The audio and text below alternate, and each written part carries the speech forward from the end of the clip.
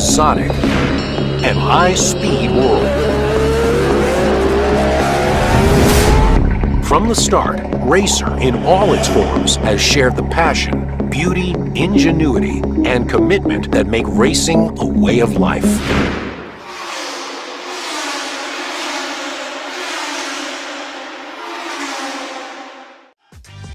Looking for a quick fix of motorsports news? The Speed Sport Daily is what you need. It's a free racing newsletter delivered directly to your email every day. We'll cover the winners and the losers and tell you who's making news off the track. It's NASCAR, NHRA, World of Outlaw, IndyCar, and so much more. Go to speedsport.com today and get signed up for America's free racing newsletter and get your daily motorsports fix. The Speed Sport Daily. Land speed record holder George Poteet's Speed Demon rocketed 481 miles per hour at the Bonneville Salt Flats. You don't go that fast without ARP fasteners. There is no way that we could go the speed that we've gone, the number of times we've gone, with a lesser quality bolt than ARP supplies to us. And we absolutely wouldn't be where we were today if it weren't for ARP. When failure is not an option, it's ARP-bolts.com. We're Performance Plus Global Logistics. Our team of dedicated performance industry and logistics experts get valuable cars and components to the track on time in top condition. We provide expedited logistics solutions for the performance industry using direct routes instead of deferred options, and communicate all necessary information to the appropriate resources to meet regulations and ensure a smooth transit and secure delivery, both domestically and internationally. And we exceed customer expectations by providing best-in-class service with an efficient and cost-effective system in place. Contact us today to book your next shipment. You work as hard as your truck, and you have no time for downtime. That's why more truck owners trust Blue Def, America's #1 diesel exhaust fluid brand. Each batch is guaranteed pure, so you can avoid costly repairs caused by inferior DEF. Demand America's best for your truck. Blue Def at Blue Def Platinum. Put trust in your truck. With Shop Monkey, we've been able to grow the shop by 20% in gross sales since implementing it in the shop. Everything that we were doing before has been sped up with Shop Monkey. All of our parts ordering, all of our approvals, all of our mechanics knowing what to do next. And I've had friends that are in the trade that own shops ask about Shop Monkey, and I highly recommend it just because of easy use. There's nothing like it with that kind of platform.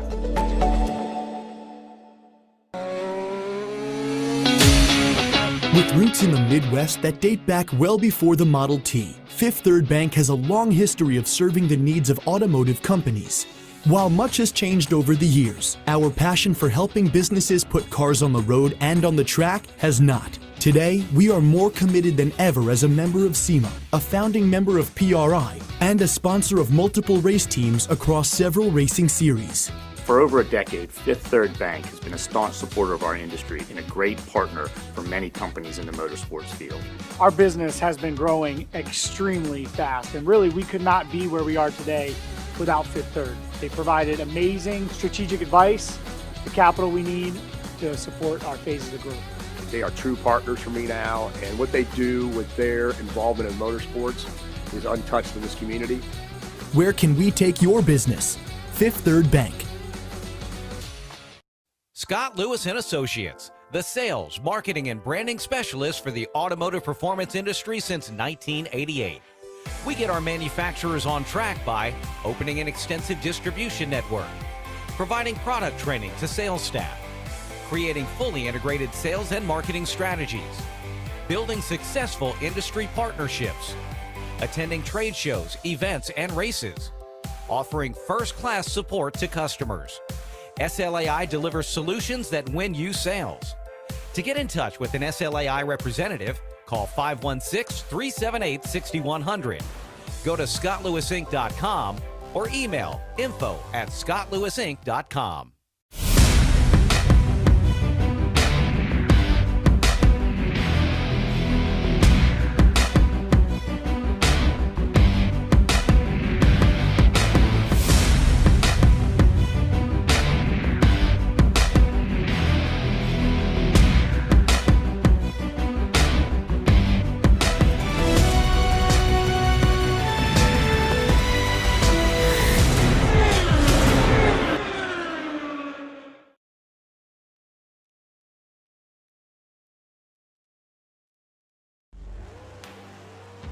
The #1 source of friction in your engine is not what you think.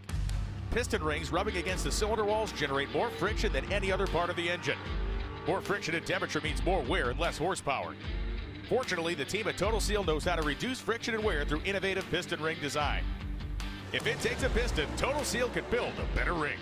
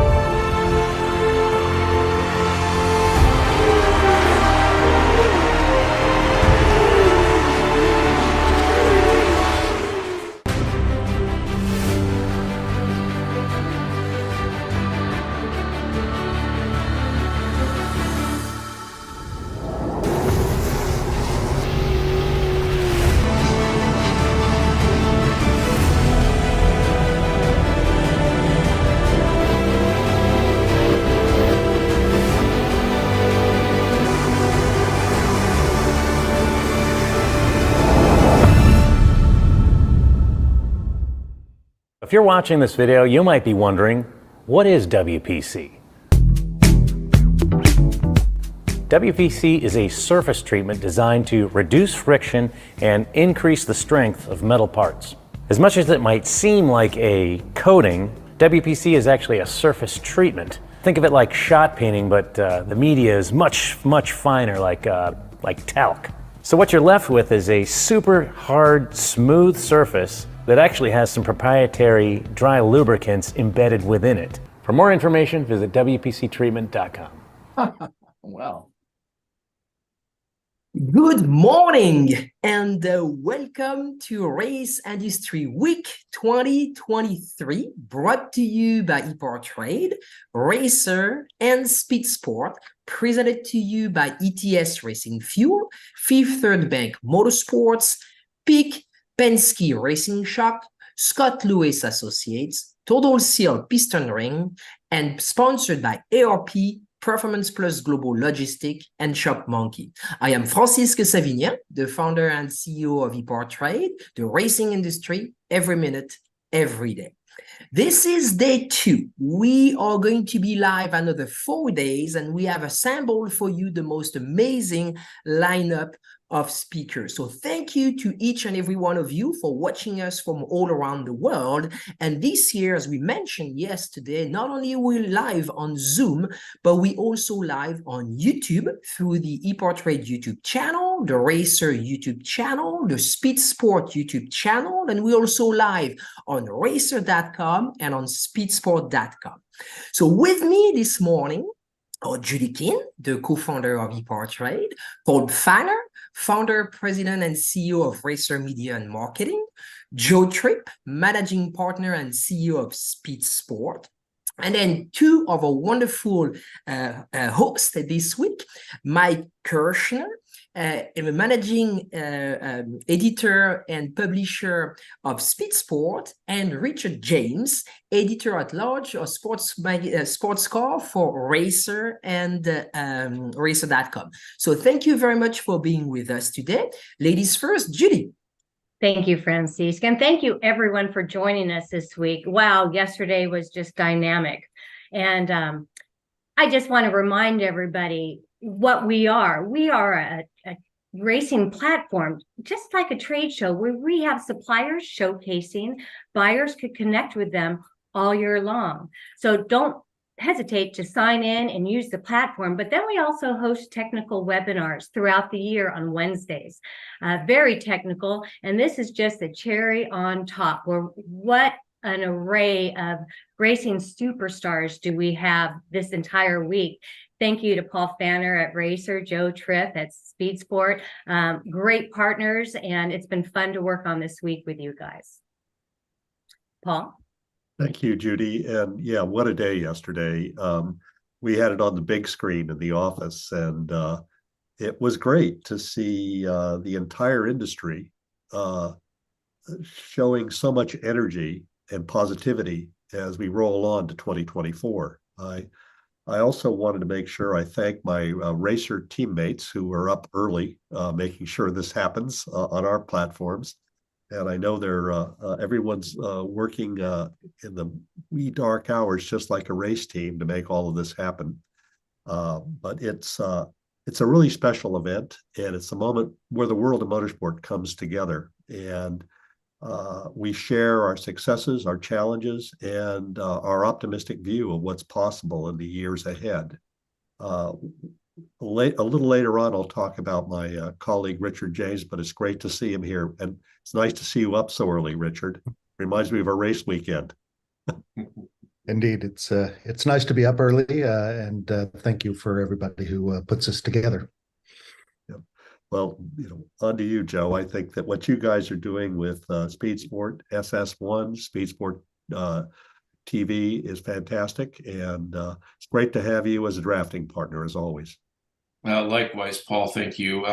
Yeah, as we all know in this industry, we'll be celebrating our 90th year next year, and as we all know, we have to continually reinvent ourselves. We stand by what Speed Sport has always meant, and what our ethos is, but we have to reinvent ourselves as media and technology changes, just like in racing. It was in the thing that keeps Speed Sport on track. The person that keeps Speed Sport on track is Mike Kirchner, our editing, our managing editor and publisher. Mike spent many years under the tutelage of the legendary Chris Economaki, and was one of the most important assets that came with the company when Ralph Shaheen and I were fortunate enough to take the torch from the Economakis. So I'm very excited to have Mike with us today. He'll be doing some of the sessions. And Mike, what are your thoughts so far? I think there was a lot of fantastic guests yesterday, and even more today. I think today, as we move through the day, leadership is kind of the buzzword for me. A lot of the top leaders in our sport will be guests today, including World Racing Group's Brian Carter, who will be with me later this afternoon. So it'll be interesting what they have to say about the current business climate as we move into a new year. Absolutely. And then Richard, this is the first time you're joining us this year, so thank you for taking the time to be with us. You have two great interviews back to back in a few moments. Thank you for inviting me. I'm very much looking forward to talking to both gentlemen. Paul, any thoughts on yesterday? Yes, well, it was riveting. I didn't get a lot of work done. I was busy watching this. But one of the things I think that is interesting is just the contrast between two eras, the era before 2020 and the era during the pandemic when this idea was born. And I see racers they learn faster than the competition. And I see so many learners on our screens as we go through this week. They're really great at evolving and adapting. And what I also see is the audience expanding for our sport, younger audience, new media bringing in audience that was unreachable previously. I think that what we have now is a wealth of opportunity to grow this sport in the years ahead by learning to behave in a way that is aligned with now. And I think that, the journey to now is a never-ending one if you're involved in racing. And, we have, I'm going to be up, I think, following Richard's interviews this morning with a sports car theme that I think we got going. I'm going to be interviewing my friend John Doonan, who's the president of IMSA. And I'm so excited because I think no one's done now better than IMSA has this year. They have defined what's possible in the race to the future. Absolutely right. You're absolutely right. Joe, any thoughts on yesterday and the upcoming days? I was riveted yesterday. I mean, all day long. You know, of course, we had Ralph Shaheen and Jim Roller from Team Speed Sport on doing some great interviews. German touring car, Dakar.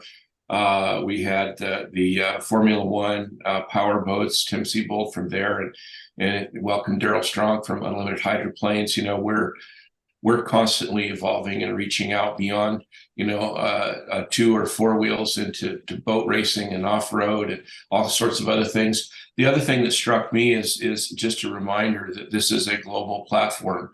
What you and Judy have built truly is a global platform. And starting off with Steve Phelps from NASCAR, which is, you know, a global platform in and of itself. We had 2 guests yesterday that a German and a French gentleman that you know, English isn't their first language, and Jim Roller did a great job with them.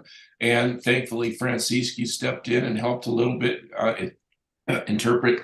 But it was just riveting. It was entertaining. I had it on, you know, on the big screen all day long, and plan on doing the same thing today. Even though we're in the industry and been in it collectively for how many decades, all of us on the screen here, but I'm always, as Paul said, I'm always learning and always adapting and evolving. And we do that by participating in things like that, where we learn from each other. So looking forward to another great day of that. Thank you, Joe. And there will be more international peoples in the days to come. We'll travel again back to France, to the Middle East, to Japan, many other places. So it is 6 a.m. I'd like to, before we bring our first guest, like everybody out there to please share the links with your colleagues and industry friends. This is an industry week that's been designed for you. So everyone in the industry, please share the Zoom link, the YouTube link, the Speed Sport and Racer.com to all your friends in the industry. So thank you very much. Please stay with us, Paul, Joe, and Mike, and then we're going to transition quickly in the next session. I see that Remy is on, and so we've got a good news and a bad news. When you have such a lineup of people like we have this week, you know, sometimes you've got, you know, last minute changes. And unfortunately, this time we've got a call from Hugues de Chonac, who has a last minute emergency trip and couldn't be with us today. Now, the good news is that we got Remy Taffin with us today. Now, Remy is one of the smartest technical director out there. He has a resume that you cannot believe, from Renault F1, work with world champion like Alonso, Jason Button, etc. So enough said. Good morning, Remy. Thank you for stepping in. Thank you for, you know, it was a last minute call and you very gently join us. So we'll leave you in the hands of Richard to talk about Oreca. Thank you, Francisque, and good morning, good afternoon to all. And hello, Richard. Nice to be here. Well, thank you for joining us last minute. Appreciate the substitution.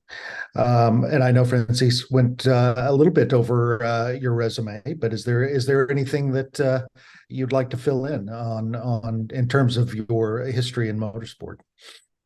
I think first it's fair to say that I spent quite a lot of my time in the Formula One world for somehow like 20 years, but since I met with Hugues de Chonac and I started my let's say the second part of my life in motorsport, and I am now 2 years into Oreca, and a lot has been going on with Hugues and basically Oreca. You cannot separate Hugues and Oreca, and I will be happy to share all of this. Excellent. Well, give me it's a very interesting time in the world of sports car racing. The top tiers are changing rapidly. What is give us kind of the overview of Orica and everything it's got going on right now.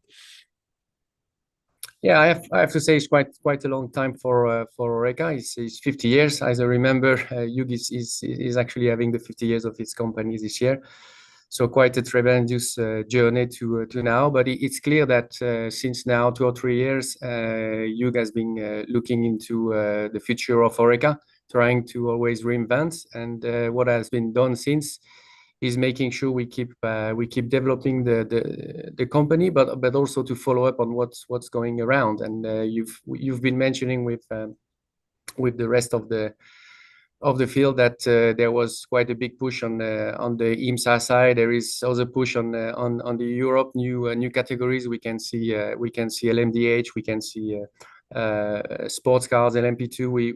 We also have tried to make sure we get involved in all this new series to make sure we participate, and obviously we always try to win, because the aim at Orica when we do something is to be the best. So quite a full project, and obviously there are also the new technology, but also the new energies that we're also looking at, and maybe we will have time to discuss it. But definitively there is a lot to come in motorsport. I can see there is not only one solution now, quite a lot, and it's up to us, as already mentioned, to develop them as quick as we may, so we can afford that to customers, to spectators. So Orica has partnered with a variety of OEMs over the years to build race cars with under their brand. Notably the Acura ARX 06 that will be familiar to IMSA fans.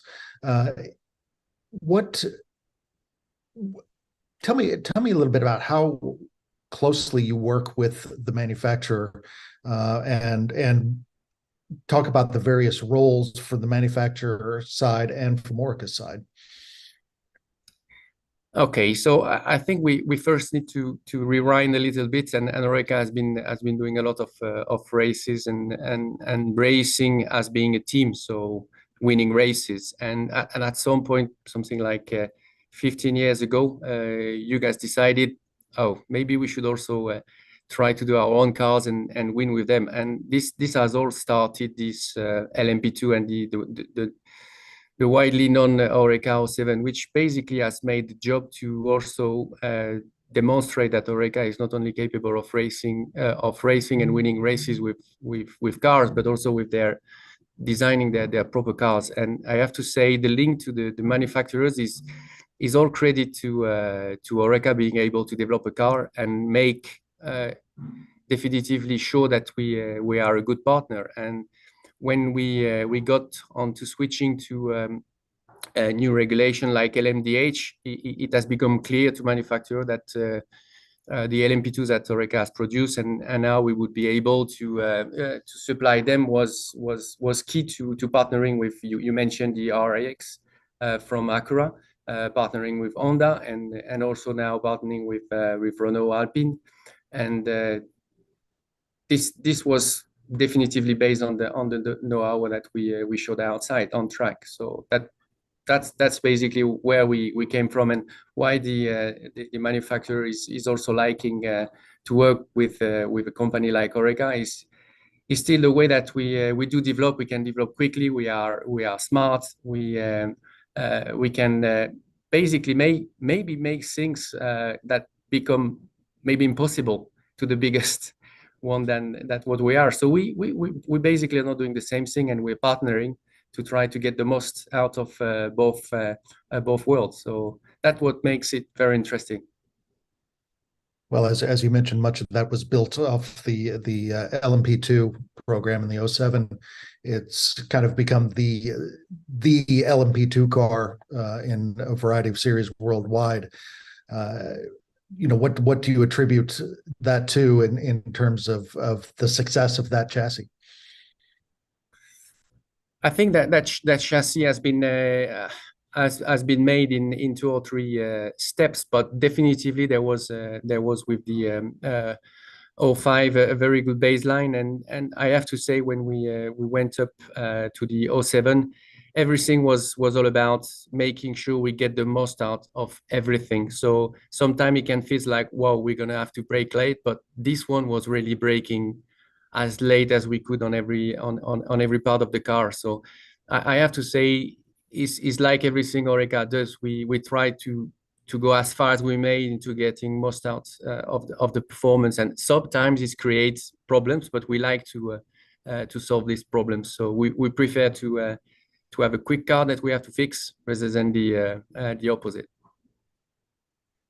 Okay, is the changing landscape? Obviously, LMP2 won't be part of WEC next year, but there's still a lot of places that LMP2 can compete. IMSA for one, European Le Mans. How many cars are out there now, and how many? Do you expect to add to that, or will everything kind of stall until the next set of regulations comes out? It's fair to say that there's quite a lot out there, since we are the only one to sell LMP2 these days. We have gone over 120 cars since the beginning all over the world. And you mentioned the WEC that we will unfortunately be out of, but for other goods. But we still have ELMS, where we have quite a lot of cars. But we also keep on developing LMP2 in the US with IMSA, with John, where we try and promote a lot LMP2 and sports cars. And we also, as Oreca, trying to bring even more services into the US, and we are actually reinstating our company in the US. So we will have very soon Oreca North America that we will run our operation from. So not only for LMP2 in IMSA, but as you know, we also have developed the GT3 for Ferrari, so which is also racing in IMSA, and we will actually make this operation from there. So it's a slow beginning from the end of the year, but the real focus is by the end of next year we are fully operational, and we can actually have even a better services to our US customers. Well, what is the role once you've sold the car? What is the role of Oreca in supporting the race teams both on the LMP2 side and LMDH? I have to say it's whether we get the LMP2 where we actually design the car and produce it because it's our own car.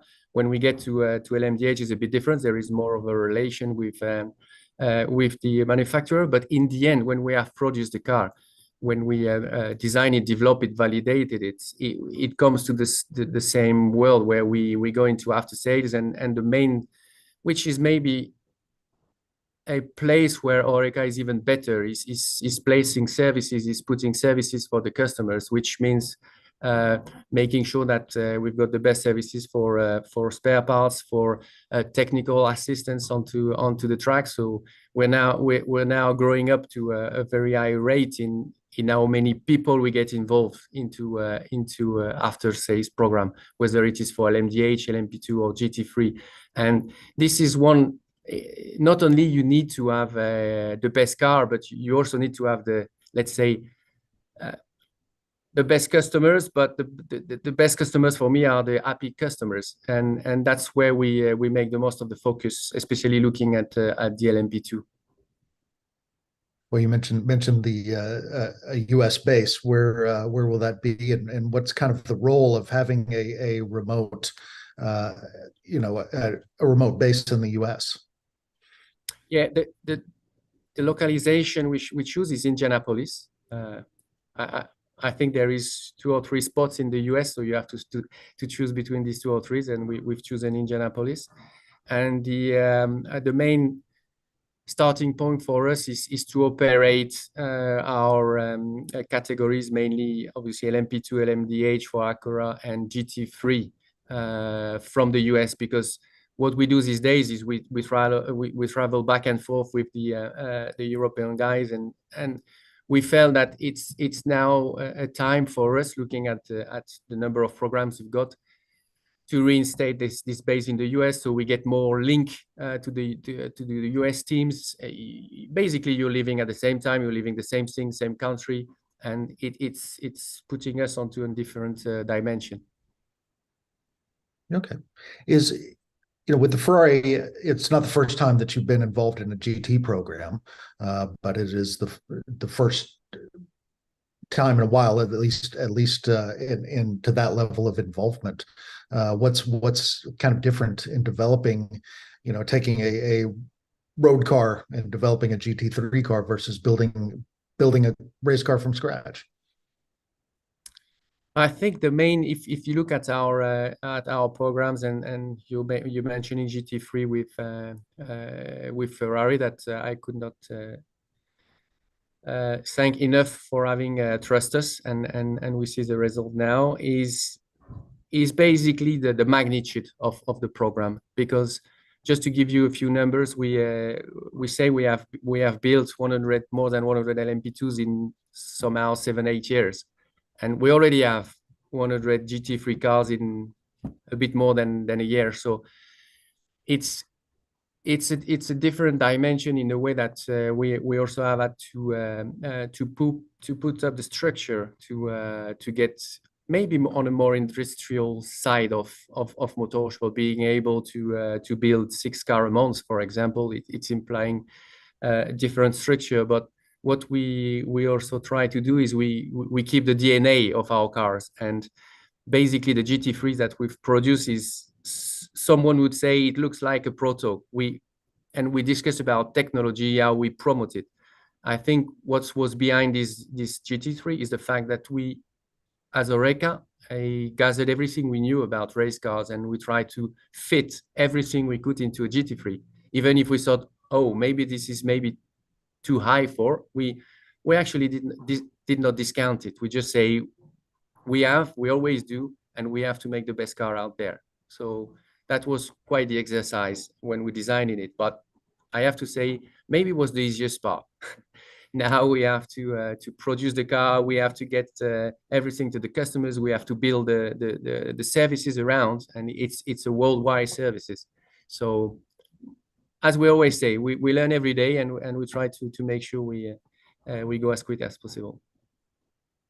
When Ferrari introduced the 296 GT3, they were, I know, fairly inundated with requests for cars, and said they would likely have more customers than they would be able to than the would-be cars. Talk about the race car approach to building a GT3 car. One of the things they touted was kind of the modularity of the car, and the fact that it was that made it easier to repair. I mean, is that kind of where that comes from in terms of taking a more race car purpose-built chassis approach to GT3? I think you mentioned quite a few of it, but it's clear that when we have been used to design proto for a few years now. Then, so when you start thinking about a GT3, you start saying, okay, I will try and make it, because the thing of Oreca is trying to make the best car, but it's not only the best car out there on track, it's also the best car in the pit lane, the best car for the driver, the best car for the team. So we have looked at every single details that make a team to win a race, which is not only on track. And what we also try to make possible is one of the big difference to a proto. We come from an aluminum chassis, which is the chassis from the series cars that you need to work on as you would do for the proto with a carbon chassis that is obviously much stiffer. But in somehow we succeeded to make all this bodywork that fits and is easy to remove and get on and to work, and because working on a car is very important in endurance racing when you can't afford to lose too much time. So this was the challenge. It was to try and transfer the technology we had on the LMP2, for example, or LMDH, onto a GT3. Okay. Is, one of the challenges in working with different manufacturers is, you're developing with Ferrari a GT3 car that will go head to head with Acura's GT3 car, which is also a partner. How do you avoid creating friction between manufacturers that are competing on track that you're working with? I think first is the trust you get from your partners, from your customers. You can even mention our LMDH program, where we started to work with Acura and then move on to Alpine. It's even, I would say, you could say, more difficult, because it's the spine is the same, and then you work out the car for either Acura or Alpine. But we actually did not really have problem with that, and I have to be fair to Acura and Alpine.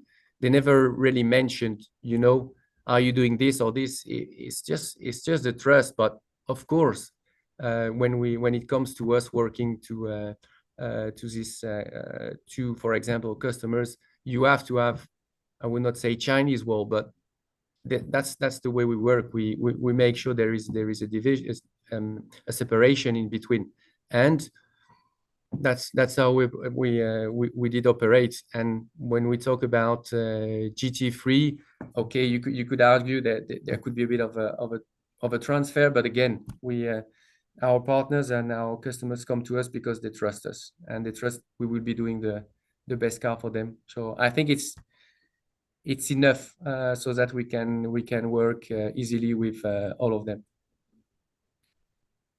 Understood. Is back to LMP2. There's we're at some point going to have a new set of regulations for LMP2. That kind of keeps getting pushed back down the road. Is how prepared is Orica? Once that they say, okay, here's the regulations, and here's we're going to start racing this car in 2026, for example. How quickly can Orica have a chassis? I have to say, when we say how quickly, it would take a year somehow, if I would take a bet. But the one thing we're trying to make with this new LMP2 is to start as quickly as possible. We wish to, as you say, we wish to make sure we have the right regs on, and actually the definitive one, so that we can start on, because there is a real emphasis on cost efficiency for that program. So time is cost, and we need to get on board very, very soon. So maybe we'll take a bit more time than normal, but for it's ready for the sake of having the right car for the right category for the customers. So in short, we have already started into looking into the next LMP2, and next year will be the key year for us. Okay. Well, given Orica's involvement at kind of every level of sports car racing now, how do you see the sports car racing landscape as it's evolving? I mean, we've got full fields. Both IMSA and WEC are looking at turning people away. Where do you see kind of the current state of sports car racing in the broader sense? I think we, as you mentioned, we've got quite a good field, or full field of race cars, and this is the real representation of how healthy is the business, and how the decision made a few years ago I've brought fruit, and that's the like of whether it is GT3, LMDH, whether it is in the US or in the Europe. Every single program that has been launched has touched the real success. So what I would say is it's already the time to think about what's going to be in 4 or 5 years. And you're right to ask this question, because we need to make sure we get the time. And I have to say that one of the question will always be technology, but I think we more discuss today about energies, what energy we wish to be using onto race car, because we've seen coming from ICE to hybrid to some thinking about full electric. But in the end, what matters is we have the right product for the right category for the customers. And for me, the main thing we need now to work on is energies, whether we find the right energy, because you could have said we won't have the type of car we've got now in 5 years' time, but I would actually put technology aside at some point. It's really a matter of what sort of energy, because in the end we also have to be responsible, and we have to think about what's good. And I think there is quite a few subject out there, and that's I think the singularity of our business these days. There is not only one solution, which was maybe before, maybe 20 years time, very easy, because you would choose very easily for a categories. Now you have a variety of solutions that you could apply to motorsport. But I would say the one thing you should not forget is the end customers, because we also need to satisfy that. And if I would definitively, if I have to take a bet, it's not an easy bet, but I think we'll have more than one project we all discussed about. For example, hydrogen, that could be an energy for the future. So we're working on that. You have to make sure you can, I would say, digest this new energy, so that we don't, excuse me for this word, but so we do not design ugly racing cars. We want to keep designing nice racing cars that eventually make some noise. And I think we're all trying to find the right balance and making the most out of technology and energy we see out there, because the best thing that motorsport is capable of doing is go quicker than anyone else on Earth. So I'm pretty sure when we have this all decided what we have to do, we will be the quickest and we will make it happen. So I would maybe finish on that one. We need to keep being the best at delivering product to the track and making the customers and the teams happy. All right. Well, as you said, that's probably a good spot to finish. I believe we are out of time. So thank you very much. Is there anything you'd like to add about what's in Orca's future? I have to say, maybe you did not hear surrounding me some noises, but future for us is our new facilities that we are delivering end of this year, so we can keep developing our ECA and prepare the next 50 years. And obviously, as I mentioned, you will be watching us on track, and there will be quite a few Oreca design cars out there in 24. And as always, try to be at our best and make our teams and customers happy. All right. Well, thank you, and thank you for your time today.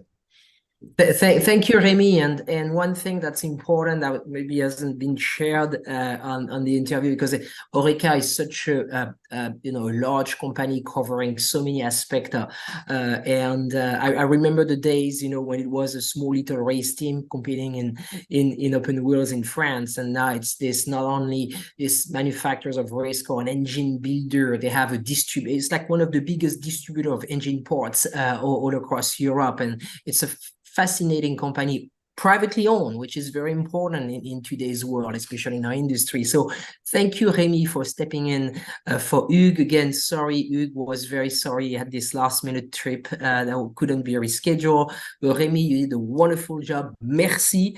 And we were delighted to have you on. So stay with us a few more seconds, Remy. We're going to run a little video from our sponsors, and we're going to stay in France, and we're going to be talking to Frederic Lequien, the CEO of the FIA World Endurance Championship. So stay with us. We will be right back with you in a second.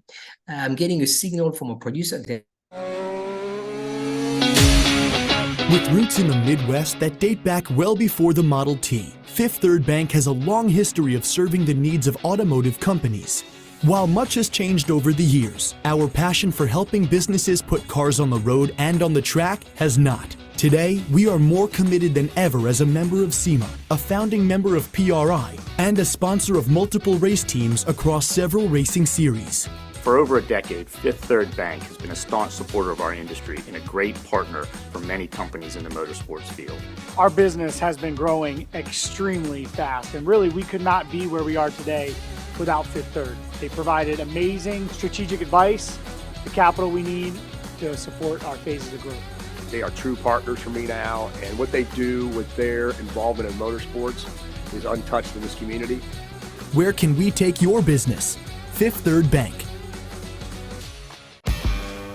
You work as hard as your truck, and you have no time for downtime. That's why more truck owners trust Blue Def, America's #1 diesel exhaust fluid brand.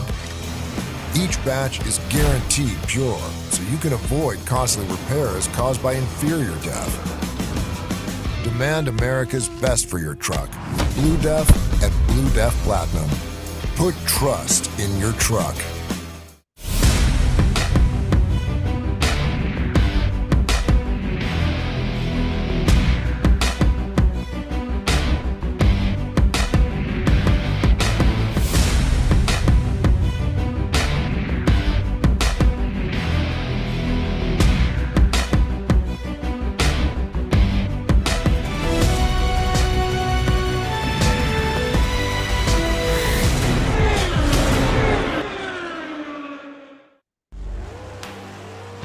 The #1 source of friction in your engine is not what you think. Piston rings rubbing against the cylinder walls generate more friction than any other part of the engine. More friction and temperature means more wear and less horsepower. Fortunately, the team at Total Seal knows how to reduce friction and wear through innovative piston ring design. If it takes a piston, Total Seal can build a better ring. Thank you very much, and welcome back to Race Industry Week 2023. So this week we're traveling around the world. We started with France this morning, and we're going to stay in France for another 30 minutes. We're going to bring on Frederic Lequien, who is the CEO of the World FIA World Endurance Championship, including the fabulous 24 Hours of Le Mans, which celebrated their 100th anniversary this year. So Richard James is going to be continuing the interview, and we have Frederic on. Bonsoir, Frederic. Bonjour. Hello, good morning. Thank you very much for being with us today. So we'll leave you in the hands of Richard James. Thank you. Good morning or good afternoon for you. Good morning. So for the American audience, some of whom aren't as familiar with the World Endurance Championship, give me kind of the overview of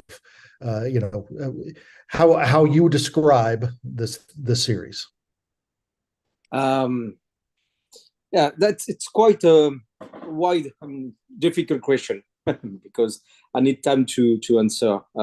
First, I would say that we are a young world championship, only 10 years. We celebrated our 10 years anniversary during the season 2022, but at the end we are young. And what we can feel now is that we are really entering in a new area. Something is happening in terms of media coverage, in terms of participation. We're going to welcome 14 different OEMs for the 2024 season, which is, I think, in the history of motorsport, that never happened in the history of motorsport. 14 different brands in the World Championship. So let's say that it has been a long journey. It took time to build something which is now very, very strong. We need to keep our head very cold, not be arrogant, not be pretentious, just continue to work, take care of the teams, take care of our suppliers, our sponsors, our partners, and we will see where we'll go. Well, yesterday the series released its entry for 2024. It's an impressive list, and you know there are some names that aren't on it. You know, you're in a situation where, you know, it's a good situation to be in the fact that you have don't have to worry about empty grids, but at the same time you have to worry about being too full and turning people away. What's the balance there, and you know, how do you arrive at who gets to come and who doesn't? Yeah, maybe it's important to explain that the way we race in Europe and on the different circuits, tracks, we go around the world, we need some garages. I mean, we are not racing in the American way. So, and this is important to remind that, because the number of garages we have, it is directly linked to the number of cars we can accept. So that's why on the WEC, I mean, today we are 37 cars for the next season. I mean, tomorrow we're going to have 37 cars. And maybe we will try to increase for 2025 to 40. We will see. But anyway, you're right. We have a limit, and we have to say no to some competitors, OEMs, and super nice, I mean, competitors. So it's always difficult choice. We have some different criteria. We try to be, let's say, to do our best. We try to be fair with everybody. We try to explain why they are in, why they are out.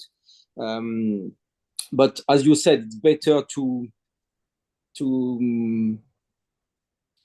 have this. How can I say that? It's better to have this situation instead of having an empty grid, of course.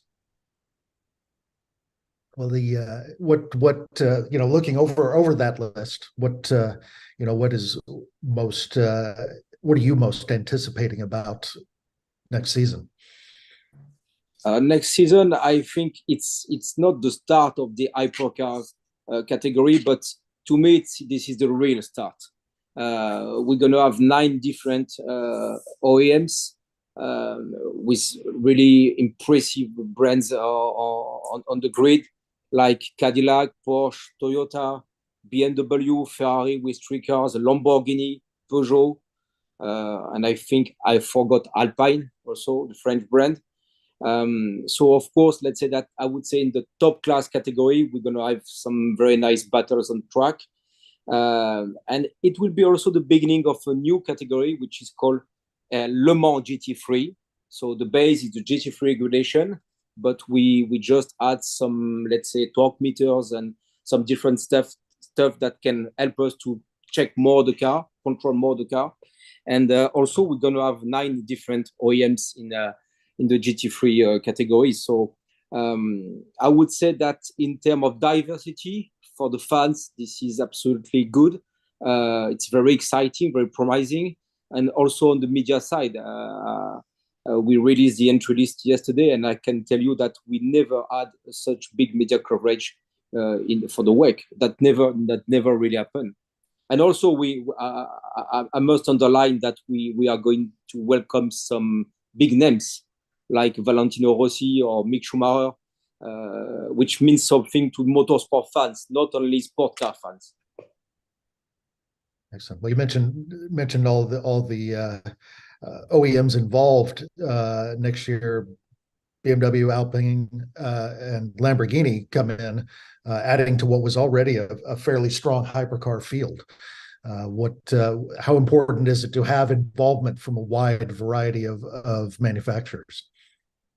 It is super important, because once again, you know, it's when you have I mean, we need to pay attention to the privateers, to the private team, to the gentleman drivers, of course. But when you have so many OEMs which are officially involved in the championship, and when they are in hypercar, this is the top class, that brings to you a larger audience. And of course, I mean that we are, let's say, really well known in the motorsport industry, but our target is to be well known in the sport industry. And for this, as I said at the beginning, we are a young championship, so we need the help of the OEMs, of the famous drivers, big names, and then year after year we are building something which is, I think, now very strong. So, we said goodbye to the much loved GTE category in 23. As you said, the coming LMGT3. Give me an idea what WEC is doing differently than other series that use the GT3 platform. You mentioned some things to make checking the car easier. Could you elaborate about that and tell us about anything else that's going to differentiate the category? I think that what is different is the media exposure we offer to the brands and to the teams.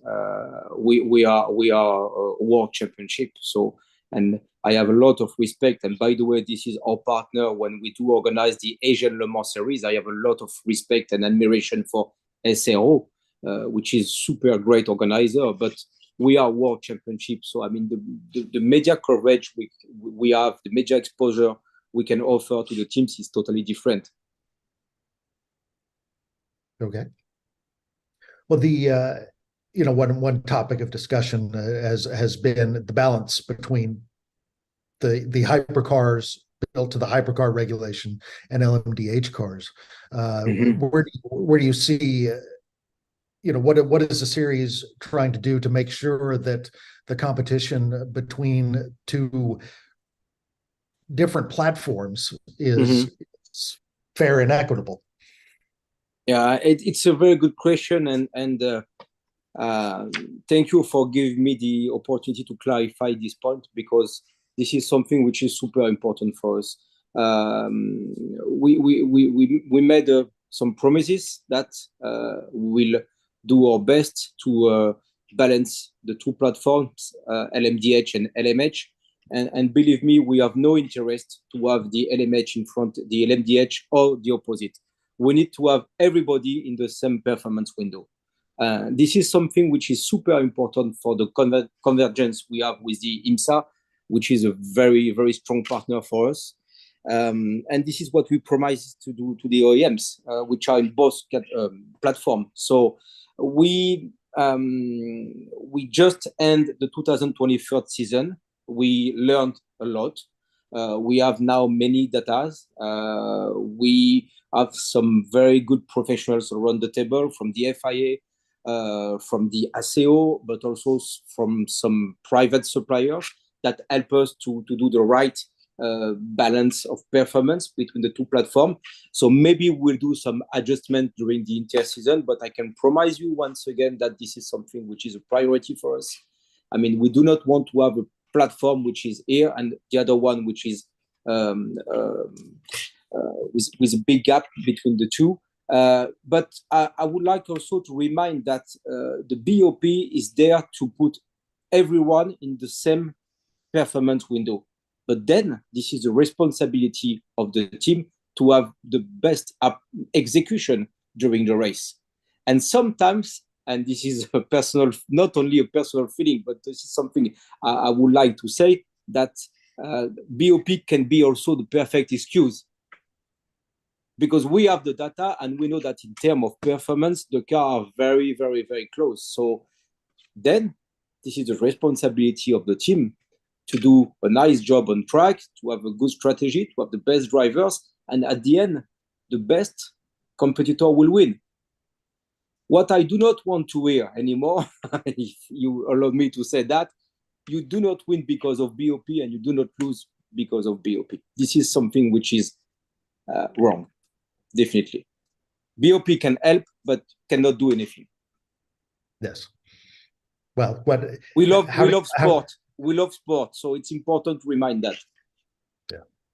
Well, obviously, it's good for the series. It's good for everybody if everybody has an equal chance to win. This is super important. Fans don't always see it that way. They're fans are often quick to blame BOP if their favorite mark or team isn't winning. How do you change that perception? Well, I think we must do much more. Sorry, in English, I'm not sure of the word pedagogy.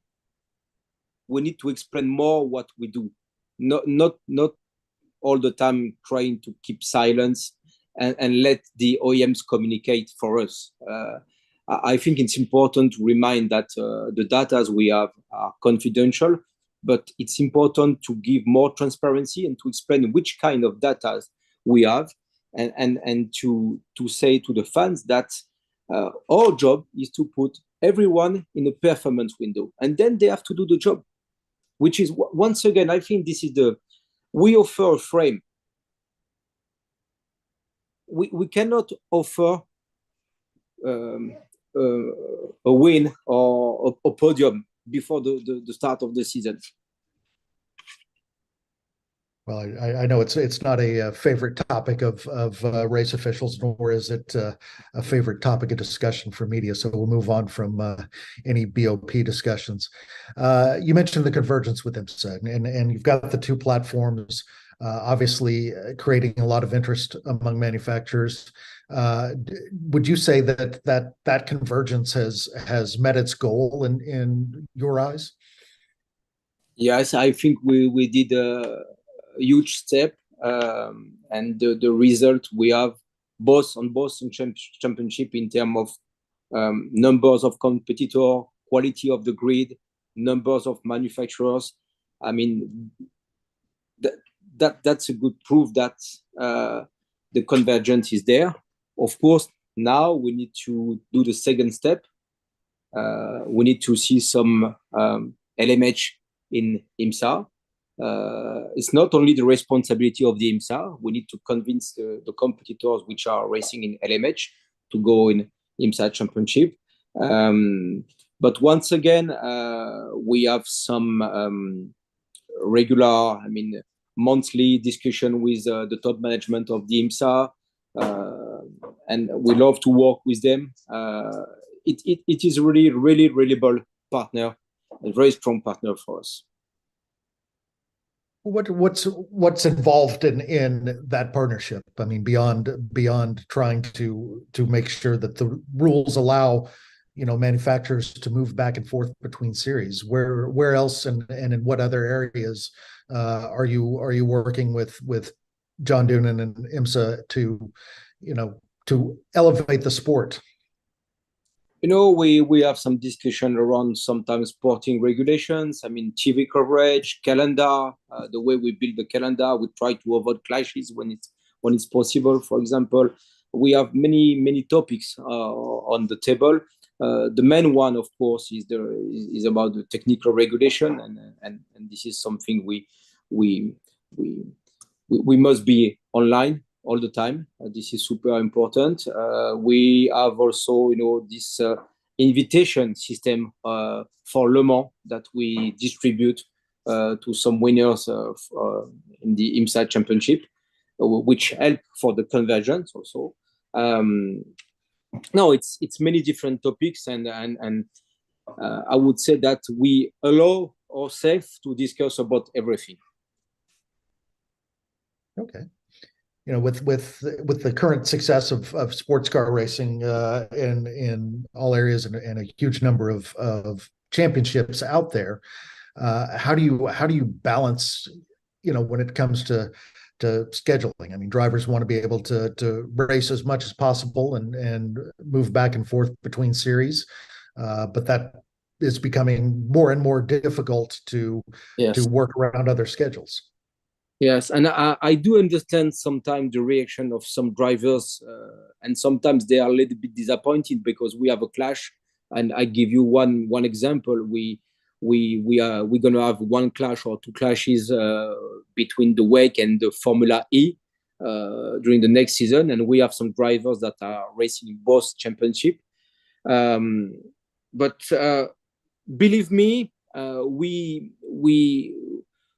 before we start to build the calendar, we try to have some discussion with some promoters, other organizers, and as you said, sometimes you do not have the solution. It's just impossible. So then I would like also to remind that when we always do our best, but this is not our responsibility. Our responsibility is to do our best effort. But then if you are drivers, if you race for important OEMs, you also need to make some choice. Okay, fair enough. So what do you see next on the sports car horizon? I mean, where we're obviously currently enjoying a great time. Where do you see, how do you sustain that? What do you see as the next move to keep this momentum going? Yes, it's a very good question. I think that we did only the first part of the job. Now we need to secure this success and make it sustainable. I think that sport car, it's all about the spirit of sport car, and especially in Europe, this is the spirit of Le Mans. And what I want to bring in the WEC, and what I want to bring to compare to other motorsport world championship, like Formula One, for example, is that we can offer to the fans the possibility to come on track to see the race for, and this is cheap. I mean, we are talking between 60 to 70 US dollars to spend 2 days with us. You see a lot of action on the tracks, a lot of animations. You have some food court. You have a lot of animation. You can come with the family, with the children. This is something which I think must stay popular. Must stay popular. Of course, we have some special product for VIPs, some very, very high-standing hospitalities, but never forget that this sport car, has a special spirit which is very linked to something that must be popular for everybody, that must be affordable. So for me, this is one of the most important points. And then the second one is that maybe we need to multiply our effort with the media to make this sport a little bit more simple to understand. So we need to explain more, to take time to explain the strategy, because we have the action. It's incredible on the WEC, on the IMSA championship, on the European Le Mans series. You cannot imagine how many overtaking we have, how many. I mean, it's super impressive to watch.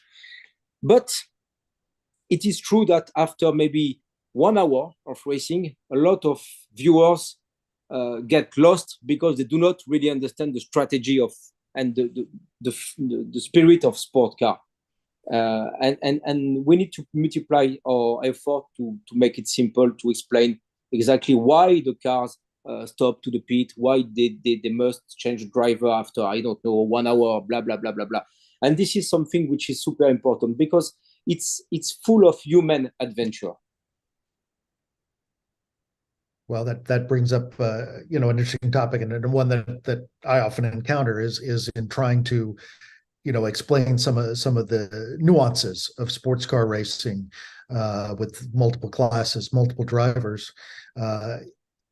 How do you see a way to simplify that message? You say it's something we've got to make it easier to understand. Where do you see as the best avenue to do that? It's a lot of small things. Just to give you an example, we have a lot of TV coverage and a lot of broadcasters, so it means a lot of commentators, and we need to train the commentators to make sure that they say some simple things to be sure that the viewers understand the race. But it takes time to do that, Also, few months ago, we did a very big survey. We asked some questions to 18,000 fans of the WEC, and one of the questions was, are you ready to support a change of the format of the race. What do you think about a sprint race? Maybe on Saturday, a one-hour race. 80% of them answered no way. We want to keep the DNA of sport car, which is endurance. So we want to see at least 6, 8, 12 hours of racing and 24 hours for the 24 hours of Le Mans. So I said that because I think that we need also to avoid mistakes and not choose the simple way of I think we need to keep our DNA and we need to continue to educate the viewers, the fans to what we are. I mean, and what are the strategy of the teams and all the cars are built, which engine are in the car, and to give a maximum of details that are quite interesting for fans. Excellent. Well, as you mentioned, the World Endurance Championship is a fairly young championship, and we've watched sports car racing evolved.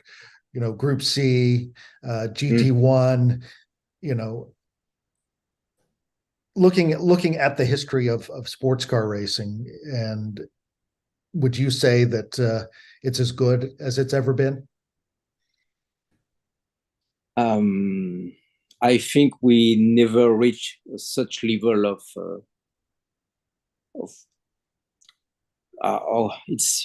I do not want to seem pretentious, but never in the history of motorsport the championship gets so many manufacturers, and especially with some manufacturers like Ferrari, Lamborghini, BMW, Porsche, Cadillac. It's quite impressive. But I like the past, so I do not like to say that it's better now, because it was also fantastic during the GT1 period, the Group C, and even before. I think we need all motorsport fans. We just need to be proud that sport cars is so wealthy at the moment, especially in 2023. Excellent. Well, indeed it is, and good luck with the 2024 season and dealing with all those manufacturers. And thank you very much for your time today. Thank you very much for the invitation. Thank you very much. Goodbye. Thank you, Frederic. Stay with us a few more seconds. Great interview. I'm so glad what you mentioned about the DNA of sports car, and you're 100% spot on. That is so important. So very proud of what you're doing, Frederic, and thank you for being with us today. So we're going to stay with a sports car because we have John Doonan next joining us. And so stay with us a few more seconds. We will have a short video from our sponsors and we will be right back. Epartrade is a digital platform that we've created basically to make life easier in the business community of auto racing. Epartrade, there is no e-commerce. It's literally a connection just like at a trade show. So now, any time of the year, a buyer could reach out to a supplier. When you see a product that you're interested in, all you need to do is click on request more information, and then from there, it is forwarded directly to the buyer or to the supplier. Epartrade really eliminates having to travel, closing down your shop. Now you have a place to showcase globally your racing product and technology.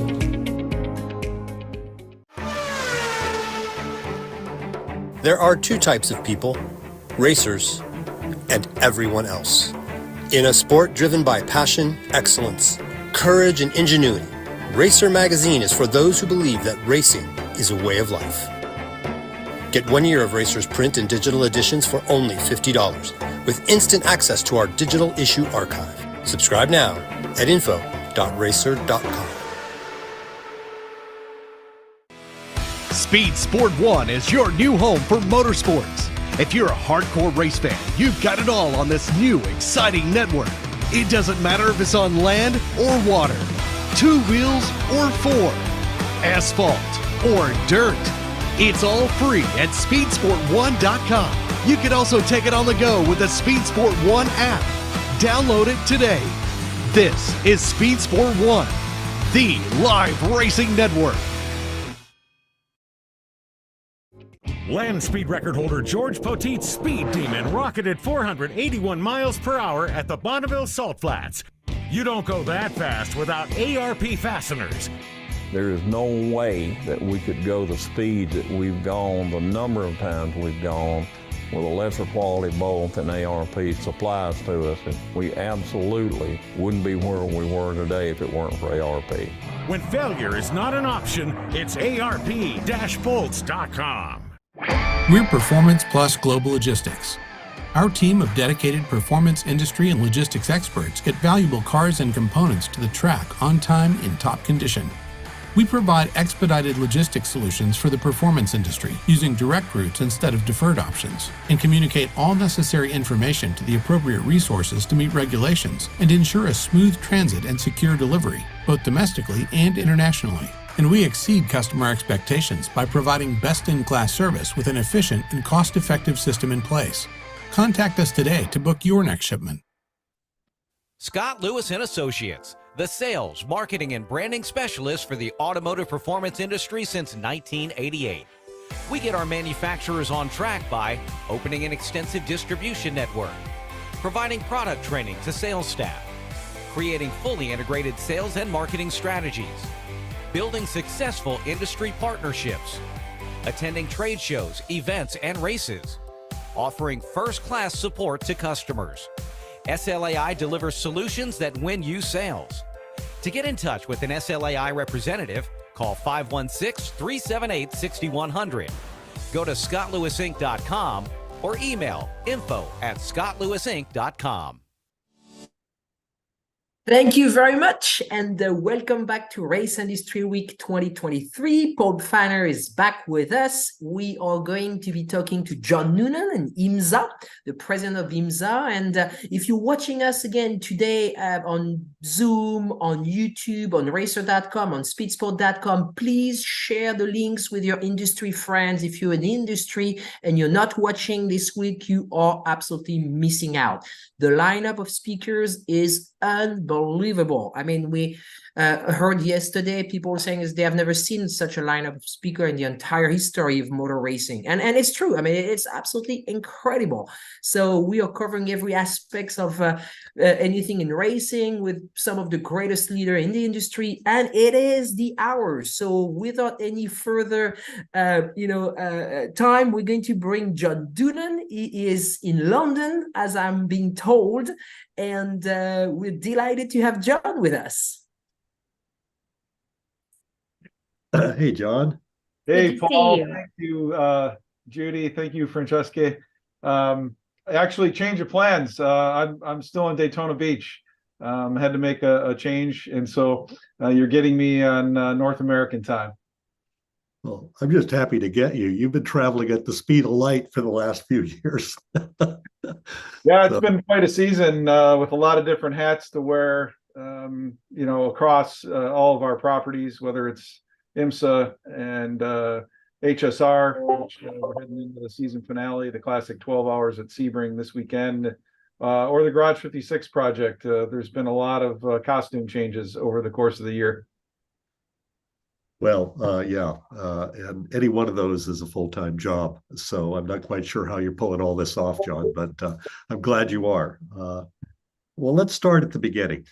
I just think that some in our audience don't know where you came from. And I think that's one of the things I particularly like about you is at your core, you're a racing fan. I appreciate that, Paul, and you're right. And I've told many around me that if I ever lose that fire to be a racing fan, they need to take me off to the side and tell me it's time to hang it up, because grew up with a grandfather that raced circle track midgets, and a couple miles north is sitting in my shop his Curtis Craft midget from 1947, and then of course my father was an amateur racer starting in the late 60s. So it is part of my DNA, I guess, and really honored to have had the opportunities in the sport that I've had, whether it was my time at Mazda, my time now at IMSA and working for the France family, or just heading down to HSR and obviously got some duties, but trying to be a fan this weekend to close out the season. Well, I sincerely mean I wish I could be with you at the HSR event this weekend. It looks awesome. And, knowing that you come from this orientation of actually the ultimate customer, we have a saying at Racer, the audience owns you, not the other way around. And we work for the audience. It shows that you work for the audience too, and what you've created with IMSA. Tell me about the mindset inside your company and what makes this such a special time for IMSA. Well, all morning it's been a sports car morning here on Race Industry Week. So we're so grateful and honored to be part of that momentum and the moment as Frederic, my good friend from the ACO WEC, just talked about. We are at a critical time. The fan engagement is at an all-time high. Our television viewership on linear television, again on NBC platforms, was up 14% for 23.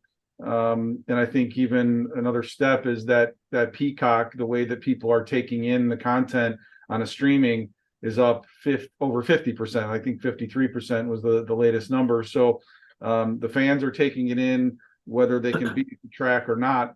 And then, as you and many others reported, record attendance at the race events, from the Rolex 24 to Sebring to Long Beach to VIR to Road America, where IMSA first went in 1979. We set an all-time record this season. So it is an incredible moment. I think we need to embrace it and capture it like never before.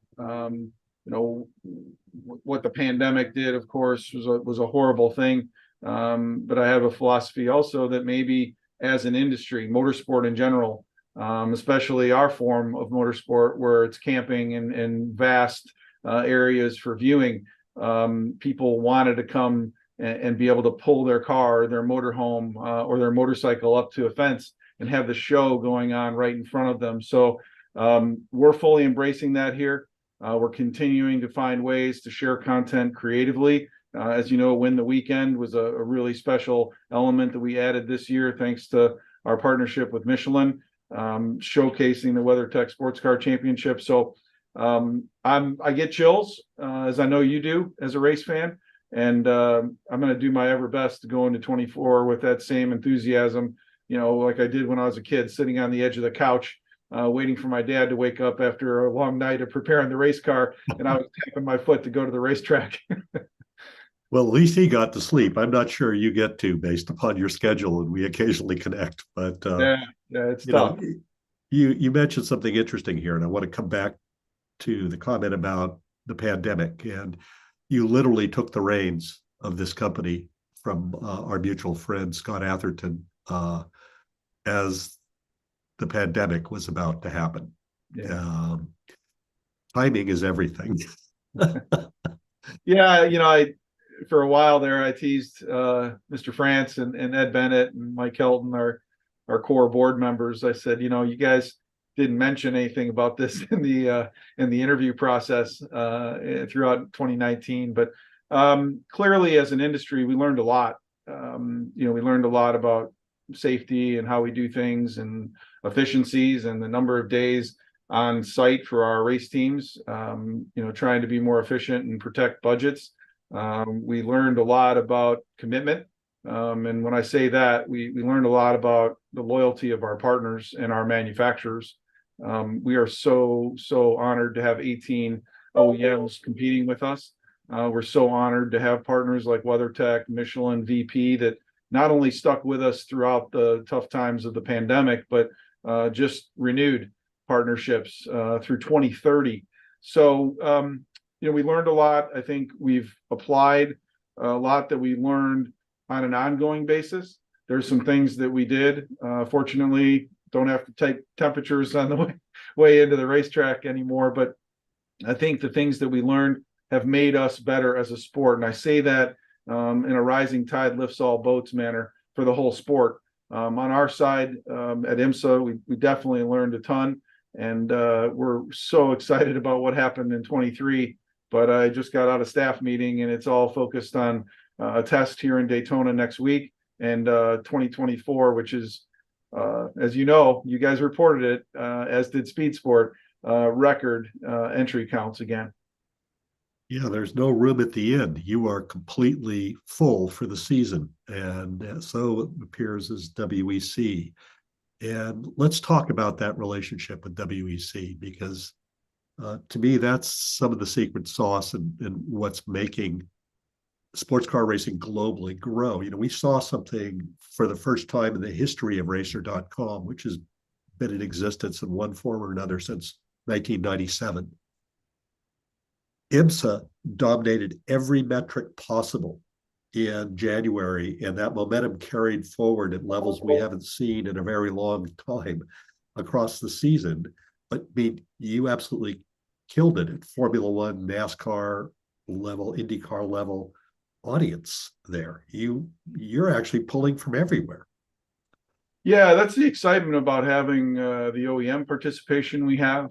You got fans of all these brands, and they're keen to see their brand do well. They're keen to see the storyline of what happens on the racetrack and how that impacts the road car lineup.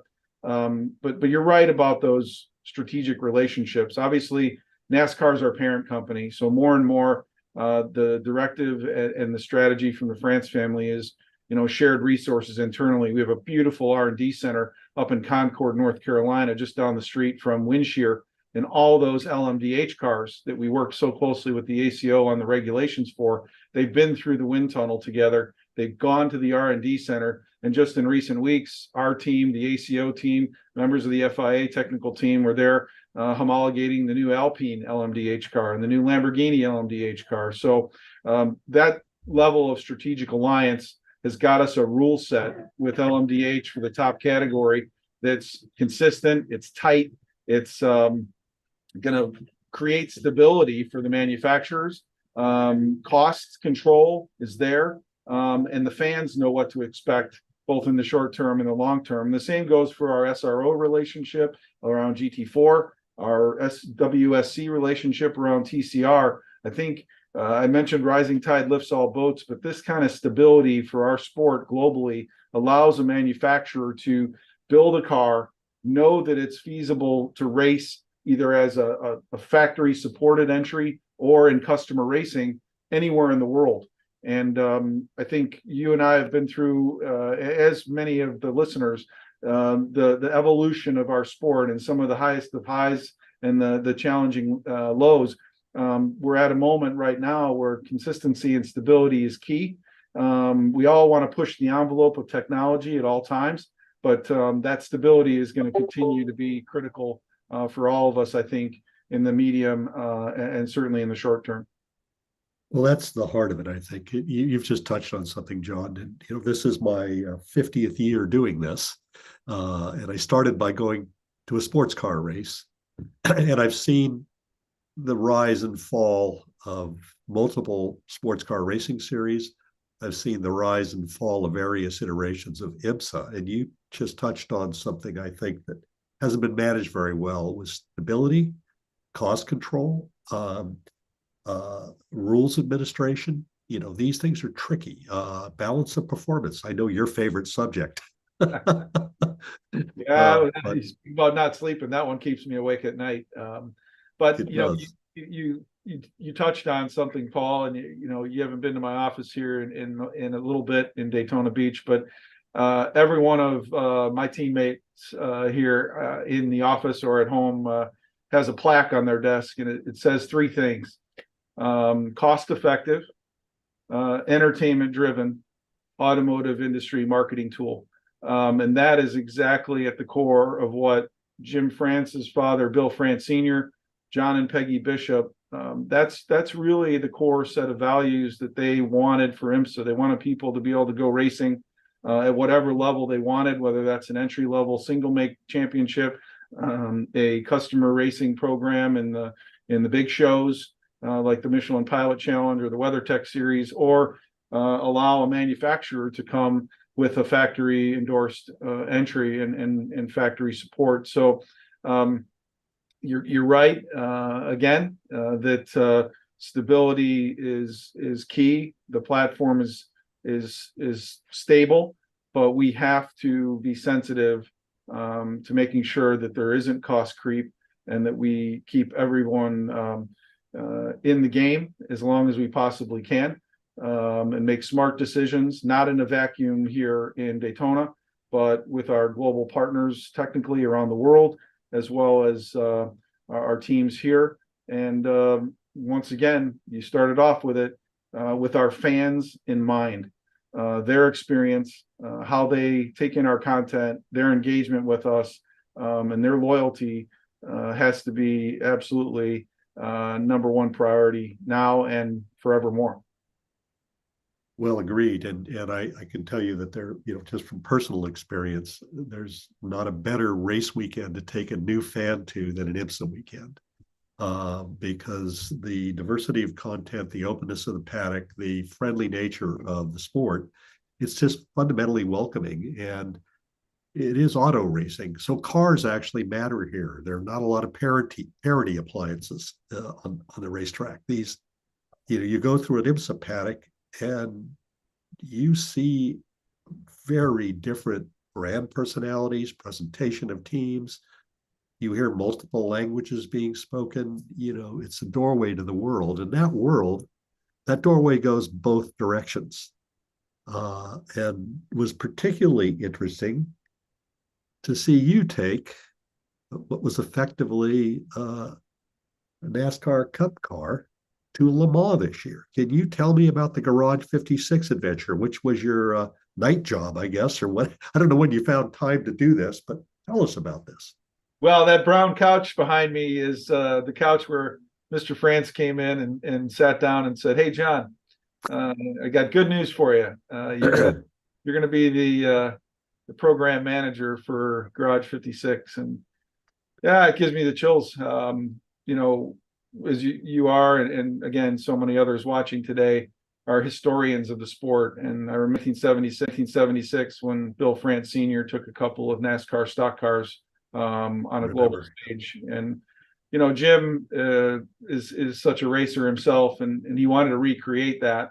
And what better time in NASCAR's 75-year history to take the Cup car, which is taken a lot of elements that are similar to the GT cars that we race, single lug hubs, a driver safety cell that's modular in nature to allow Ford and Chevrolet and Toyota to bring the Camry, the Mustang, and the Camaro to NASCAR, and take it back to Le Mans, give a global audience a real taste of NASCAR from the way the car sounded, for sure. That was a big key. To take the winningest manufacturer in history, Chevrolet, back, who has a tremendous history at Le Mans in general, but to take them back there in this project, to take the winningest team in NASCAR history, Hendrick Motorsport, to take Goodyear, who's been NASCAR's tire partner since 1954, back there, also with tremendous history at Le Mans, and put a team of all-stars together in every aspect of the program, from everyone that managed the car, the tires, the engine program, and then the pilots, Jensen Button, Jimmy Johnson, Mike Rockenfeller, and our coach, Jordan Taylor. It was magical, to be really candid, Paul. I spent a lot of time with Marshall Pruitt there, trying to log the story. We're very excited about the Prime documentary that'll be coming out. There's a book coming out about it. It's one of those magical moments in the history of our sport. I just like that kid and fan that I was so honored to be part of it. Our pit crew won the pit stop competition with a floor jack. So yeah, I all of it was amazing, and I have to brag a little bit here. That content that Marshall produced about with the team at Coforce, our friends at Coforce, who we work closely with. That content covering the time at Le Mans, helped drive Racer.tv, the Racer channel, to the highest ever viewership we've ever seen in a single month in June of this year by a wide margin. I mean, and those videos continue to earn significant viewership as the months go on. You clearly captured the imagination of the world. Is there any more to this story? I have to ask you, do we get to see this car race again in a similar setting? Well, when we took it there, I think we thought the fans would like it. Mr. France emulated a story from '76 that they really loved the sound and the car. So as it turns out, they loved it, which was really special. They were cheering like mad, chanting USA, chanting NASCAR. So to be able to bottle that up and sprinkle that in other areas, it would certainly be a dream of mine. You never know what we have up our sleeve here. So more to come on that, but the celebration of it continues. Our partners at Chevrolet announced at Le Mans 56 Garage 56 Special Edition Camaro street cars. So, those will be coming out soon. Hope to have one in my driveway at some point. You never know what the plans are for the future, but what we did in 23 around that project is something I personally will never forget. And I guarantee you, any of the men and women that invested time in this, it became like a fraternity or a sorority. There's a special bond that was developed, and like I say, I'll never ever forget it. Well, neither will our team. We all tend to stay up all night long during the 24 hours of Le Mans, Sebring, 12-hour. We were there for the 12 hours, all of us watching it, living it. certainly Rolex 24, Petit Le Mans. All of them nearly gave me heart attacks this year. I have to be careful at this age. But the fact of the matter is, you had a lot of excitement across the board in your various series this year, but perhaps to me, the story of the year happened in Michelin Pilot Challenge this year, when one of my heroes, Robert Wickens, in his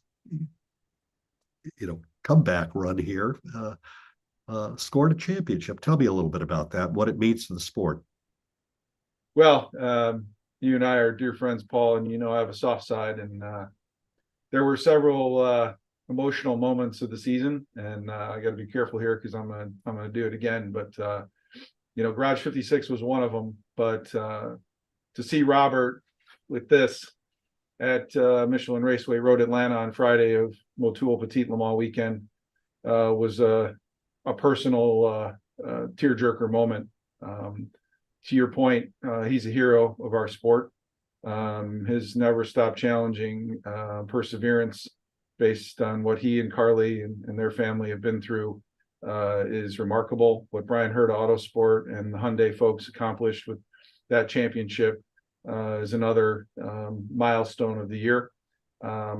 Robert has also become a good friend through the process, wanting solely to see him succeed, and not necessarily in race wins. And obviously everybody could say, a special project, but no, everything that was accomplished was done through hard work and authenticity, race car preparation, great strategy, all of those things. But for me, seeing his story succeed, and for him to achieve all the things that he's worked for, from the day of his accident through all that rehab. I mean, remember the social posts of his rehab that he was doing. And, both of us know what kind of effort went into that, and just super happy for him. I told him at the banquet on Friday night that again, to be happy for someone is a unique thing that you can really share personally. And I told him, I'm so happy for you and Carly in this moment in your career. Well, it sums up to what's so wonderful about IMSA is that there's so many stories and so many layers to the sport. When it's despite all the technology and all the cars, it's a very human sport, and the competition, that UC also has a downside, and we saw that at Daytona this year. The integrity of the sanctioning body shone through. Tell me what that was like for you as a person that manages the sport, to have such a unfortunate thing occur with a winner of the race. Yeah, I mean, you talk about not sleeping. I've prided myself in staying up for all 24 hours like you for decades and decades, and following that checkered flag, we wanted to send our fans home, and like every race, and have them know who the winner was. And to learn 5 days after the official results were published that we had an issue was a heart-stopping moment for myself, my technical team, our leadership. But you have to address it. Everyone comes to the racetrack and wants equal and fair competition. You mentioned BOP, and 18 of 18 manufacturers stood on the podium this year. 17 of 18 won a race this year. So I'm super proud of that for the sport and for all of our participants.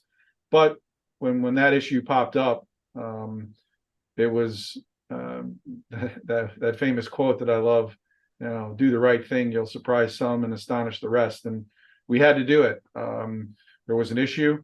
We investigated it deeply. We understood the root of the penalty, the infraction, the manipulation of data, and there is simply no place for that in our sport. The fans are paying a price to come see the race or watching it on television. The teams are investing heavily in being there. The manufacturers are investing heavily in being there.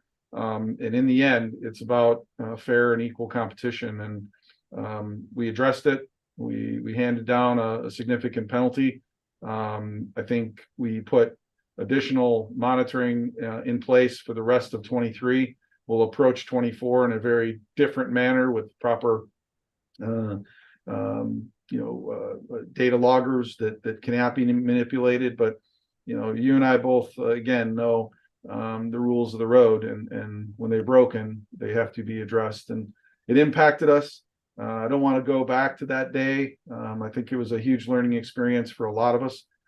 We enter 24 with, as you said, bumper crop grids, and we're going to go at it here next week in a test, but also at the Rolex 24 in January. Well, the most important part is you're going at it with integrity and commitment to fairness and fair application of the rules. And I think that with such a complex rule set, and great amount of it shared with the WEC and the law, it's a Herculean task to manage all of this. But if you look at what you're accomplishing across the board at IMSA and what's happening in WEC, it's what the market wants right now. Yeah, and I think there's a lesson to the rest of motorsport in what you're doing. It took courage and commitment to do this. The fact that most of this really came to fruition during the pandemic is even more astonishing. Yeah. And if there's one thought you go into 2024 with, what's the one thing that you didn't get this last year that you want IMSA to get? What is the thing you're hoping for? Well, when I came here, I joined what I believe is the best group of motorsports professionals around. So I have a fantastic team of folks that run with me. We run in unison to tackle any challenges we face and celebrate when we can. One of the things that I believe, and this based on my past life, but we as an industry have to 100% have to find ways to continue to engage with our next generation of audience, our next generation of participant, and give them opportunities, whether that's through STEM education, whether that's through career development enhancement programs. Got Ken Fukuda, who's our diverse driver development scholarship winner. Programs like that for Ken, and what we did with Courtney Crone, and what we did previously with Jaden Conwright, like those programs, not just for drivers, but for engineers, for technicians, for publicity and PR folks, for hospitality folks. This is a training ground for course marshals and for race officials. Mike Cobb, Eric Prill, and I have spent a lot of time on napkins talking about our development program with SECA. So, for me, what we need to go get and continue to go get is that next generation of audience. And what we did and what we're doing with things globally are really important. But we're really excited about 2024. Thrilled to have the opportunity to share with you all today. And really congratulations to everybody participating and helping and develop such a great week, Race Industry Week. Honored to be part of it. Thank you, John. It's been great seeing you and spending some time with you. Hopefully I'll get to see you at Daytona if you're not being whisked off to one meeting after another. But thank you for all you do for the sport. I really appreciate you and your IMSA team. They've done a super job this year. Thanks, Paul. Thank you. Everybody. Thank you back at you, John. I mean, you were one of the first one that came on board when we had the first annual Race Industry Week, and you have been on with us every year and helped us to build what it is today. So we are forever thankful, John, of your support and having you on, and congratulations on everything you're doing. So stay with us a few more seconds. We will be transitioning next to our next session with the FIA. We're going to travel to Dubai to meet with Stephane Fillastre. We're going to run a very short video and we will be right. Epartrade is a digital platform that we've created basically to make life easier in the business community of auto racing. Epartrade, there is no e-commerce. It's literally a connection just like at a trade show. So now, any time of the year, a buyer could reach out to a supplier. When you see a product that you're interested in, all you need to do is click on request more information, and then from there it is forwarded directly to the buyer or to the supplier. Epartrade really eliminates having to travel, closing down your shop. Now you have a place to showcase globally your racing product and technology. Pull your visor down, strap in. Racer is about to take you deep inside an exotic and high-speed world. From the start, Racer in all its forms has shared the passion, beauty, ingenuity, and commitment that make racing a way of life.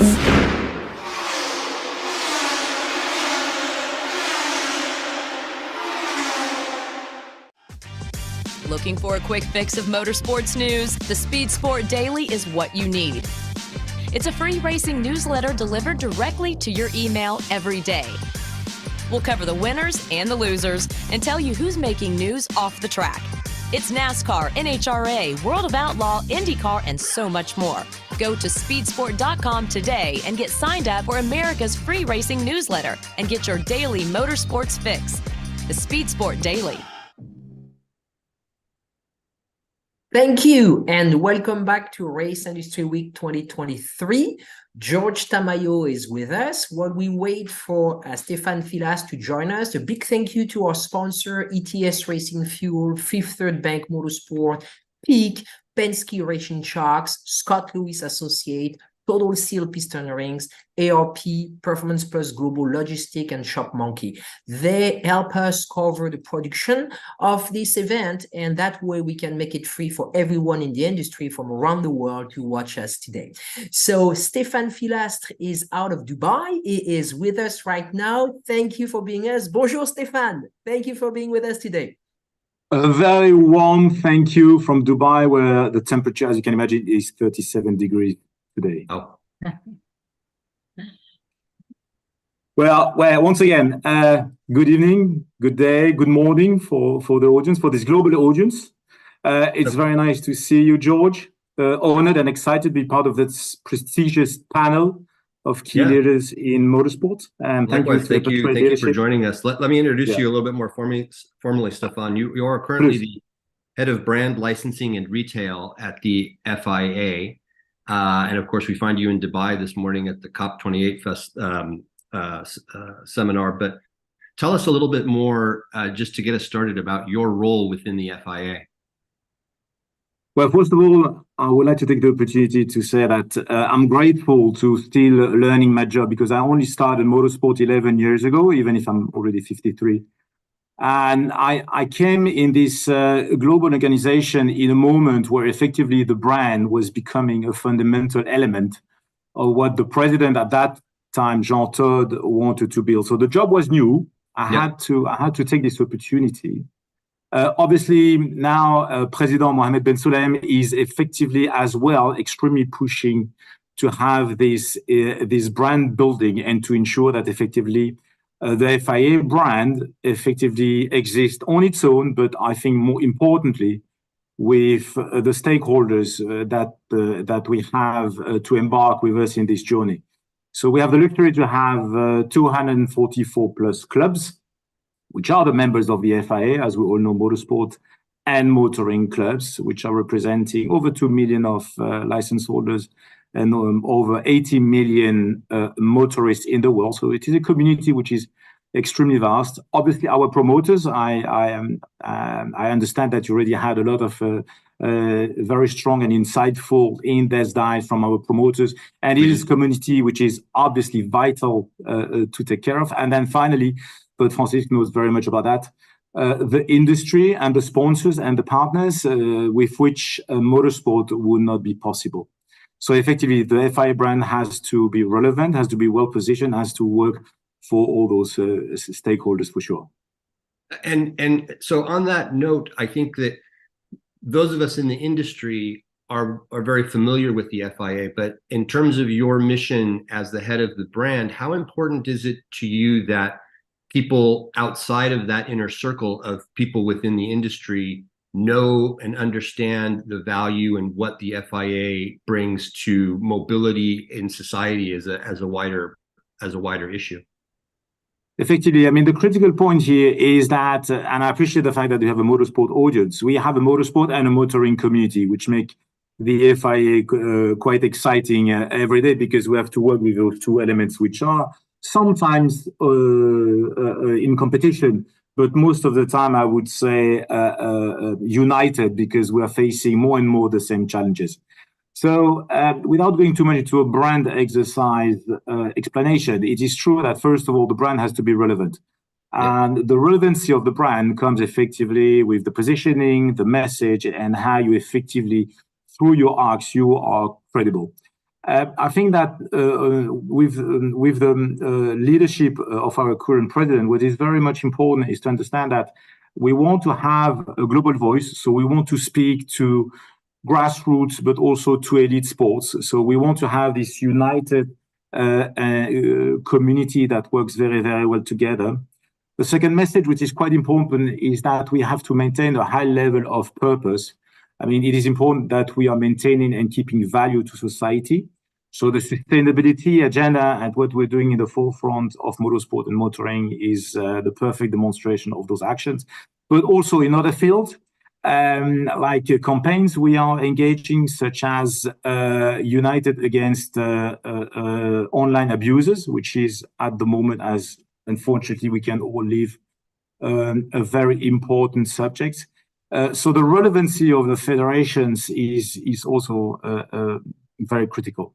Last point maybe is about innovation technology and the acceleration of the implementation of the technology and the innovation. I think everyone knows that motorsport is a perfect showcase of technology, is probably the best showcase of the technology.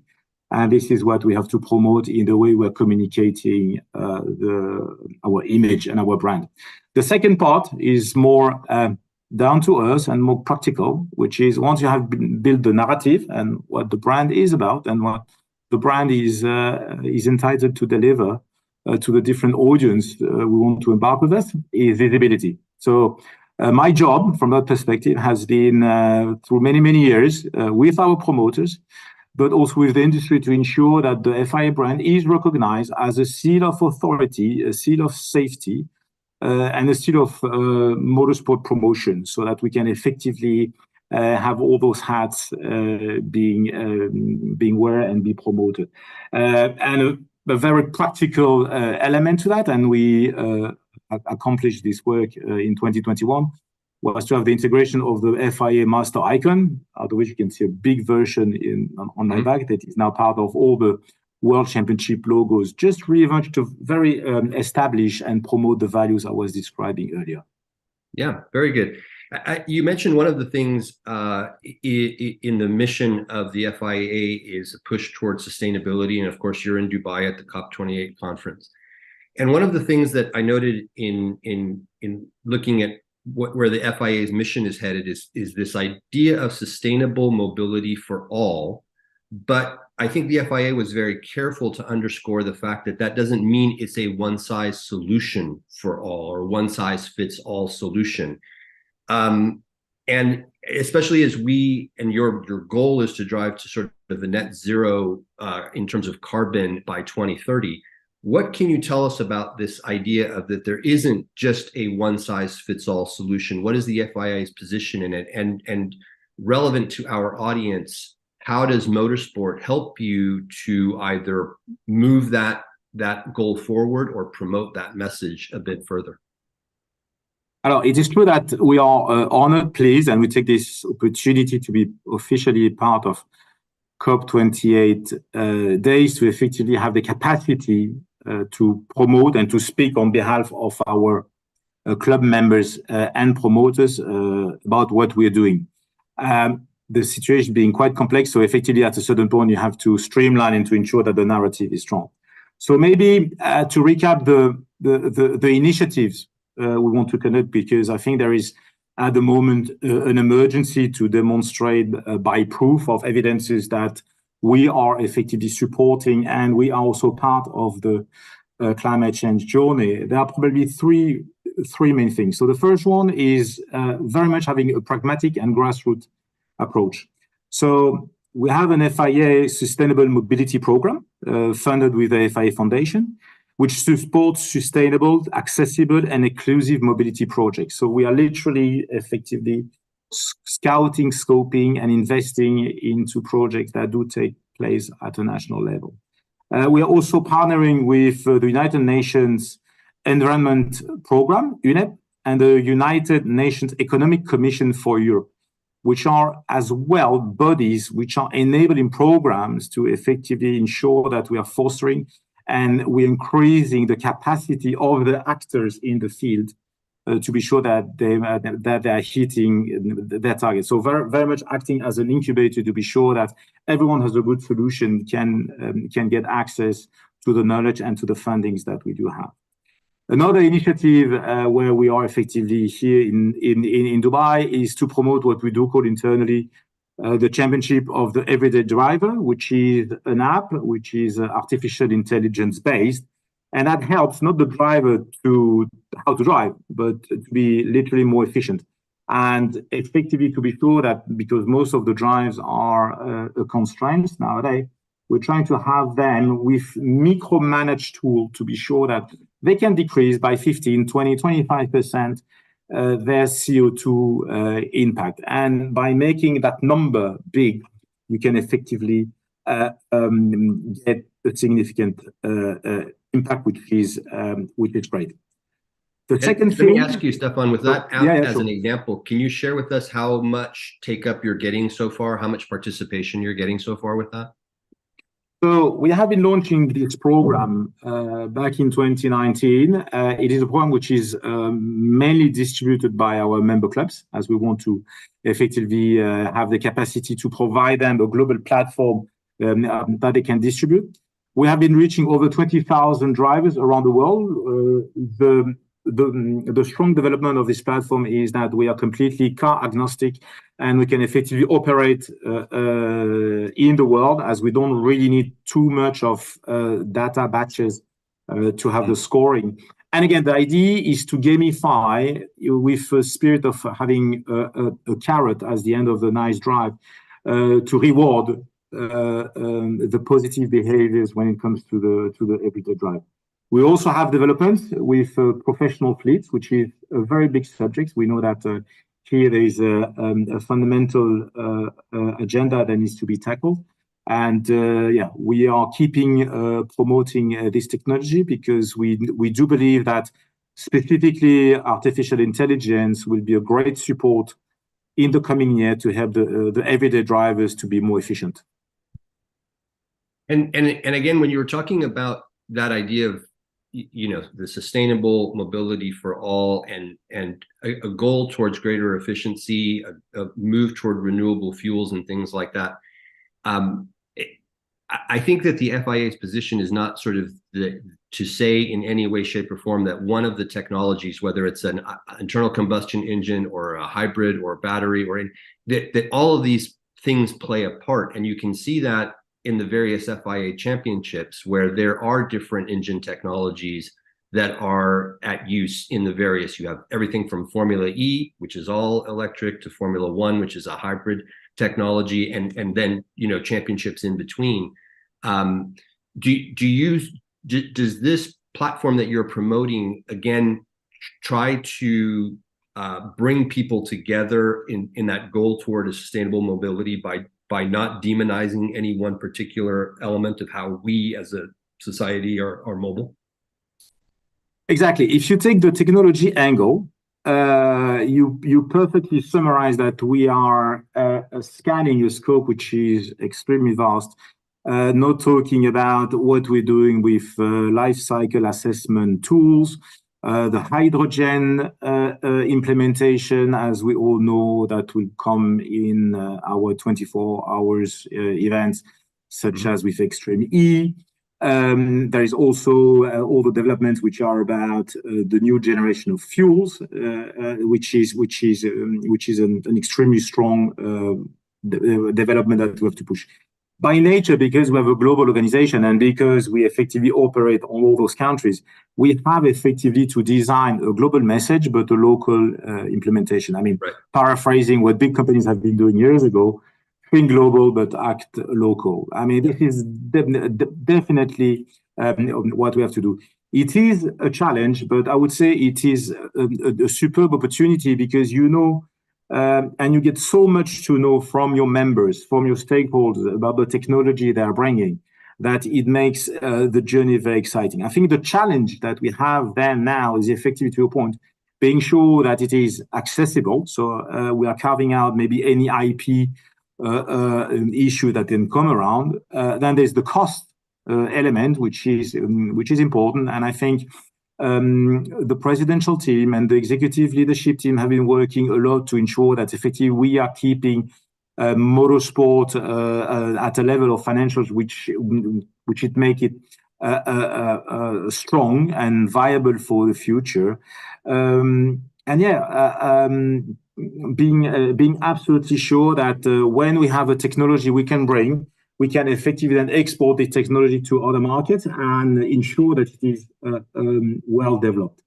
Formula E is definitely one of the showcase we have. I think they have been demonstrating, especially with the Gen 3 car, that we have the highest rate of recyclability. So yes, this level, I would say this race is never stopping. There will be no winner.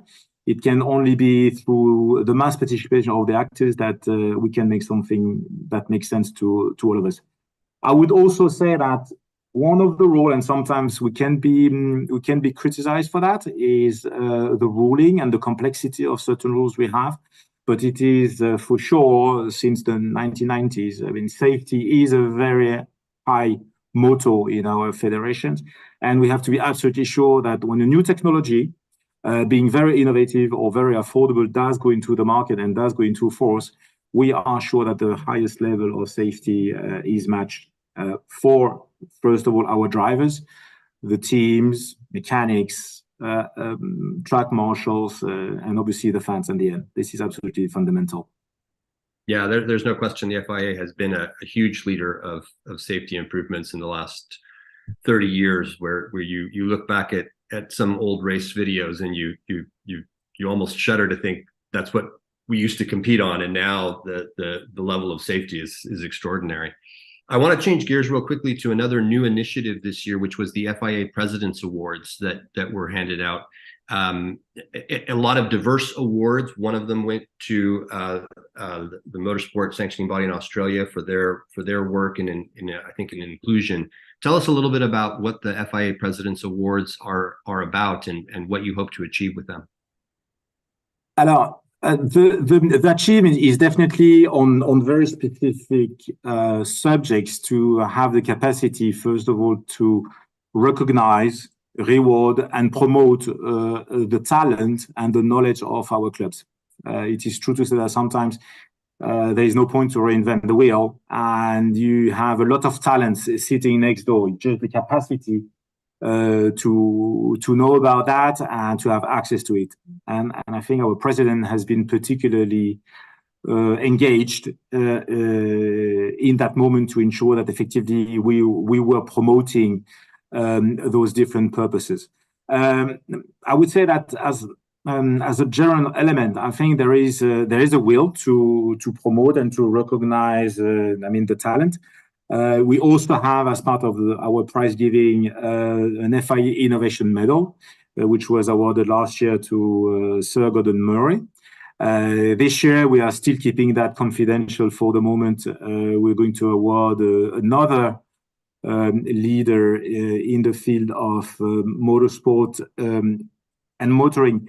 But again, those awards are here to, first of all, promote the diversity, the knowledge, the professionalism of our clubs and the different talents we do have, and it is our role to make this promotion. And the purpose of those awards are effectively very much to do so and to give this access to our community. I think that the FIA is known, again, to most of us in the motorsport community as largely speaking, a regulatory body. It runs a variety of championships, everything from Formula One at the top to across a whole range of championships that are not world championship designations as well. When you're talking about motorsport across so many levels, can you tell us a little bit about what the FIA is doing to grow not only the participant base, to make it more accessible, to make it more inclusive, to make it more diverse, but also what are some things that are happening that are cultivating a greater participation from an audience base as well in motorsport? I think that the FIA has partnered with the Hamilton Commission as one of the initiatives. Are there more things like that you can tell us about? No, absolutely. Sometimes I have friends or people who don't very much exactly what the FIA is doing, asking me, but actually, Stephane, you have a brilliant job because you have no competitors. And I say, well, actually, we do have competitors, which are the other sports. So we have to ensure that we are keeping, going back to what I was mentioning previously, the relevancy to our new audience. New audience, not particularly meaning young people. It can be new audience, as the female audience, for example, as we tended to see appearing just before pandemic with some beautiful activities that the media were providing, such as the Drive to Survive TV series, which has been acclaimed by the world of motorsport, and we know it has opened certain will to be part of motorsport. I think you have three levels when it comes to fan and participation. So when you act on a global level, for sure, we are initiating centrally at the FIA, and we're leading centrally at the FIA activities which are designed to be mass participation, to be grassroots, which is easy to understand, easy to access in terms of money, and which do have the same standard across the world. So I can mention everything which we have been doing over the last years with esports, mainly with the collaboration of the IOC, so the Olympic Committee, with the first Olympic Esports Week that took place in Singapore, with other sports, which was very exciting because for the first time, motorsport as a whole was recognized under the Olympic rings in a sanctioned event. But also what we're doing with publishers like iRacing, which has a fantastic community, very engaged community, over 250,000 monthly passionate digital racers. So those are ways where you can effectively demonstrate, showcase, present your rules, and make a fair and accessible access to motorsport championships. We have the Motorsport Games, which is our global platform for our clubs, which take place every 2 years. So we have 26 disciplines. So it's a very much accessible to all of our countries, from, again, karting slalom to GT cars. And here again, it is a way for our club members to be part of an FIA sanctioned event, which is not always the case in not all the countries. There have been also activities developed by the sporting department and the development department under the leadership of our deputy president, Mr. Robert Reed, like Motorsport in a Box and affordable cross cars, which are blueprint matrix that are effectively open and given to our clubs so they can effectively start to build motorsport in a country. Because we shouldn't forget that we have, let's say, significant numbers of clubs which are very small organizations. So we really have to help them. So which brings me to the second point, which is the regional support. I think we have now implemented a new matrix of regional coordinators, which again are helping the national clubs to get together and to, let's say, share and conquer better what is the motorsport opportunities. And here again, there's a lot of knowledge that can be shared. So we have those regional hubs which are spearheading knowledge. And you can imagine that we don't have exactly the same motorsport in Asia that in Latin America. So it is a perfect way to capture those differences. And again, it's about to be sure that we're keeping the cost of racing low, because it is adapted to effectively what is the purchasing powers of those countries. And at the national level, obviously, we've been mentioning the awards, but we have been also redesigning across the new leadership team the way we were assigning grants and where national projects can be supported. So from marshal trainings to young drivers program. So it is, by nature, one of the fundamental tasks that the FIA wants to have, which is still keeping a grip of that. So to recap, global, important, well-promoted events which do have the same platform, the same matrix, the same accessibility.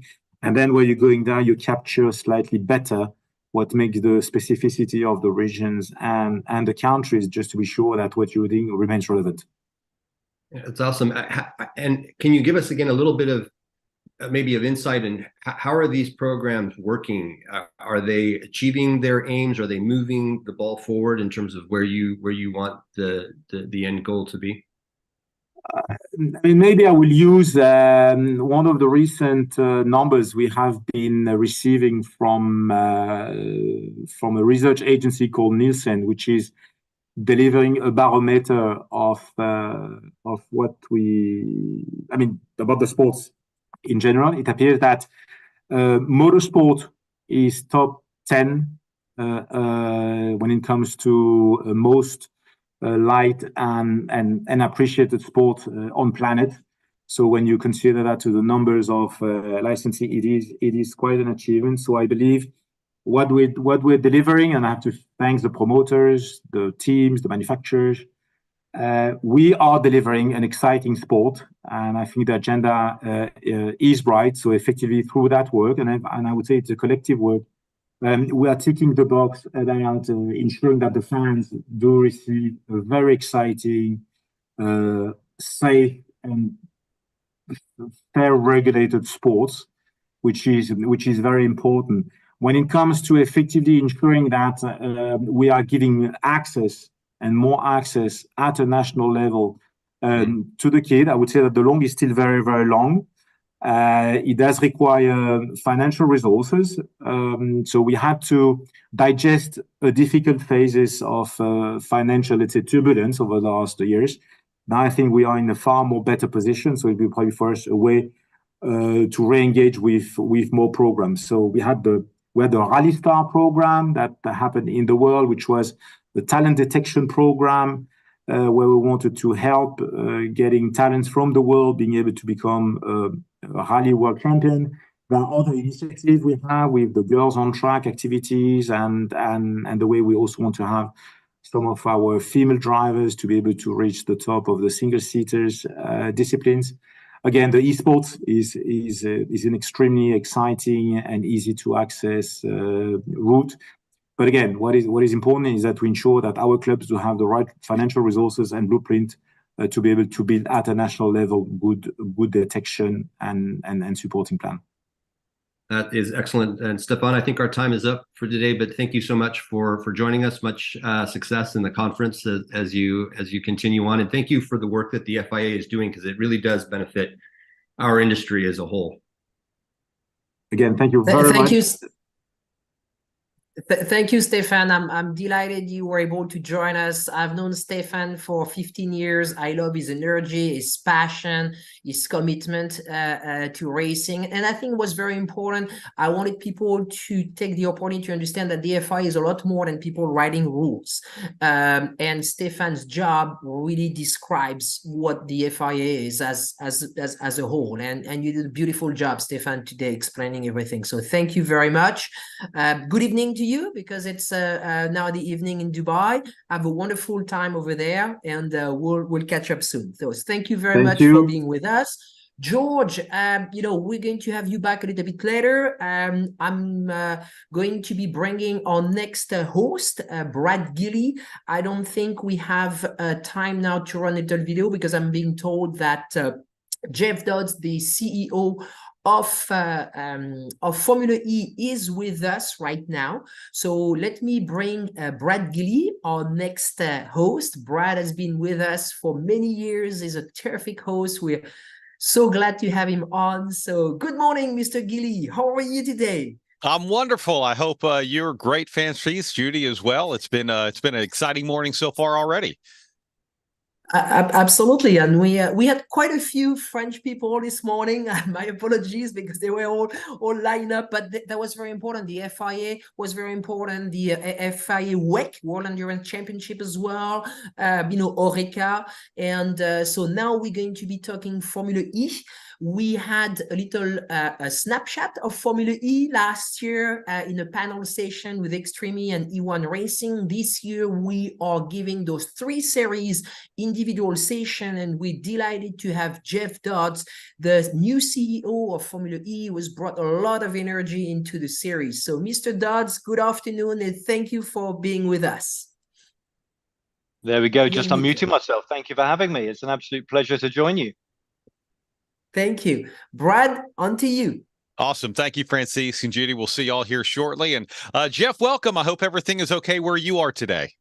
All good for me, Brad. Thank you. I'm sitting here. I was going to say in a very sunny London, but it's evening here, so we're a little bit dusky, but we're all good. Thank you. That is wonderful. All right, well, let's talk about Formula E. And obviously, in nearly a decade of existence, Formula E has become very well known worldwide. But let's just get your overview of exactly what is Formula E. Yeah, so I'm a relative baby here, Brad. So I'm only 6 months into my journey of Formula E as the chief exec, although I was working for one of our big investors prior to joining here. But you're right, 9 seasons in, about to start our 10th season. And how can I describe it? I mean, it's the world's only all-electric world championship. And I would say it's kind of at that cross-section. It's at the cross-section of elite racing, so elite motorsport, but also as a platform for educating around climate change and sustainability. Formula E being net zero from day zero, very much focused on climate change. So we find ourselves sitting right at the crosshairs of those 2 very important topics. Yeah, and that's incredible. And to be able to do that and put on highly competitive racing as well. I will say this, Jeff, I know throughout yesterday in some of these that I had hosted, there were questions that were coming through about EVs in different racing series, and that's exclusively what you guys are. So yep. I would encourage anyone who has a question, if you want to type it into the chat, we'll Please try. Do. Yeah, work some of those in as well. But you guys just had a pretty incredible season, and you guys are talking about it as the most competitive yet. Why is that? Give us a review. Well, so look, so most incredible season because fan base grew by about 15-16% year on year. So we're up to about 350 million fans worldwide now, Brad. So seeing real growth in fan base. Just ticking past NASCAR, actually, in terms of global fans, which I know is more of a US-centric sport, but something we're super proud of here in Formula E. In terms of competitiveness, though, I mean, the racing season itself was the first year of our Generation 3 racing car. And what that delivered, you're always a bit apprehensive going into a new generation of car because you're not quite sure what you're going to get on the track. But I think on every single race we did over the year, you got triple-digit overtakes. In North America, we raced for the first time in Portland on the PIR. And in that race alone, we had over 400 overtakes. So a pretty spectacular race.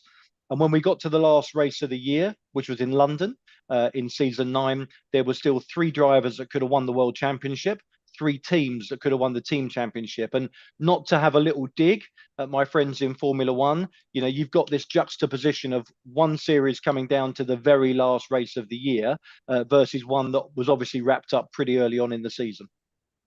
Yeah, which it was very exciting as well. And to see you guys be able to race in the U.S. was pretty incredible also. Yep.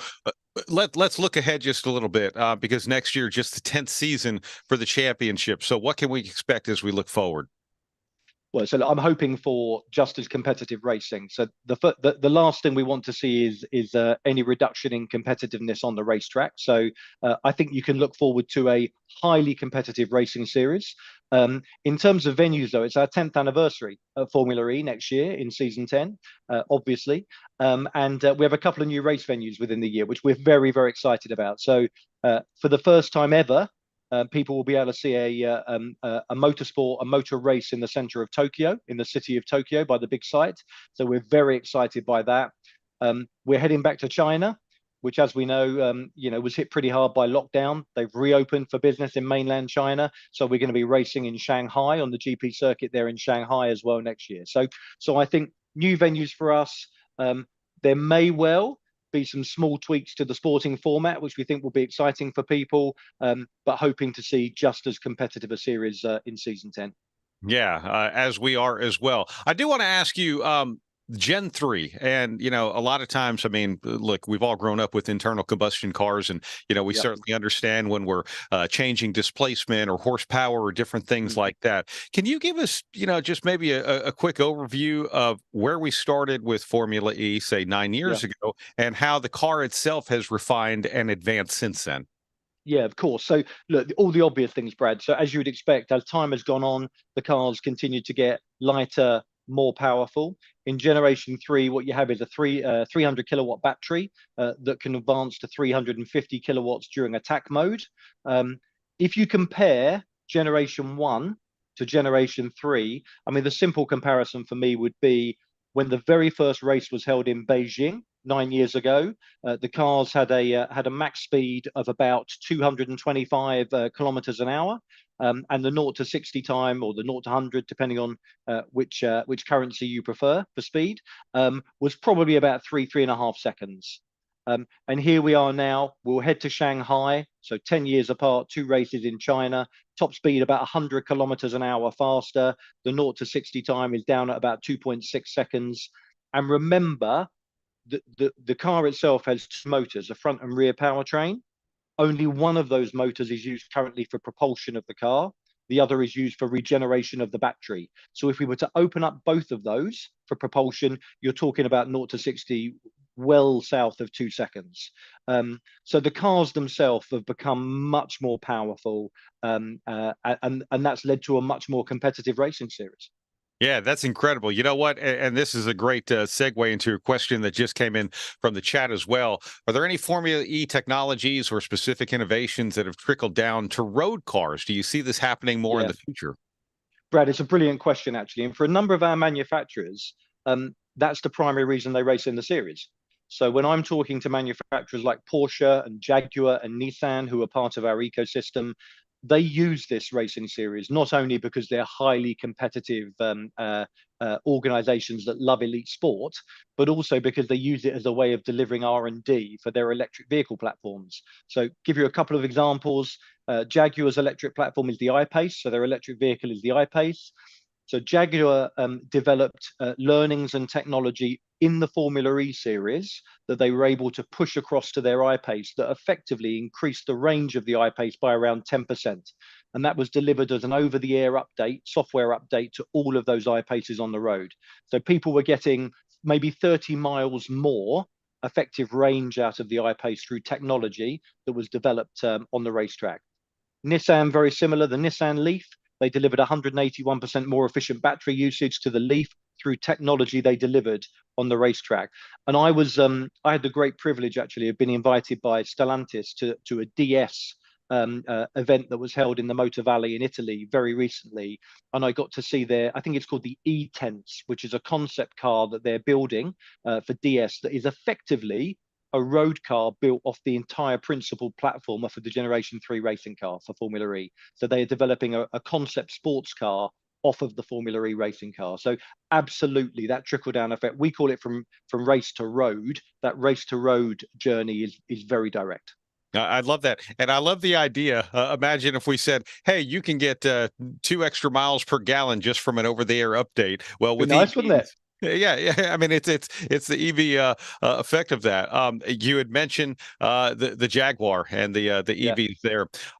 Early on in Formula E, question from the chat, there was a support race series with what was then the new Jaguar I-Pace. Right. There was so many EVs on the market now. Do you see the return of a production EV car support race?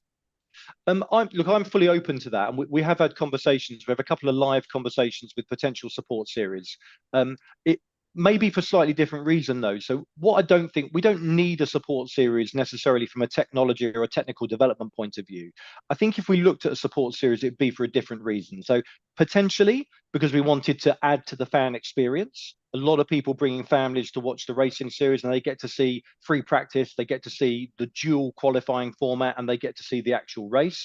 But maybe there's time in the day to make it even more compelling by adding another race for them to watch. So I would look at it on that basis. The second thing is, if I thought it was an opportunity to bring more diversity into the series, so perhaps it might be a women-only support series, or maybe we'd invite younger drivers that were coming through the funnel trying to get into motorsport into a support series, then I'm absolutely open to that. And as I say, we have a couple of live conversations, but we won't launch a support series for season 10, which starts in January. Okay, and again, a great question, and pretty exciting to, at least hear about some of the things that are being talked about as well when it comes to the future of the race weekends in the series. You had mentioned Portland last season. You're going to go back for a double header of races this upcoming season. So tell us about the increase and why, and then the U.S. strategy overall. Yeah, so Portland, I was at the I think the Portland race was my third race my third race in charge. I'd visited races before as a fan actually, but my third race in charge. And I won't lie to you, there was a bit of apprehension heading into Portland because obviously it's a fixed circuit. Formula E is renowned as a street circuit or a city circuit setup. It's a fixed circuit. People weren't quite sure what to expect. We were pretty much blown away by what we saw in Portland. As I said, 400 overtakes. I got a chance to speak to a number of IndyCar fans and NASCAR fans who were there to watch the racing, and they were extraordinarily complimentary about what they saw, not just the racing, but also the setup and the infrastructure and the hospitality and the circus we bring to town. So we had great fun. I was also very lucky enough to see to spend time out there with Michael Andretti, and obviously Michael's won on that racetrack many times. In fact, if my memory serves me right, he had a pretty exciting finish against his dad there in one of the races at Portland. So I was able to chat to him about his experiences on the racetrack there. But North American market, critical for us, one of our top 2 or 3 markets in the world, alongside China and some of the core European markets. So going back to Portland for season 10 will be brilliant. And then from season 11 onwards, looking to expand our footprint and bring even more races to North America.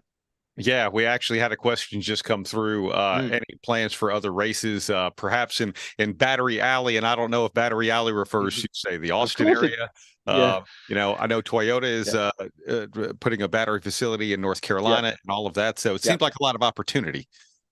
Yeah, and not just Battery Alley. So West Coast, East Coast, incredibly important to us. So I'd love to have representation on both the East and West Coast. But we're also talking to a number of other cities around the US at the moment, and not just in what you might consider new technology areas for automotive. We're also talking some of those areas that might have a rich history in internal combustion engine as well, to try and bring new tech there and showcase the development of automobile manufacturing. But I would be very surprised in season 11 if we don't have 2 races in North America, and then maybe beyond season 11 to increase to potentially even 3 races. Wow, that would be incredible. Just from a curiosity standpoint, are there any other doors that potentially open? Because one of the things, especially, being a predominantly street series, when you go into a market, they're going to worry about noise. Are these cars going to be so loud they're going to break the windows in our skyscrapers? I mean, it's literally things that are talked about. You don't have the noise constraint. Does that help with conversations? Yeah, of course. And a lot of the cities we end up in, Brad, are often because the city talks to us because they're trying to educate more around climate change and sustainability. And when we turn up in town, we try not to be too disruptive in building a circuit if we turn up in a city. So we try to do it as quickly and as efficiently as possible. What you have then is a number of people that are in the city that don't have to travel by car to get to see the race. They can go by public transportation. So you don't have this enormous amount of cars on the road to try and get to watch a race. We're also able to use our race as a way of educating around the need to focus more on carbon emissions, climate change, and this kind of drive towards net zero. So we use ourselves not just as a racing series, but as an education platform, and that very much appeals to the cities we race in. And you're so spot on. For a lot of people turning up with families, particularly young families, not needing to strap on the big headsets and the ear protection or worry about the smell. The fact that we turn up and it's a clean, quiet sport racing in a city centre is very appealing to the cities we talk to. Yeah, for sure. Another quick question on the schedule, and let's just expand North America because we have a question about Canada, Vancouver, British Columbia, more specifically. You think whether we'd go back and race there or whether we'd race in Canada? Yeah. Yeah, so without giving away too many trade secrets, I'm actually in conversation right now with a very large Canadian city who are keen to bring the race to themselves over the coming years. So no, when we talk about North America, we include Canada within that, and from a geographic point of view. But absolutely, Canada, we would look at Canada as well, and are looking at Canada as well. Oh, that's wonderful. All right, let's talk about the teams now. Do you have capacity for another U.S. team or from anywhere else on the Formula E grid? Yeah, so look, our maximum number of teams, Brad, is 12. So in the regulations, the sporting regulations, we agreed to a cap of 12 teams between ourselves and the FIA, and we currently have 11 teams racing. And those 11 teams are a mixture of manufacturers, as I said, Porsche, Jaguar, Maserati, McLaren, Nissan, Mahindra, Neo, but also kind of DS, but also kind of racing royalty. We have the Andretti team, we have the Penske team, we have the AB team. So we've got this real lovely mix. Now, that 12th spot, so we have a 12th spot available, which is not one we want to give away. So it's not one we just want to fill for the sake of filling it, because we don't need to do that. We have highly competitive racing with 11 teams. On the other hand, it's one that's available for a brand that brings something to the series. Now, you talked about a US manufacturer there. I would love to be having conversations with US manufacturers about putting a team into Formula E. The reality is, up to this point, the conversations have probably been more active with Chinese EV manufacturers or European, because they're slightly more advanced in terms of the rollout of their electric vehicle platforms. But over the coming years, we've just started to talk to some American US-based OEMs. And of course, we would love to have an American manufacturer, US manufacturer on the grid, because we're a truly global sport, and the US market is one of our most important markets. Mm-hmm. And which is wonderful and certainly welcome here for sure. Question from the chat: going forward, what television coverage do you have planned? Is it possible to have coverage on a network that maybe is more readily available? So in the US, so around the world, we're doing media deals all the time. So our media reach is about 360 million a year, or it was in season 9, and we look to expand that into season 10. We're heading back to China, as I said, so we're about to announce, I can't say it on here because it's not official, but we're about to announce our Chinese media deal. We'll announce a new Japanese media deal as we head into Japan. And we announced earlier on in the year a really interesting combination deal for media in North America. So with CBS, who have carried our races before, been a very good partner of ours.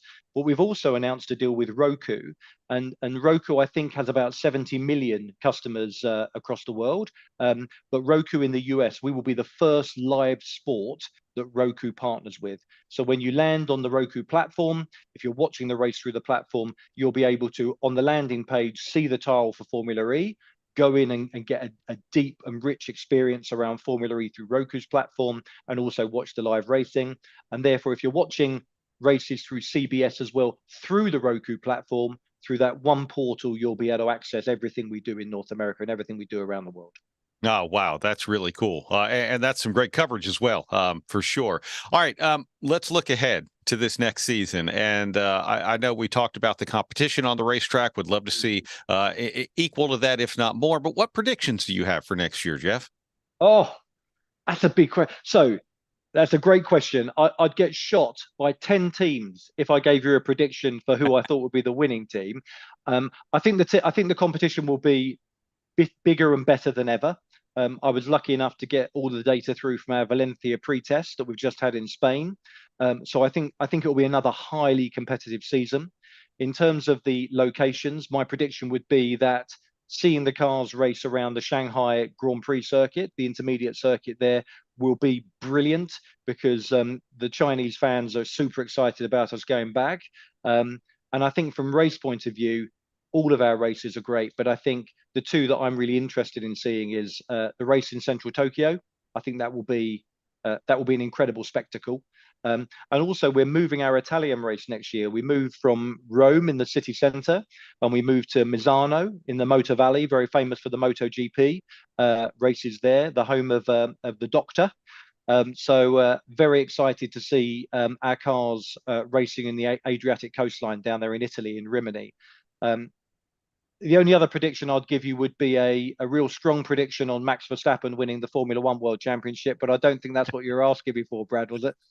No, not quite. But I do know this. In my brain, I'm already vacation planning because. Yeah, well, I tell you what, we'd love to host you. I can recommend Rimini. Beautiful part of the world. Oh my gosh, yeah, not just the amazing racing, but also the visuals and the destinations and everything else that you guys have. You say that Tokyo. I mean, Tokyo, we're racing during cherry blossom season, which, as we know, is a very short period of time. I think it's only about 2 or 3 weeks that they have cherry blossom. We're right there in the middle of that. So Mrs. Dodds has already booked her place at that race, Brad, but I think it's more for the cherry blossom than the motor racing. I can understand that. And that's what's great about these being destinations as well. All right, let's talk about sustainability. And if we move now to sustainability, this is where Formula E started, obviously. Tell us about the intersection of high performance and sustainability. Yeah, it's a great question. So when I explain what Formula E is, Brad, I tend to ask people to visualize the yin and yang diagram, that icon. And on one half of it, we're an elite motorsport, a world championship motorsport that has sustainability at its core. And on the other side, we're a platform for educating around e-mobility and the move towards net zero that has motor racing at its core. We absolutely see both of those things together. They come together to make up what Formula E is. Formula E, when it was founded by the Spanish businessman Alejandro Agag, when Alejandro founded the business, I think that year there were only 300,000 electric vehicles sold around the world that year. If you fast forward to now, it's nearer, I think, to 10.5 million electric vehicles will be sold this year, and it's growing at about 20% a year. So the vision to set up a world championship 9 years ago, when there were almost no electric vehicles on the road, to see where it is today, and then to see where it might be, when my children are driving their cars, they will have never experienced an internal combustion engine. They will only probably know an electric vehicle. And the key thing for us, therefore, is not just delivering compelling racing, but also delivering a compelling story around the environment and sustainability.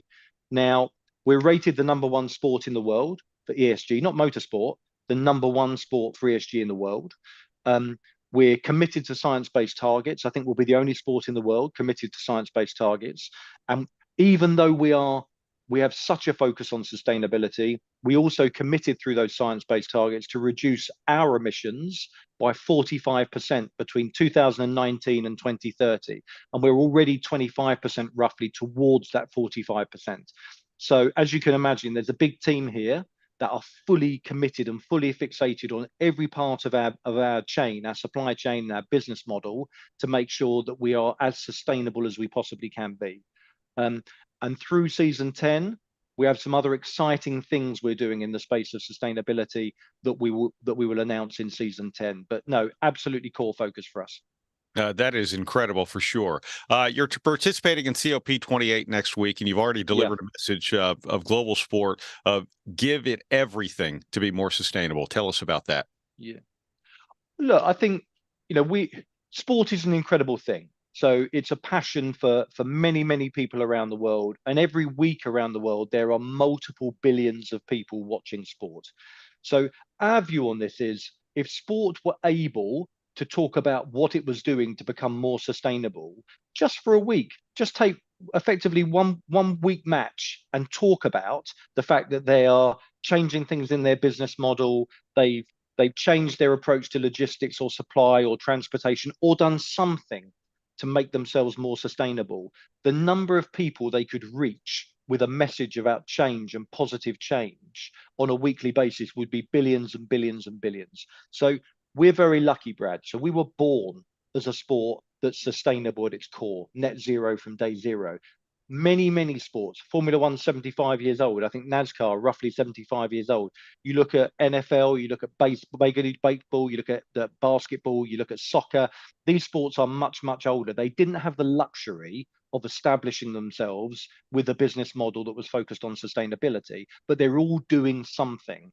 And our simple ask is to get out there, to focus on that and communicate that more to your fan base so that you take the lead in educating them about some of the things they can do differently.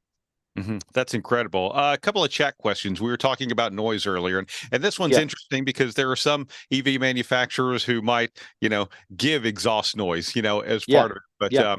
But for older fans, here's what it says: the noise, or quote unquote music, as many of us refer to it. What steps are being taken to attract those fans? How do you convince a petrol head, let's say, e-racing is just as exciting?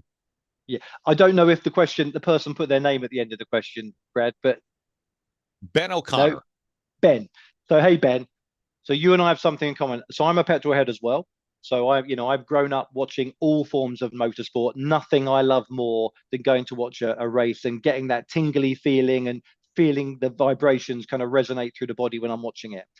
But we have this dilemma, and the dilemma is this: that the sound you hear when cars are racing, combustion in cars are racing, that the noise is largely a function of inefficiency, engine inefficiency. So the louder the noise, the less efficient the engine is, because that energy is not being used to propel the car forward or the vehicle forward. It's lost into the atmosphere, and you hear that as noise. So the reason you don't hear noise in an EV racing is because the engines or the motors are like 98, 99% efficient. So there is no lost energy. So to try and create a noise would effectively be trying to create the illusion of inefficiency. So I don't necessarily think that's a great idea. I also think if you think about the emerging fan base for EV racing, and as I say, we have a large number of fans around the world and it's growing very quickly, for a lot of those people, they probably won't experience, the youngsters coming through probably won't end up having much experience of an internal combustion engine. So they won't feel the need to have the loud engine noise, because it's when they get in their own car, it's not something they'll be used to. So I think where we've netted out is, because we've looked at synthetic noise as well and artificial noise. We're a very authentic business. We don't like the idea of artificially creating anything. It would be a symbol of inefficiency, which we're not sure we like the idea of either. We think the world, once everyone's driving EVs, people will be slightly less worried about the noise. And don't take this the wrong way, Ben, but as you may not be, but many of the petrol heads I've met and the die-hard Formula One or MotoGP fans or NASCAR fans are pretty convinced they don't like EV racing because they're a traditionalist and it's not the same as what they've grown up with.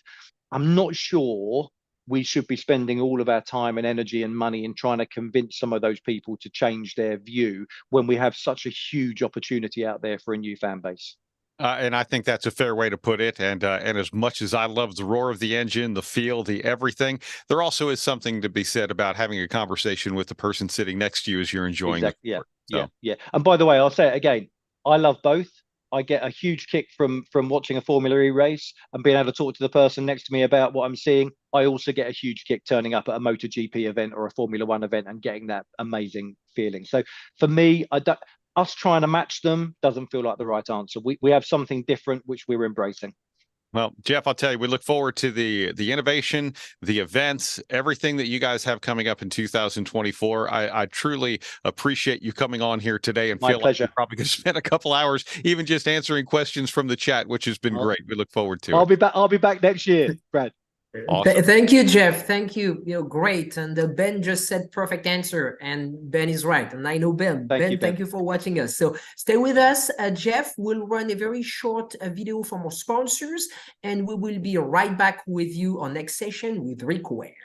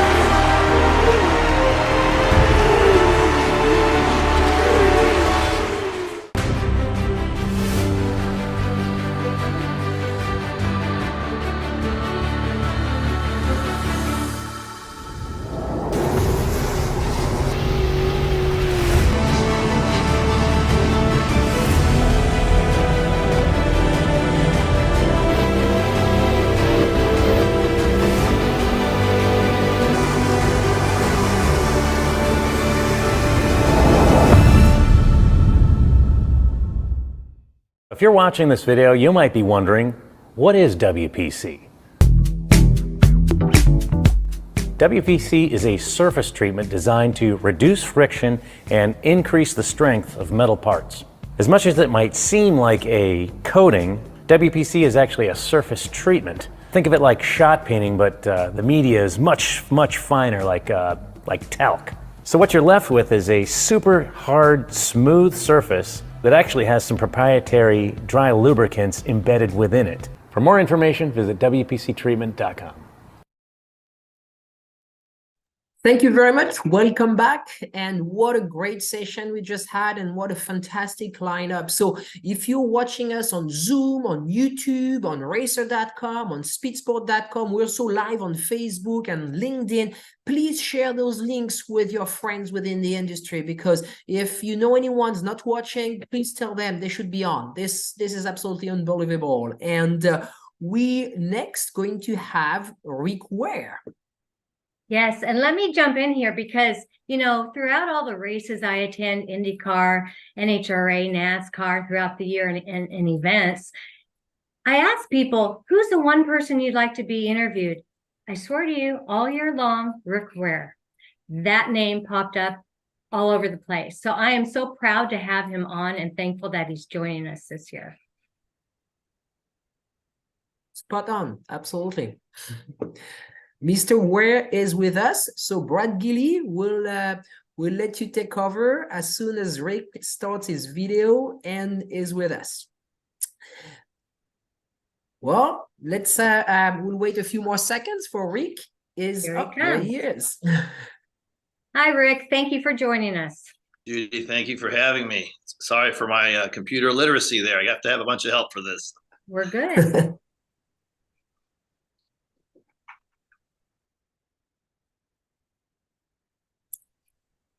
There we go. Sorry, I had myself muted, Rick. Sorry about that. All right. You and me both. I think did we actually have a video to play to start with this today? If so, if we could get that rolling, that would be great.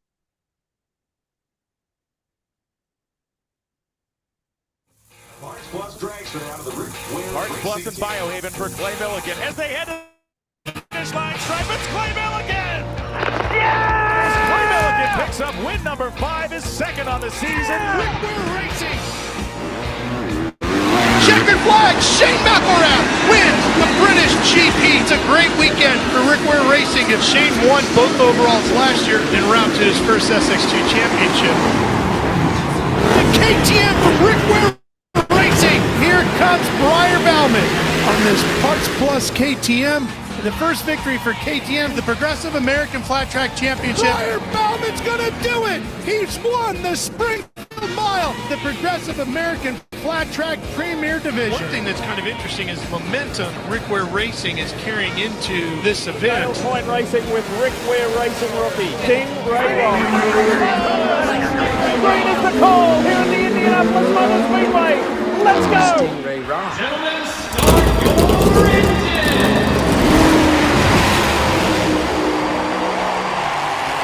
Man, the whole RWR team is incredible, and it doesn't matter if it's the top fuel car, the NASCAR, the IndyCar, the IMSA car, Global Supercross, IMSA, you name it. If you ain't following RWR, you are missing out because we are making things happen. We're stomping on that loud pedal a lot.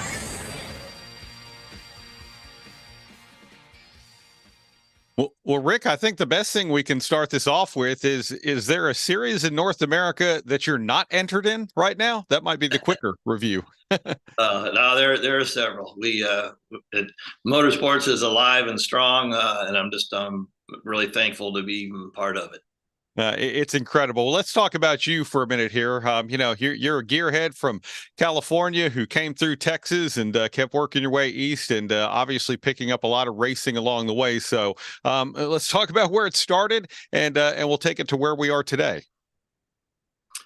Well, just I grew up in Southern California, born in '63, and so the growing up through the late 60s, early 70s, Southern California was really a hotbed of all kinds of racing. I think back through even the early 80s, NASCAR actually opened up and closed at Riverside, both the beginning of the year and end of the year. The amount of IndyCar, Can-Am, all the kinds of racing, there was so much going on within that industry.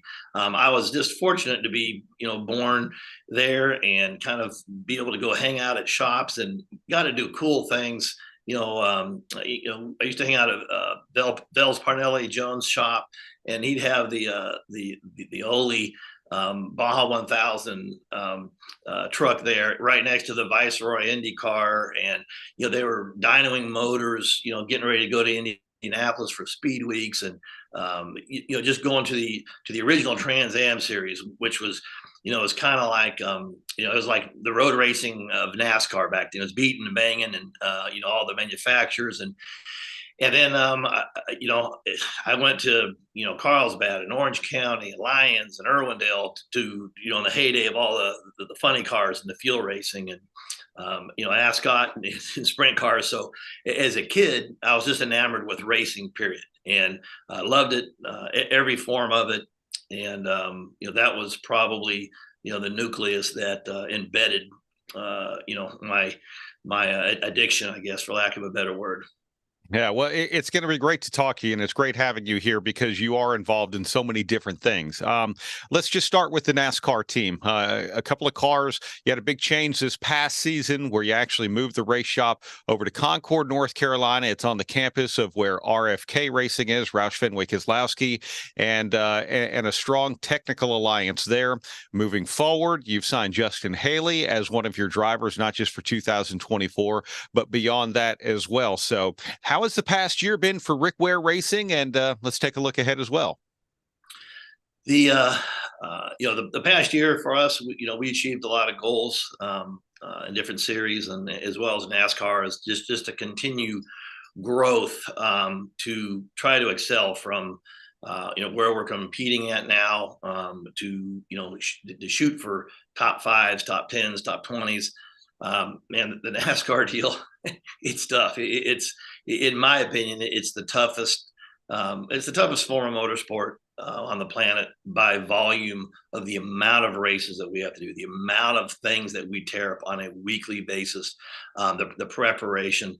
We're taking baby steps in that program, and I feel like what we did this year, moving to RFK, it got us closer to be more embedded to getting. It's one thing to get the information. It's another to get it and to have to decipher it and to actually get it on the car correctly. I always heard jokes about people, measuring toe. You can measure toe setting up a car with a laser or a string or a plastic gauge and all kinds of different things. But at the end of the day, it has to have consistency. And we weren't having consistency even with the information that we were getting. We weren't getting quite enough information anyway. It's multiple pieces. And now with this new car, we have so little practice or no practice. We run, I think, 6 races where you actually literally have no practice. We unload and race at, I think, Daytona, Talladega, and both Atlantas. You better do your homework at the shop. And so we have, for a small team, got a really great bunch of guys at the shop that can help us get the cars prepared, take the information that we're getting. And I got to hand it to RFK. They've been fantastic. They've done everything that they said that they would do and then some. We still have to utilize that information that we're getting from them, continually learning to do that better, because it's a process. And if you don't have quite as much depth, they may be preparing their Talladega cars, let's say as an example, 4 weeks ahead of time, and we may only be preparing them a couple weeks ahead of time, just by the volume of equipment that we may or may not be tore up, or the amount of people to prepare those things. So the NASCAR deal, I think I'm cautiously optimistic in that we will continue to progress.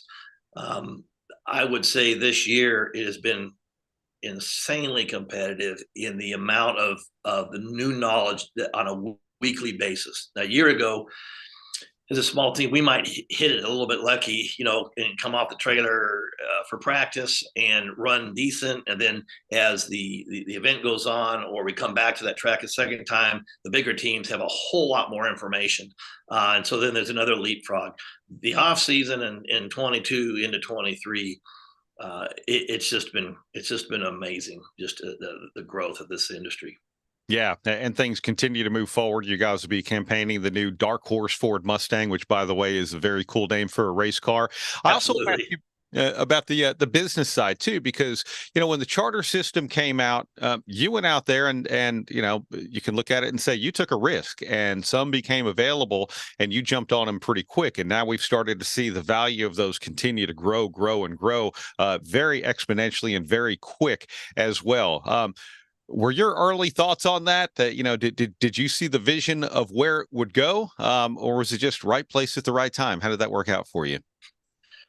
Well, I think the one thing that we decided on, me and my wife decided on, we'd been racing the part-time Cup. We'd run basically a full season as an open car the year before. We weren't being able to get over that hump in Xfinity, and having been in the racing is what we do for a living. So, racing inherently is not a very profitable business, and it takes the right amount of sponsorship and all these things to come together. But what I could see is that NASCAR Cup was getting stronger. NASCAR as a whole was continuing to get stronger. But if you were ever going to get a seat at the table, you had better start fighting early and figure out a way to do it. It was never. I always believed in the charter system. It's worked in everything else from Formula One to we have a charter in the World Supercross. It works in MotoGP.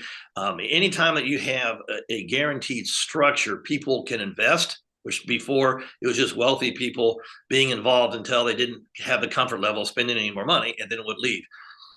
So for us, it wasn't about, hey, could you buy a charter for X and then turn it around and resell it? Because if that was the case, we would have we would have already done that, I would say, if it was about the dollars. What it was is the viability for me to continue to be in business, first off, because it was getting tougher to even be in business in the racing world.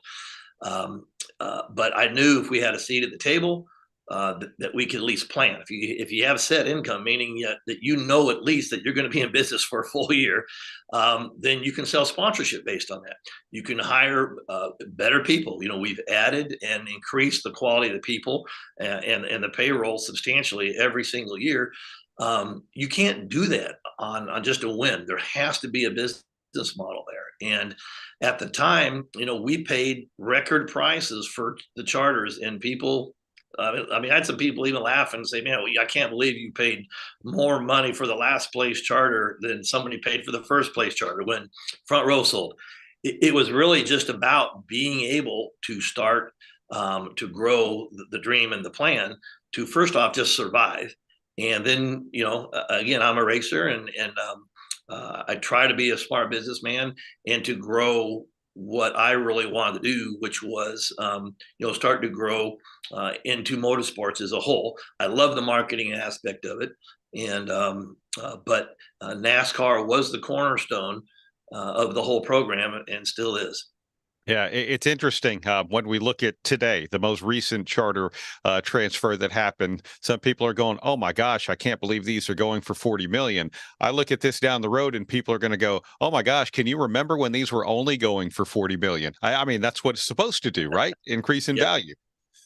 Well, if you take it from the context of, and I hate to do too many stick and ball analogies because I get myself in trouble. However, the lowest, Major League Soccer teams that we may not be familiar with that are not winning games, they're shy of $500 million. They're probably in that they're probably in the $250-300 million range, and they don't have the branding potential that NASCAR does. They don't have the schedule, the depth, and it doesn't even count, some of the wild things we're hearing about for 25 and beyond that we may be going and racing.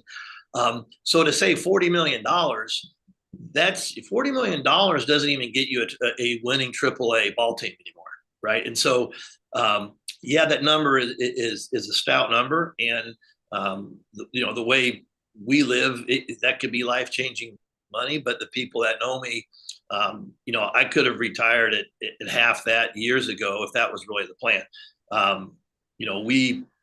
We like racing. This is our business, and we still have a lot of racing to do. So, but it is nice to know that, all the blood, sweat, and tears that you had, and the things that we've leveraged and had to sell to be able to even acquire the first one. It wasn't just a passive idea. It took risking and everything that we had. And it's nice to know that, 5 or 10 years down the road, we'll at least, be able to relax.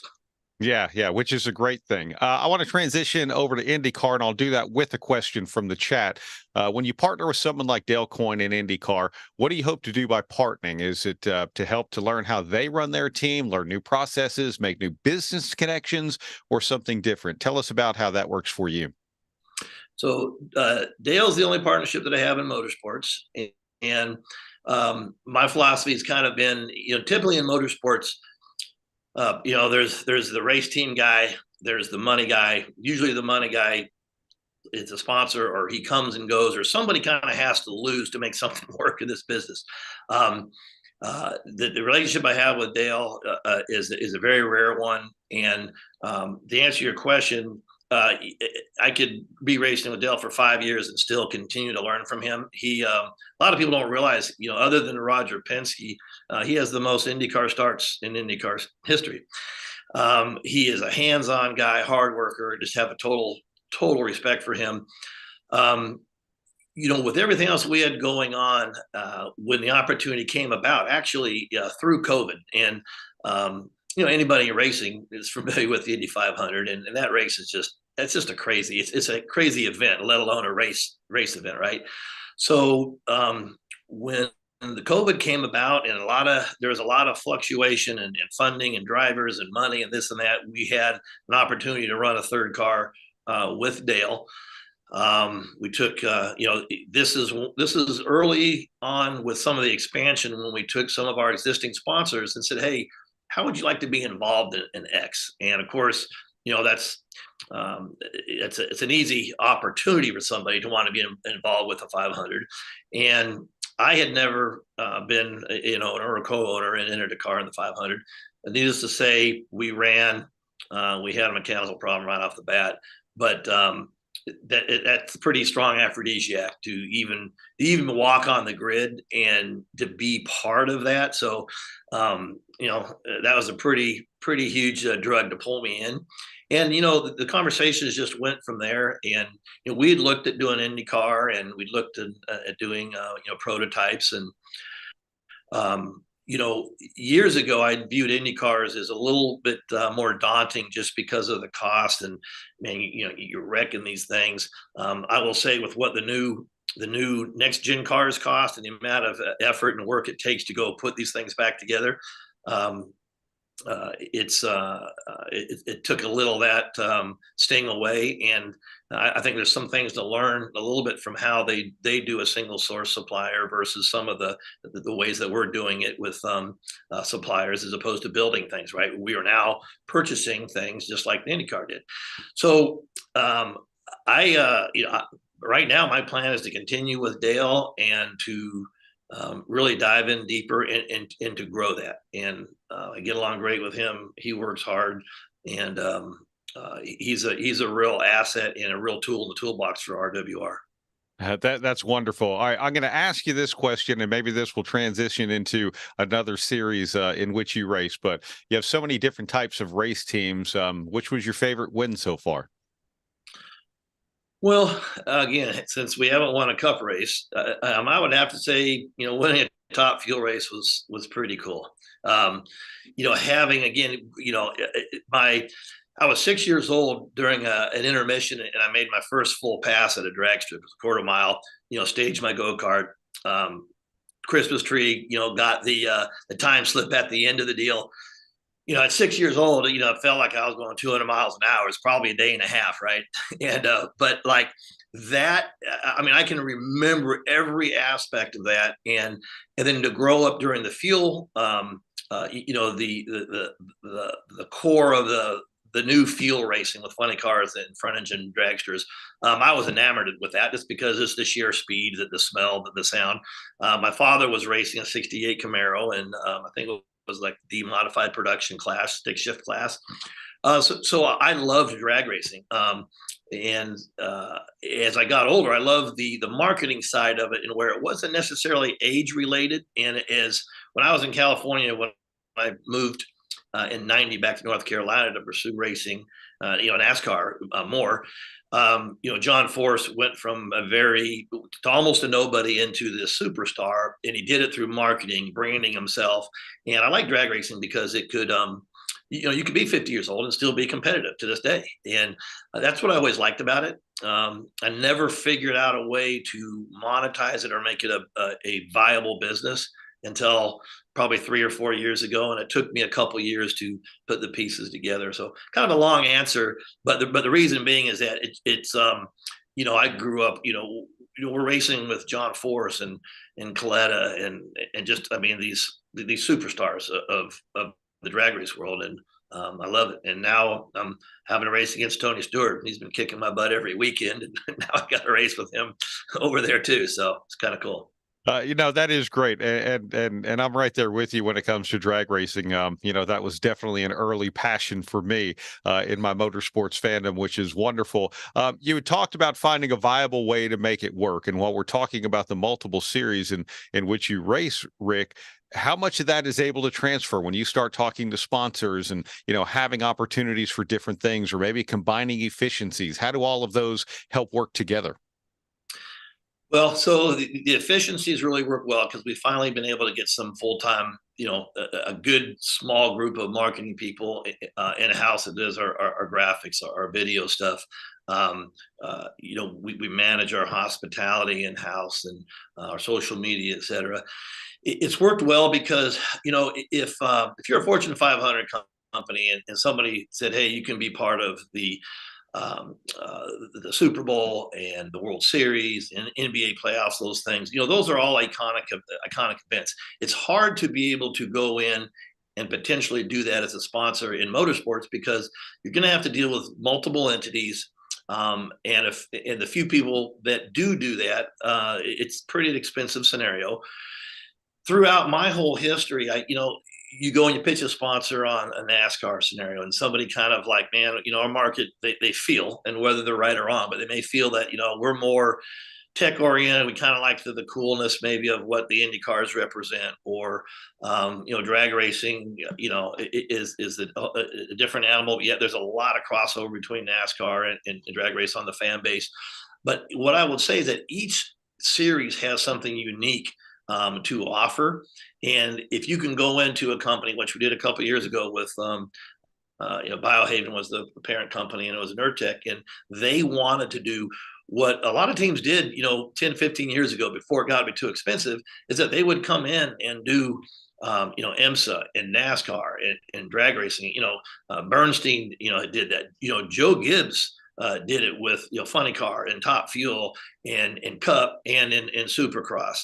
And there are many other people that have done it, and this got really tough to do. But to be able to go in and talk to somebody and say, hey, look, you may be all about NASCAR, and that's the 800-pound gorilla, and there's 36 events, but man, wouldn't you like to bring people to the Indianapolis 500? Nobody's ever said, no, we don't want to go to the largest sporting event in the world. The U.S. Nationals, which, has over 900 entries, and they're there for a week. And it's a crazy drag race. So I now have brought people from that side over to NASCAR and vice versa, and utilized all the greatest things. And we are a value financially to be able to do that. And some of our people that we compete against that have similar scenarios, I think are dramatically more expensive than we are. And what's really important is, at the end of the day, it's a business, is marketing, but we all race to go win races. From the very first time you drug a go-kart anywhere, or you did a street stock at Caraway, you go with the mentality of like, well, if we're not going to try to win, why do you go? The reality is once you get to a certain level, it gets really tough to win. And, guys like BJ McLeod have won hundreds of super late model races. But when you get to Truck, Xfinity, and Cup, there are successful race drivers that have not won another race, for years or decades. So it's important for us, as we brand and build RWR as an entity, that we have to be competitive. And again, NASCAR, we get our butt kicked on a continual basis, but we are getting more lead lap finishes, top 20s, multiple top 10s, those kind of things. But everywhere else we compete in, we can generate enough budget to literally say we have a shot to win. We've been on podiums in Supercross and IMSA. And, this is our first full season. We did a partial season last year in Top Fuel, and we won 3 races in Top Fuel this year. And there's only, I think, one team that won more races than we did. We won the Daytona 500 of flat track at the Springfield Mile with KTM, and had 9 podiums, and won the World Supercross Championship last year. And I say this because it's an important part of what we do. So when we come in and talk to somebody, we can say with conviction, hey, on Monday and Tuesday, we're going to have videos, and you're going to have success. And you have to be careful what you promise in the success, but we need to have a history, and recent history of we are competitive. We are gaining competition levels more and more in NASCAR. I hired Justin Haley. He's won in all 3 divisions. That's the first step. We're continually getting more and better engineers. So that's a long answer to Top Fuel. You asked me what my favorite deal is, but that's kind of why. Because it's if you've never been to a Top Fuel race, it's violent and cool all at the same time. It is. I would agree with you. It is. It's just. It's an insane experience in such a good way. Rick, with Supercross and flat track, the two wheels are my passion as well. With sports cars, with dragsters, with open wheel cars, with stock cars, and all that. How do you decide where to go on a given weekend? Well, a lot of it determines on, if there's a red flag somewhere, meaning either we're trying to keep the wheels on the thing, there's a problem, or there's a big sponsor scenario. We are a small team, but we have some really, really good people. We brought Robbie Benton over going on our second year, and he won the championship in 18 with Penske in Cup, and won multiple championships and run his own teams. I need someone like that to help me manage all this. We do 110 events or something a year. And obviously I can't go to all of them. We don't have private air transportation. And so we have to pick and choose. And it really, we kind of sit back and where are the places that I want to go, just selfishly. I am still married, thank goodness, and she stuck with me. So we have to pick some of the places that if I'm going to drag her to someplace, another race somewhere, that it's at least on her top 5 list. But it also kind of depends on, what's going on with that particular series, at that particular time. Yeah, great point. Let me close this with a comment from the chat. John Stewart, who earlier, by the way, said you had the best hair in racing. I wish we had 10 more guys like Rick Ware. His passion for motorsports in general is contagious. He's developed a proven marketing platform without spending a fortune in each sport in which he's participating. Great interview, and thank you. And I think that sums you up very well, Rick. Man, thank you all for having me. It's an honor. And Judy, thanks for hunting me down and giving me the opportunity. So, well, the pleasure's mine, and I swear to you, your name was popped up everywhere all year long. So sounds good. And Brad, good to talk to you again. And very grateful. Awesome. Yeah. Thank you, sir. Thank you, Rick. Yes, stay with us. We will run a very short video, and we will be right back. Epartrade is a digital platform that we've created basically to make life easier in the business community of auto racing. Epartrade, there is no e-commerce. It's literally a connection just like at a trade show. So now, any time of the year, a buyer could reach out to a supplier. When you see a product that you're interested in, all you need to do is click on request more information, and then from there it is forwarded directly to the buyer or to the supplier. Epartrade really eliminates having to travel, closing down your shop. Now you have a place to showcase globally your racing product and technology.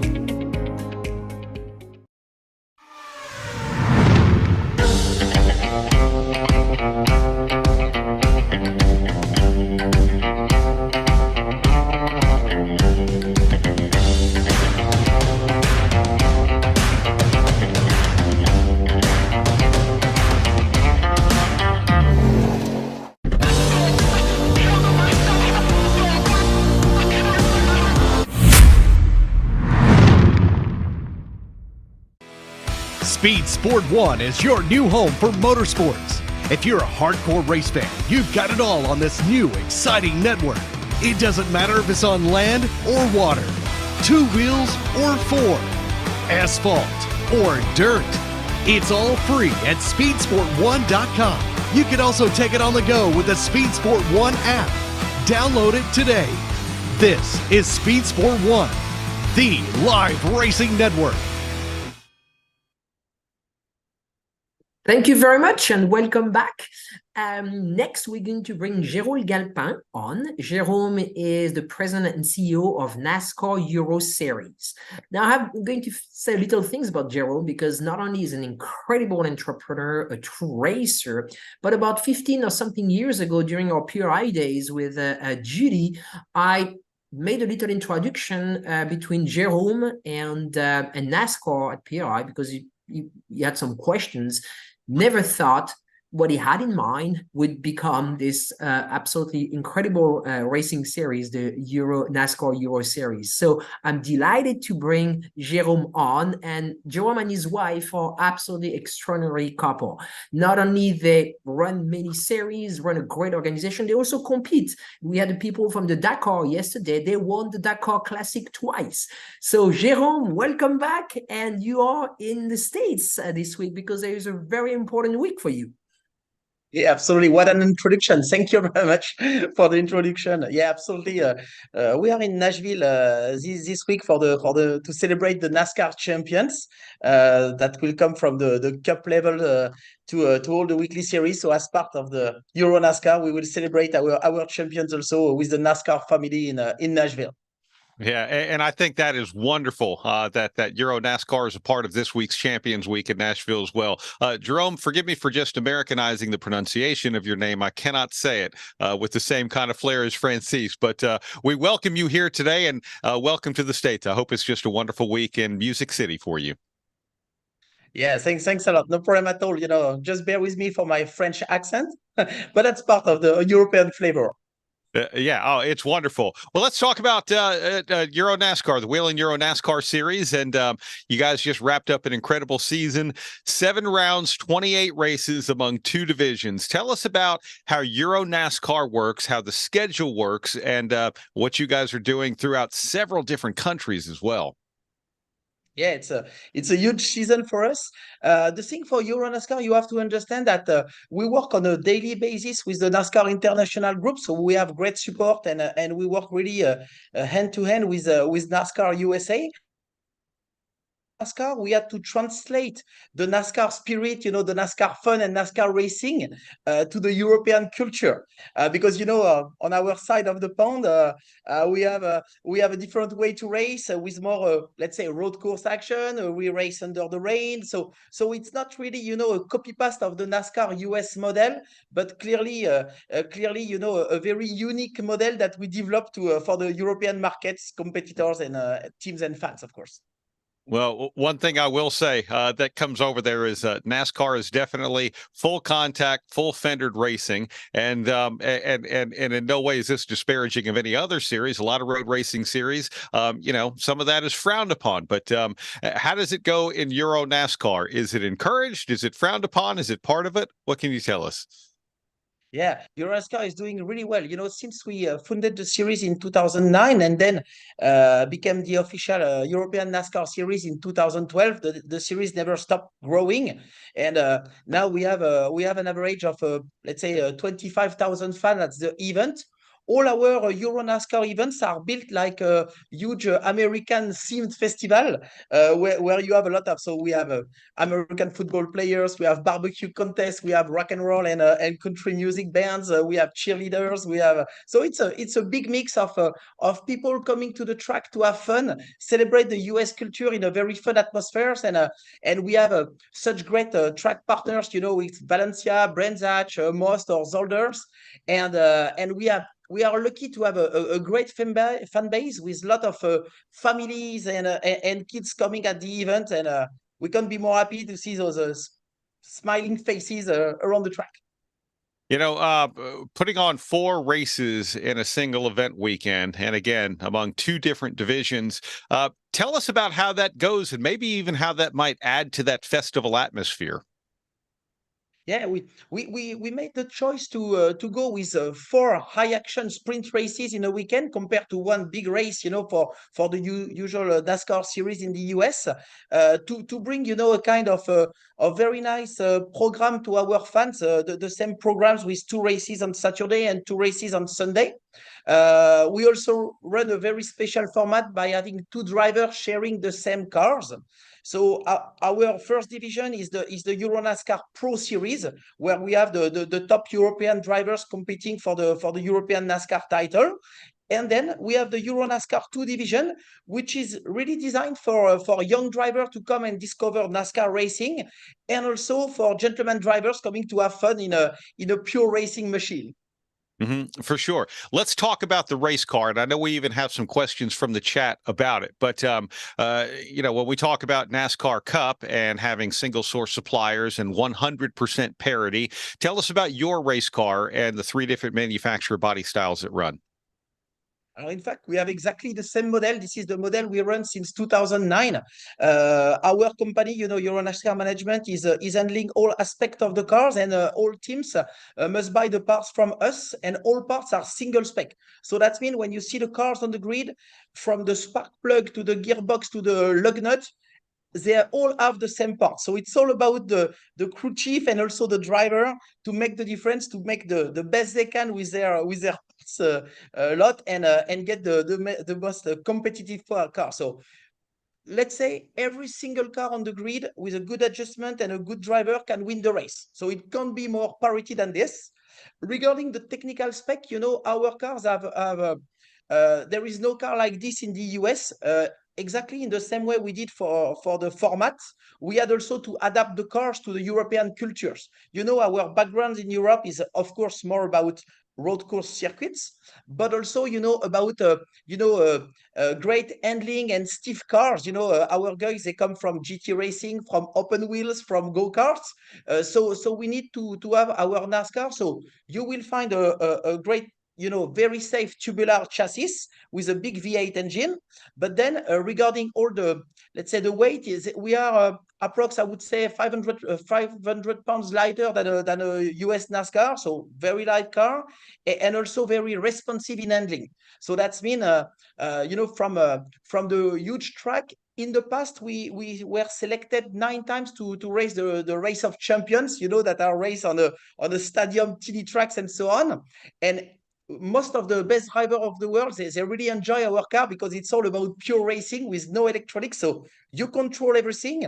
And basically, they are handling like a big go-kart. So they are really predictable to handle, and it's a great fun. So I think what made first the success of the series when we get started was about the pleasure the driver get when driving and racing with our cars.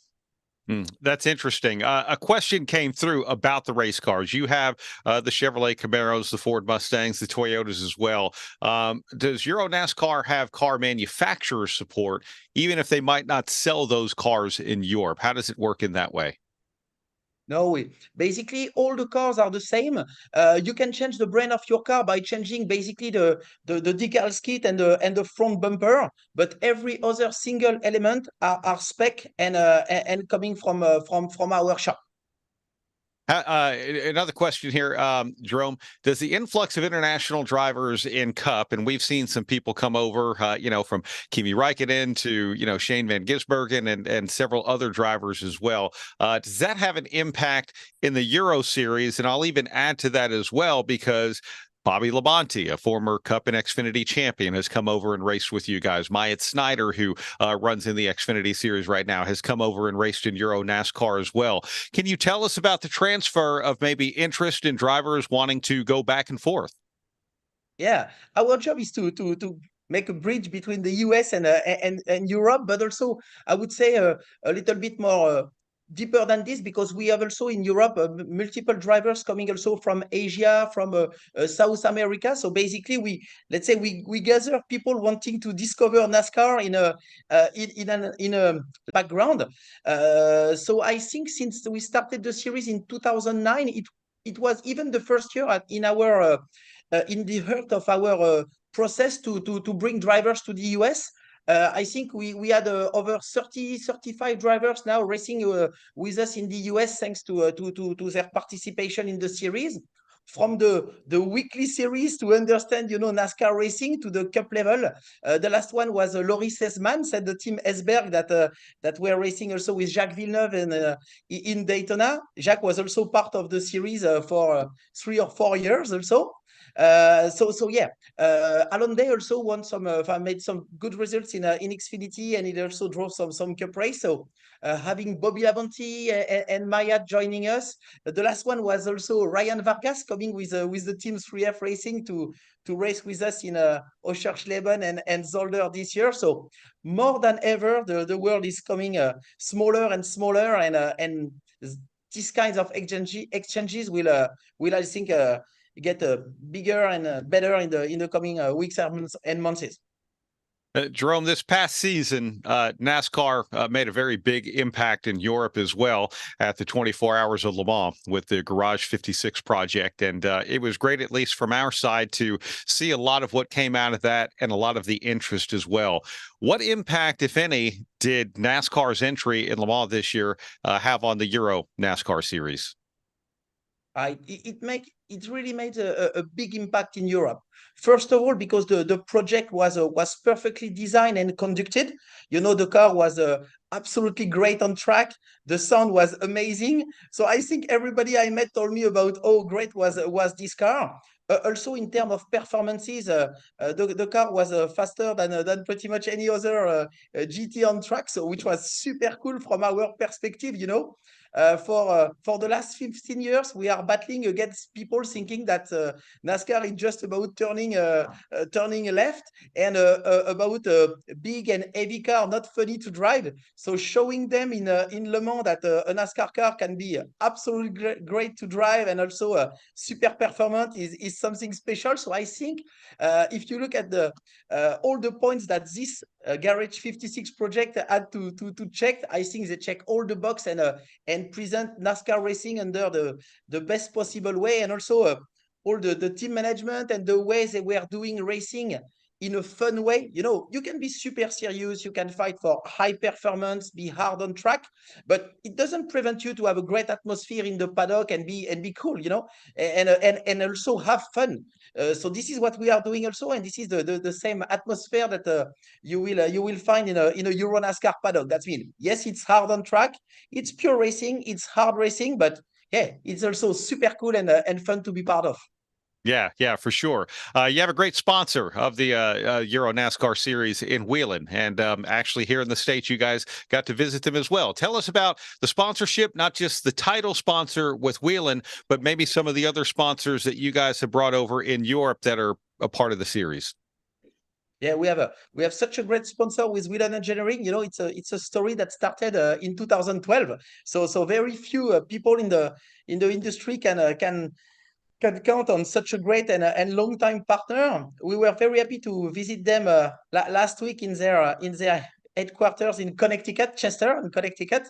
It's impressive, when you see those lights and products. It's difficult to imagine the engineering and work and dedication that is in technology you have behind those products. So it was super cool. For the last 12 years, we were thinking about talking about going there to visit the facility, but it was a great experience.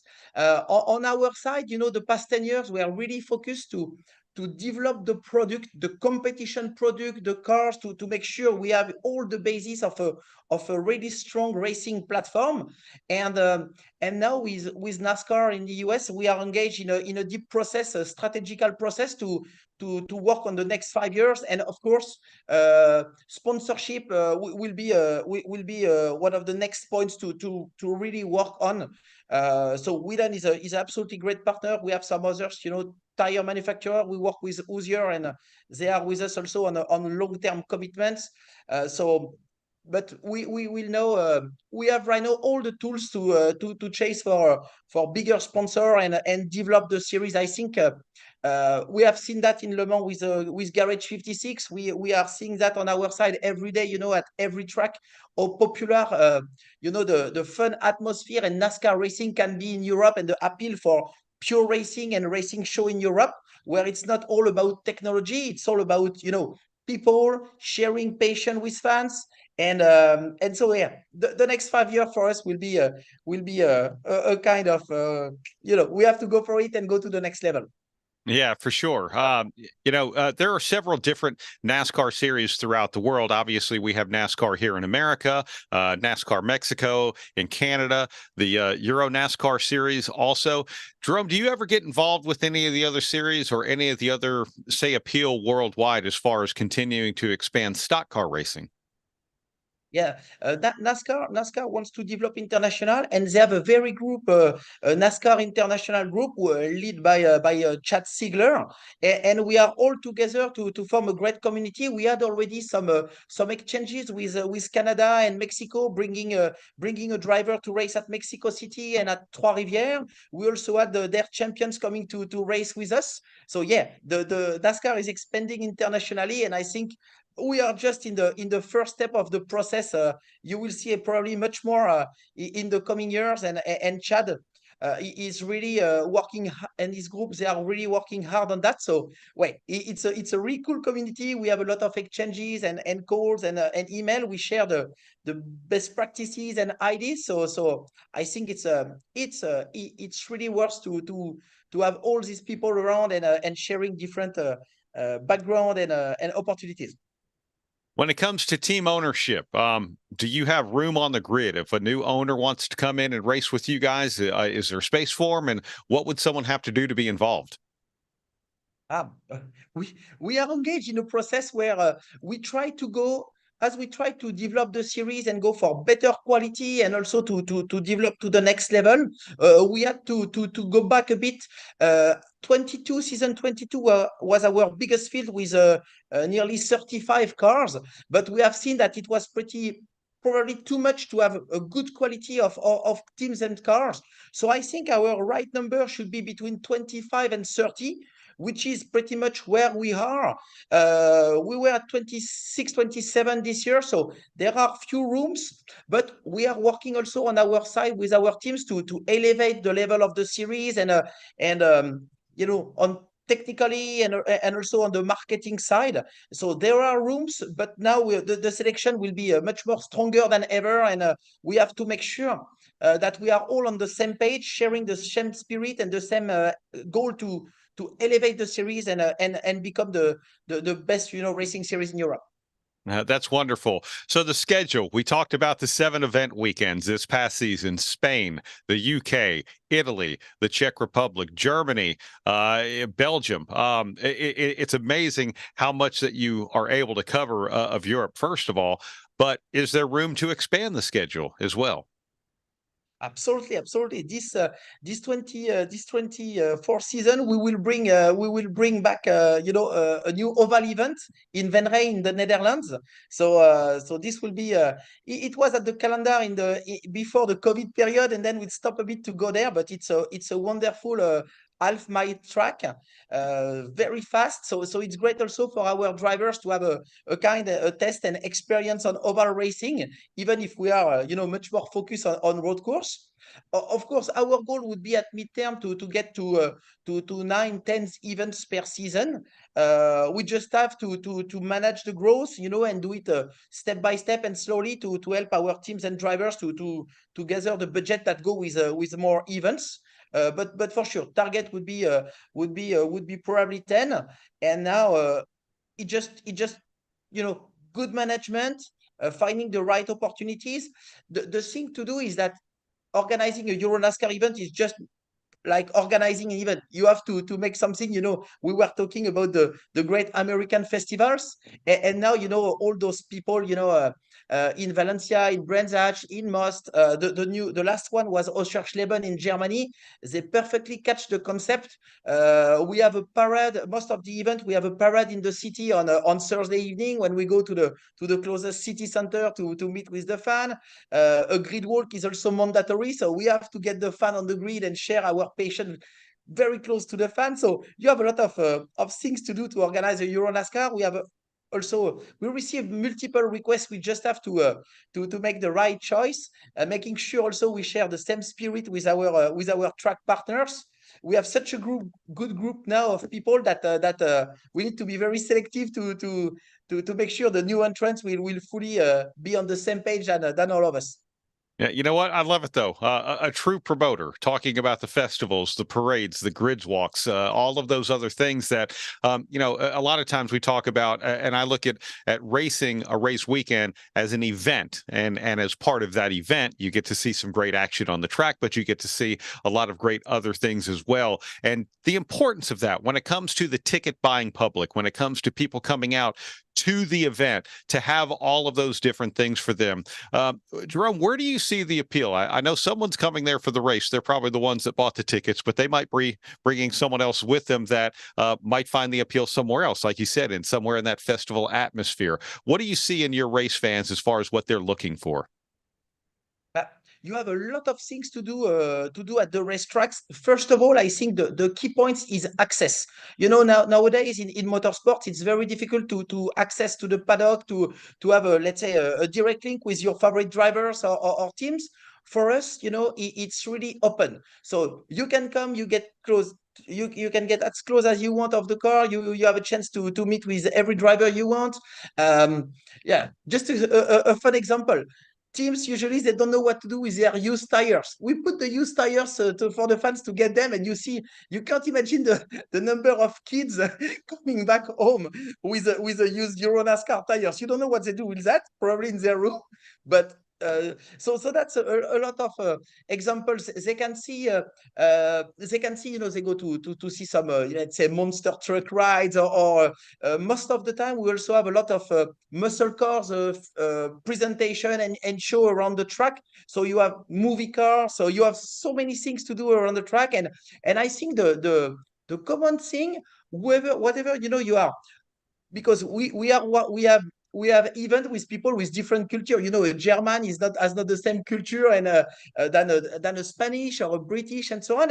And the common goal is basically, when you look at the situation in Europe, our common culture is the American one, because we are all watching TVs, and we have US movies and series and so on. So we all have the same thing. And when it's fun, when you have a good atmosphere, when you have access everywhere, it's not something where you are restricted and you can't do that. So that's why our events are growing year after year, because people come, they spend a good day at the racetrack, they are smiling. We have also a lot of kids and families coming. So what they want is just coming back the year after and bring some more people. So that's how year after year we are growing the fan base just by making things easy and just fun. Our goal is not about technology. Our thing is not about technology. Our thing is about fun and pure racing. Yeah, and I love that, and everything that you just said that just makes it into a wonderful weekend. All right, Jerome, I want to ask you a little bit about you, because you're a bit of a racer yourself. Tell us about your background. First of all, I'm not alone, in this boat. First of all, it's a family and a couple story. We founded the series with my wife Anne, and if you walk in the paddock, everybody will tell you that she's the real boss of the series. So I'm just the face over there on screen, but she's the real brain behind the series. And also my background is all about racing. Since my younger age, I follow my parents racing road rally in Europe. It's not really popular right now in the US, but it's a big thing in Europe. So yeah, I think since my really first days, I was at the rallies following my parents. I drove rally in French Championship and European Championship. And also we had this idea, we made the statement with my wife that, hey, there is not this kind of fun racing series in Europe like NASCAR is in the US. So we had the knowledge and technology and also the network. So the first goal was to build a car that respect, because keep in mind, we race in Europe under the FIA sanctioning body. So that means our cars have to go to the full crash test process and so on to be certified by the FIA. So which we did, and it started like this. First step was to get a car and develop a car, and then but let me tell you that the first year, when European racing was all about, carbon fiber and paddle shift and so on. When you show up in Europe on a European track with a car with a 16-inch wheels, H pattern gearbox and carburetor, it was a challenge. But once again, the cool thing is, as soon as you put the driver in the car and put a real driver in the car on track, he has a lot of fun in the car. And I think that was the beginning of everything. So that's how it gets started. And I I keep always, watching every kind of motorsport, and we also try to save sometimes to go racing. So that's why with my wife, I think 2 weeks ago we were racing also a rally in France, and we did the Dakar 2 times. So we have a kind of let's say a different background and try to everything that is motorsport is fun. So we tried different things. I'm very impressed. I really am. Talking about the rally and Dakar and all of the things that you're involved in. But I think more than anything, having spent a decade with NASCAR, the Euro NASCAR series, and everything that you have done to grow it as well, it really says a lot about racing in general and the shared passion that we all have. So I hope to run into you in Nashville a little bit later on this week, Jerome, and thank you so much for being a part of Race Industry Week. Thanks a lot. Thanks for the opportunity. And Francisque, once again, thanks a lot for the very early days of the series. Thanks for the introduction. You did all the work, Jerome, and I love your energy, your passion, your enthusiasm, and it's not only Jerome. His wife is very much involved as well, and both of them are absolutely brilliant. And so, no, thank you for everything you do. So proud of the achievement you have accomplished. I mean, that's absolutely fantastic. So thank you, Jerome. Have a wonderful week in Nashville. So we will run a short video. We will be right back in our next session with SRO. So stay with us and we'll...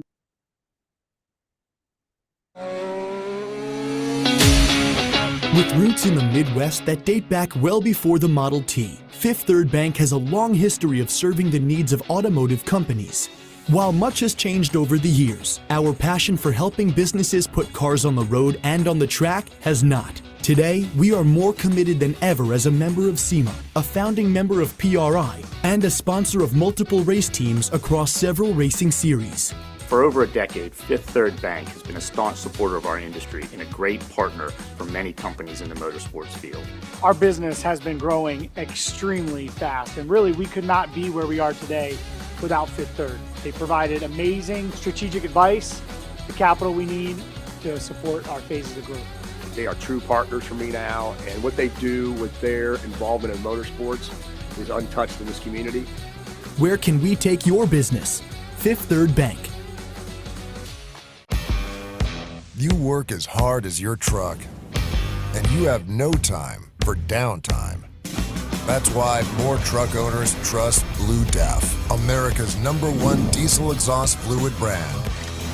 Each batch is guaranteed pure, so you can avoid costly repairs caused by inferior DEF. Demand America's best for your truck. Blue Def at Blue Def Platinum. Put trust in your truck.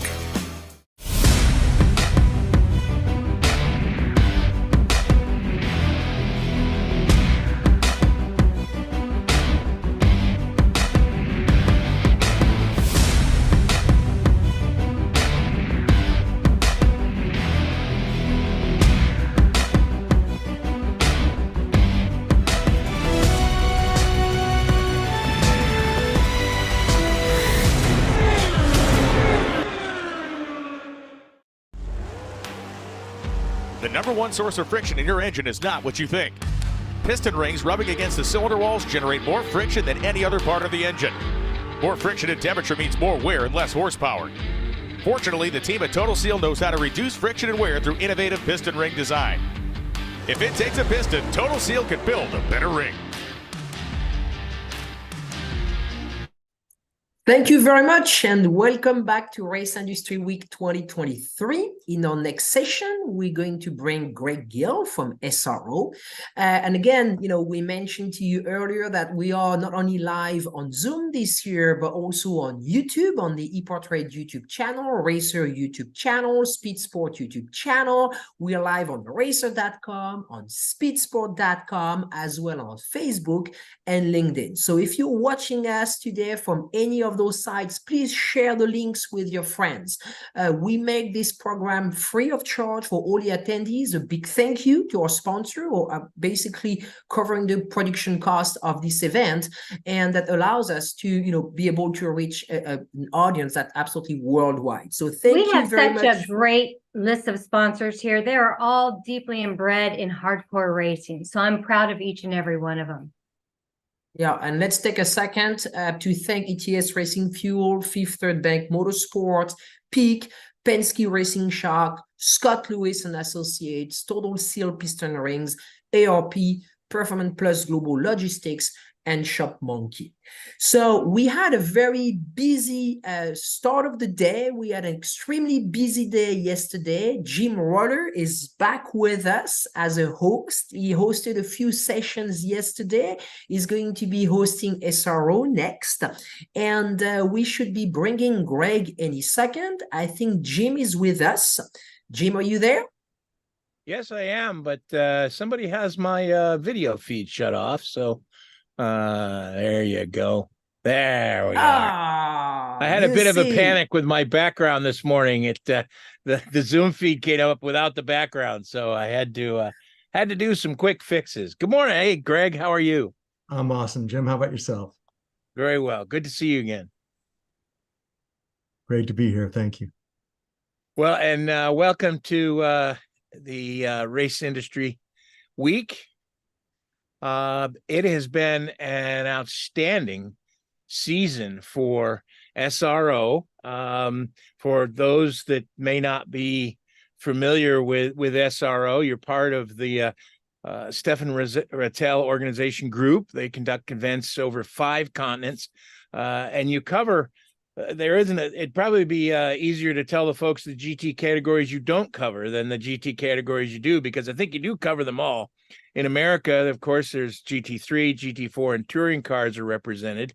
And you have, I think if my count is correct, 5 series running in America. Did I count that correctly? That is correct. So that would be the Fanatec GT World Challenge America, GT America powered by AWS. Those are GT3 platform series. GT4 is represented by the Pirelli GT4 America series. Touring cars are TC America, powered by Skip Barber, and of course the Toyota One Make series, GR Cup North America, which we at Speed Sport got involved with this year and really enjoyed that. And I, for one, have really enjoyed watching your races this year on our new platform, Speed Sport One. So tell us a little bit about 2023. Were goals met? Was everybody happy? Well, in motorsports, you can't keep everybody happy, but we did have a really good year. We just came back from our corporate gala in London, where we were able to celebrate all of our championships around the world. Like you pointed out, Jim, we do race on 4 continents, so we are not in Antarctica, just for those that are concerned about that, or in South America, but we hope to rectify South America soon. But it was a very good year for us, a good year of growth.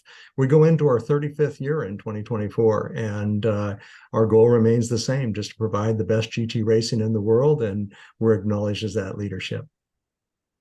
Now, when you combine your efforts with this vast international organization, what kind of marketing horsepower does that give SRO America as a functioning sanctioning body? That's an interesting question. I think the horsepower in terms of the media and the reach, we were one of the early people that moved away from traditional broadcast models. We've always had partnerships with whether it was CBS or NBC, but early on we started going into, and I'm not kidding, I think when we first started live streaming, there was actually dial-up sounds when you first worked with us. So as an early adopter of that, it was a real helpful thing for us. And then we pushed more and more with YouTube. You mentioned, and Francisco mentioned earlier, all the different platforms available to watch this particular trade show on. We've mirrored the same thing. And out of that, that's put our impressions into the billions. And because we race around the world, we find things I noticed, in the days of traditional media, we might see a live stream having 100,000 viewers and be very happy. And I noticed a few years ago, our Circuit of the Americas broadcast was almost 1 million. And I started looking where the viewers were coming from, and they were coming from Asia. And there was a tremendous interest in that pre-pandemic, and then it's only grown post-pandemic. So that's that is the global reach. But at the end of the day, Stephane Rattel is kind of famous for saying to our VP of Operations, Brian Hughes, that Brian, I want you to think globally, but act locally. I want an American accent in your race control. You're in North America. It's important to race in North America. Make sure that we are dominating and building something appropriate that is for the North American market. And so that's really been our goal for the last few years. And we feel that we really do have that now, but very much. We're all North American people, and we love our country. We love what we do. Love being part of a global organization, but our focus is right here in the States. To that end, the 5 championships that you have here in the States, you run at some of the most iconic venues. This year, wrapping your season up at Indianapolis doesn't get any better than that, I suppose. How are the series growing? Are you happy with the subscription rate and I'm not talking about on your YouTube channel, but on your of your grids and that sort of stuff? That's a thing that we really obviously build our business on, is the strength of entries. We were up in 2023. We were thankful for that. You mentioned GR Cup as a foundation. That was something we were very concerned with, just everybody migrate out of our touring car class and go to GR Cup, because it looked to be so exciting, single make racing, and it really was a wonderful inaugural season. What was great about that, and we really thank our friends at Toyota, because early on when they first approached us and said, hey, we have this concept, we're going to talk to a lot of different sanction organizations, would you like to, consider being part of it? And I immediately raised my hand and said, yes, because what you're doing is trying to add new people to the sport. This is going to be great for everybody. I hope we get the contract and get to work with you, but no matter what, this is great for the business and for all of us in sports car, really, and ultimately in motorsports. And we can really be thankful for Toyota, for all of us to do that. And I think that's one of those real neat areas that brought a new grid in, and consequently also brought people into different classes. After 1 year with GR Cup, they're moved up to touring car into our TCX class. They've moved up into GT4. So we saw just good growth, and it looks like another year of good growth for us across all classes in 2024. Seeing that one question raised about, will we go back to Ozarks? You betcha. They've worked on getting their circuit homologation, and we should have that in the coming weeks. And it's something that we're looking at. What is the best fit to do? They built such a great facility, and not only a great track, in a really cool location. We want to find the right fit of our classes and cars to be there, but definitely interested in going back to OIR. That's great, Chad. You and Chad were one step ahead of me on that one, because that was going to be my next question. Is how about we'll let you answer the question. Ask the questions, Jim, from now on. Yeah. Sorry. Any looks towards expansion of the schedule? Yes, we'll have some meetings at PRI next week to discuss with various tracks where the next time you are. Right now is a great time in North American motorsports. And I don't think there's an unhealthy series out there. Everybody has seen growth and expansion, and we're all very thankful for that. But with that embarrassment of riches is a need there's only so many hours in a day. How can you get more cars, more series into your weekend? It means you're going to have to expand the calendar a little bit, move some series around, do some things that really reflect the markets right. OIR being a good example. What's the right cars? What's the right combination? It is ideally set up as a place for a festival, as is Lime Rock. Places that we haven't been to for a while, we look forward to going back to. Yeah, Lime Rock is one of those places that is just suited to GT cars, isn't it? I mean, it's just the prototypes get to be a little bit faster on there, but the GT cars really do put on a heck of a show with a little bull ring. Absolutely. One of the big news items breaking late in the season for the parent company was the addition of the Nürburgring to the Intercontinental GT Challenge Series. So now it's going to be Bathurst, the CrowdStrike 24 hours of Spa, the Indianapolis 8 hours, which is the season finale for your regular American competitors. Now they're going to have the Nürburgring as part of that. When you have an international series like that, does it, and I ask this question because I can remember my days with the American Le Mans Series, and when as the European Le Mans Series and the Asian Le Mans Series came on board, we started to see at some of our events some competitor crossover. Can American fans expect to see some of that crossover, especially when you have these great foundation events like I just listed? Yes, absolutely. And you mentioned the CrowdStrike 24 Hours of Spa. A few years ago, 2018, SRO Global invited us over, and we went as a team and visited. And I really recommend if you're gonna attend any of the global GT races, certainly Bathurst, Nürburgring, Le Mans, but Spa is special because it's GT cars only, 70 plus of them, an amazing, really almost 10-day experience. And our first goal, Jim, honestly, was to get American competitors going to those venues because there really was I've known about that, I've heard about it, but was it easy to be part of? And now it is. Now we have customers who are considering racing at Bathurst in February next year. Nürburgring obviously has special licensing that makes it a little bit more challenging for teams to get there. But in turn of saying more people coming to the Indy 8 hour, yeah, absolutely. From that, and I think the fans can expect to see more names. We keep pushing Valentino Rossi because he's had such a fan base in Europe, and we know he'd be huge at Indy. We hope he'll finish the season with us, but it remains to be seen if that happens. But for sure, you're going to see more European drivers and teams entering Indianapolis. And when we were just in London, several raised their hand and pulled us aside and said, we want to make sure you're counting on us for Indy next year. That's outstanding, and certainly with the addition of the Nürburgring, they've pulled together a Mount Rushmore, certainly of venues, haven't they? That's outstanding. Now, one of the things that's an advantage, and this is kind of an answer, I hope, to one of the questions that we've gotten in the chat from Phil Nellis, is one of the advantages of the GT3 and GT4 platforms is there is standardization through the FIA rules. Are there not? Yeah, that's correct. One of the things that SRO is really proud of is that in the early days of GT racing, when it really wasn't clearly defined, GT1 had come and gone. And, again, from your experience, you know what I'm talking about.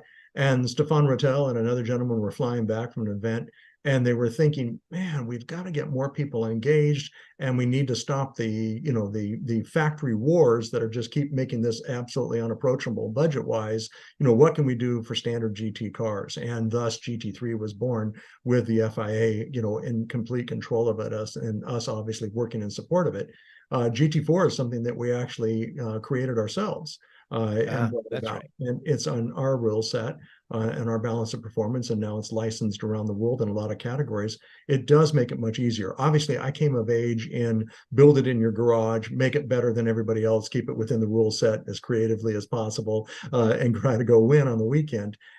In the world as it's changed so much today, a homologated race car is actually a better solution.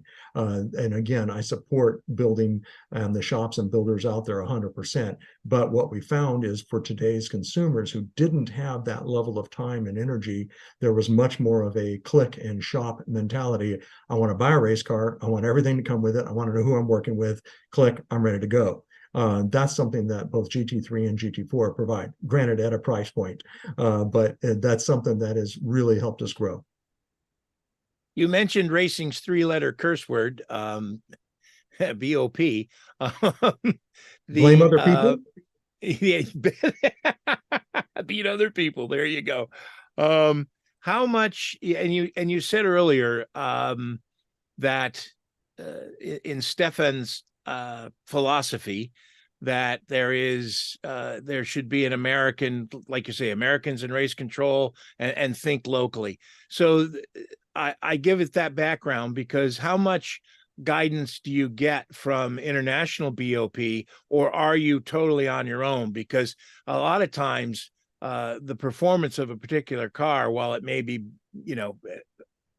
product A may be a little bit better than product B, but in the hands of the right team and the right car. So how much right driver, I mean, how much control do you have over the BOP, and how much guidance do you get? Well, I tell you what, it is a global BOP in GT3 and in GT4. However, what they do and what makes the global BOP applicable to a North American racetrack, and again, I'm in Austin, Texas, so you can talk about Circuit of the Americas, maybe not the best example because it really matches a lot of European design tracks, lots of runoff, things like that. Where do you slide Sebring in, as an example? Not a lot of other tracks in the rest of the world like Sebring, but we run with an ABCD track configuration. And with that, we nominate the tracks around the world in that configuration. From there, we pull, just like any other group, we pull all the performance data, work with our engineers, work with simulations, and then work with actual track testing before the season starts to determine what's the best balance of performance. So when it comes down into the local market, to answer your question specifically, we'll look at the cars that are enrolled, because if you have an overdog or an underdog for that particular track, but they're not entered to race there, it could skew your results. 2 seasons ago, we had that happen with a Porsche Cayman, where they were just getting killed in our series, and we just couldn't figure it out because their results around the world were pretty good. But it was just like you just had boat anchors down. And again, kudos to the NOLA Sport team and others who were able to still really create. RS1 was another one that created, championship level results. And yet it was clear that they were just fighting every weekend. At the end of the season, we looked at it and discovered that we were taking a couple of cars in Europe that were part of the championships there, and they were skewing our power to weight ratio, and they weren't in the North American Championship. So when we do our BOP, we take that into account, this is what's happening in America. These are the cars. And we want to make sure that there's no outliers, either too fast or too slow, that would then pull down the average and make it not successful.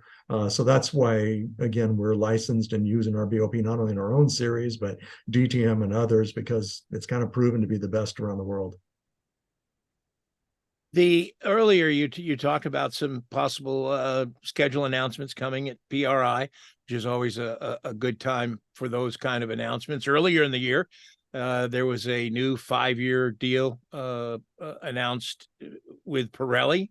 Are there any other things that I may have missed during the year since October, or any little hints you can give us before PRI of any new sponsor announcements? Yeah, absolutely. I think you'll see, and I don't know if it'll be at PRI or not, but we'll be announcing that in the coming days that Fanatec has remained as our title sponsor globally.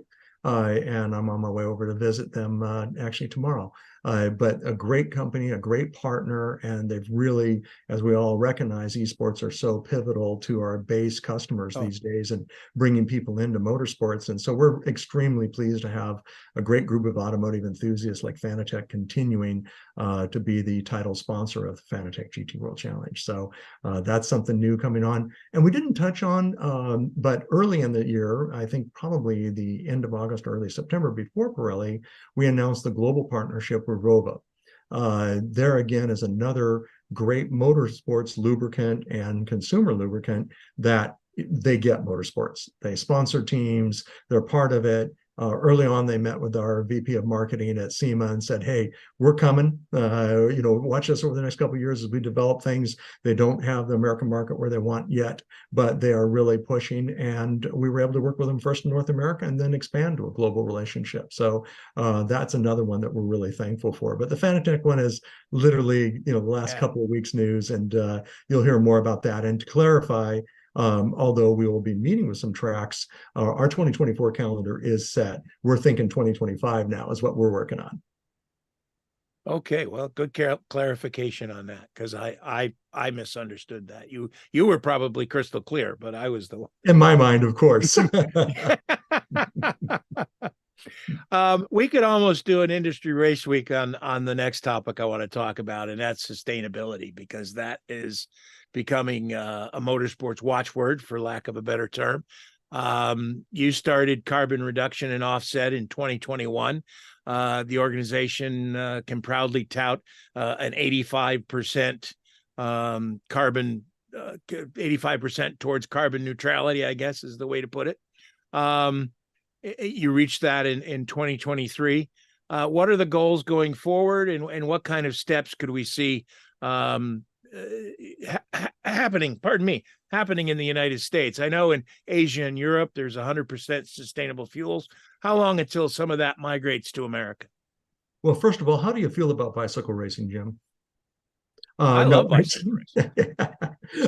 We're gonna continue to race. As fat as I am, I still love bicycle racing. Exactly. And human powered is awesome, but we're going to continue to work with ICE and the alternative fuels. You ask about it was something I'd like to note, that it wasn't a political decision. Stephane was one of the earliest people that came to me saying, look, I'm seeing things where I live, different places I visit around the world that are impacted by the climate, and I'm concerned, and I want to do this. And it was something that really impressed me, because before, as a matter of fact, to this point, we still don't have like a corporate underwriter or someone who is saying, we want you to do this. It was strictly something that Stephane felt as a global businessman that he wanted to push.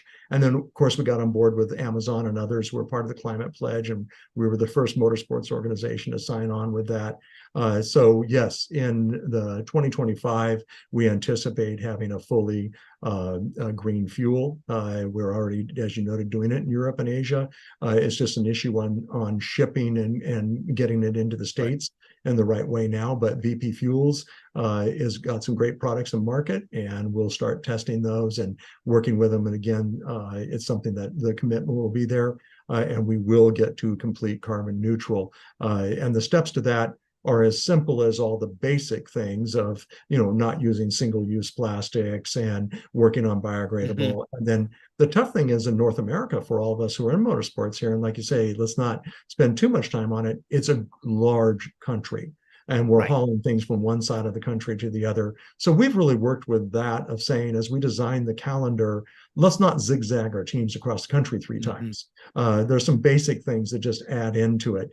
Can we combine things? And they're all things that we were already doing, but that from a global level, it added up. And we were very pleased to see the amount of projects that we've invested in around the world, and here in North America as well, because we put our money into it here in North America. So we've made sure that we're investing in forests right here in the States to make sure that we're adding to the ability to have carbon neutrality.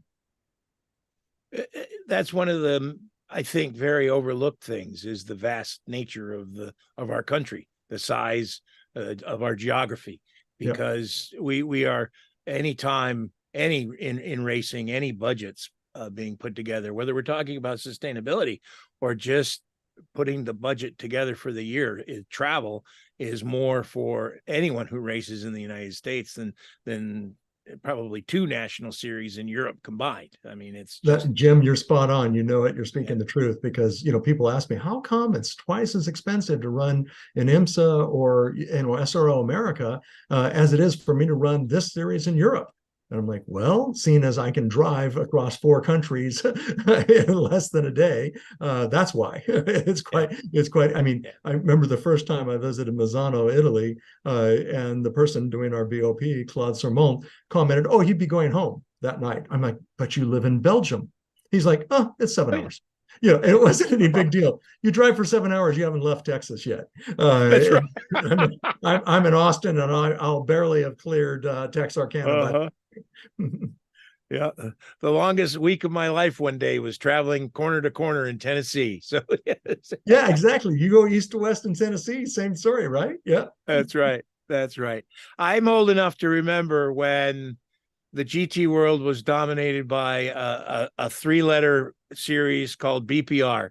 Barth. Oh, wow. Yes. Wow. Yes. Barth, Peter, and Rattel. And I worked for a company at the time that had the video rights here in America, and Jürgen is a longtime friend, so I was very close to that series. And I only bring that up because they were on the leading edge of GT racing. As you said, it was a time when it needed to be propped up, and they were able to do that for various corporate reasons, but they were able to push those corporate reasons to the benefit of GT racing. how does this organization look?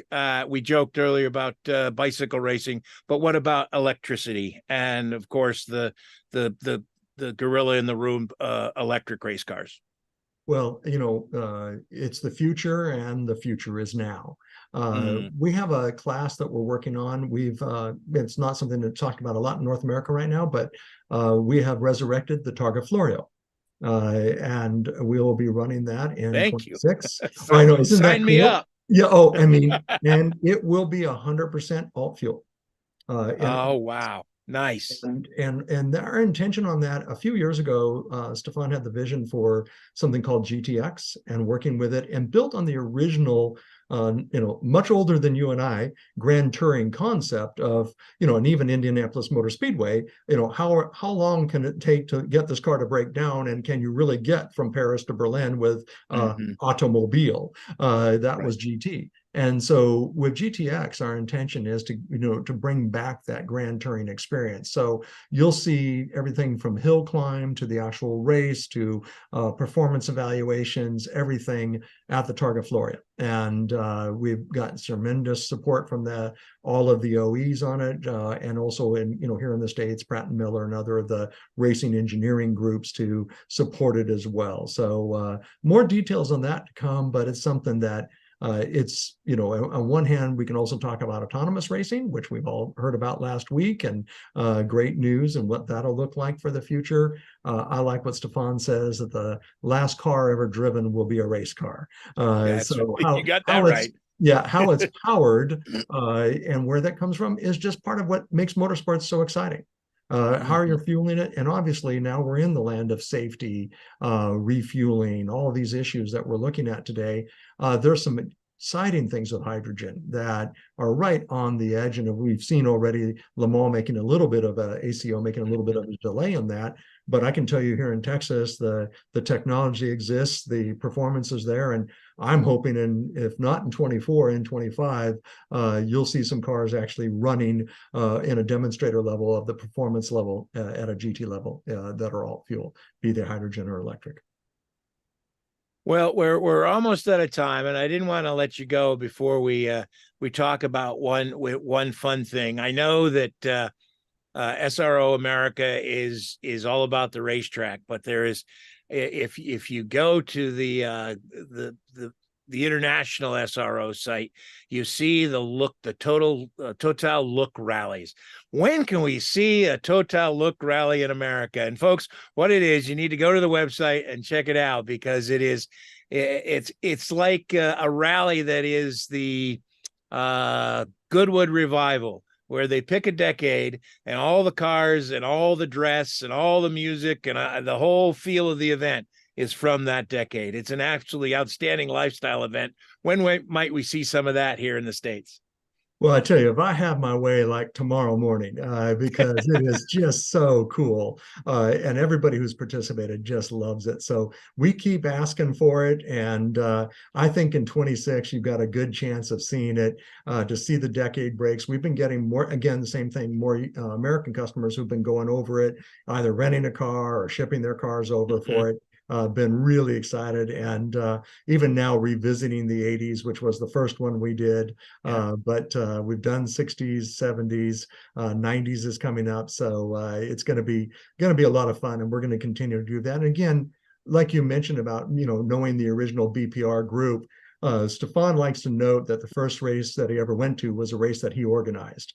His background really was in having fun with your cars, gumball style things, etc., and then realizing it was much safer to do that in a race course. And so we haven't lost the desire to have fun and to throw a good time. And you'll see more of that coming over. Really appreciate the question. And Jim, everybody, thanks for letting me join you today and fit through the scheduling. Thanks for taking the time, and it was great to see you again, even if it was through ones and zeros going over the wire.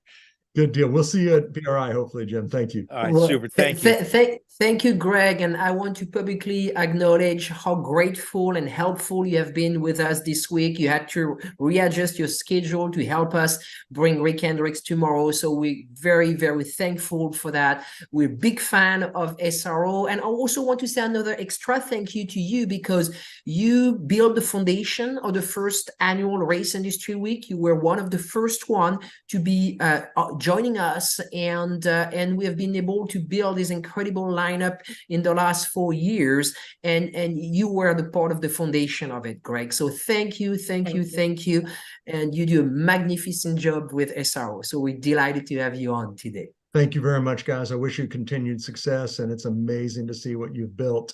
We'll do anything for Judy. So it's something that most of the industry, Smart man. Smart man. Yeah, exactly. Most of the industry knows that. So that we appreciate her leadership and guidance for so many years. But on the same token, appreciate what you've built and excited to see this line of speakers this year is incomparable. It's just amazing. And so very happy to be part of it. Thank you all.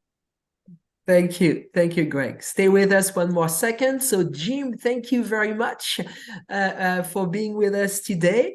We're going to bring Jeff Hammond next. We're going to roll directly into our next session. And Jeff should be on with us any second. And we're going to be talking SRX with Don Hawk. So I think Jeff is going to be joining us, and I'm getting a signal from our producer. They are waiting for Don to be joining us. Oh, Don is on as well. Good morning, Jeff. Welcome back. Good morning to everyone. And yeah, very exciting day. Great kickoff to Industry Trade Week on Monday.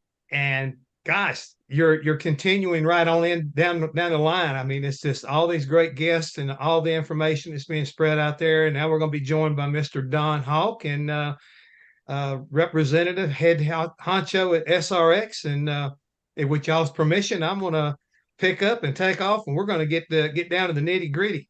Don, how you doing? How you doing, Jeff? I'm doing good. I hope you are. I'm fantastic. I just ran from the shop to here, so forgive me. I might be a little bit out of breath. I'm just kidding. I used the car. That's right. Get yourself a big drink or whatever that is, and we'll see if we can't. Tell me what's going on with SRX. I mean, everybody. Let's put it this way. I don't know anybody who doesn't enjoy watching since this series was started. And now that you've kind of like rebranded it and got it running on Thursday nights, I think even more people are happy about that because, a lot of people had Saturday nights and there were challenges, trying to see it live. Not to say you couldn't record it, but now you got we got Thursday Night Thunder back, and it's being represented by your series.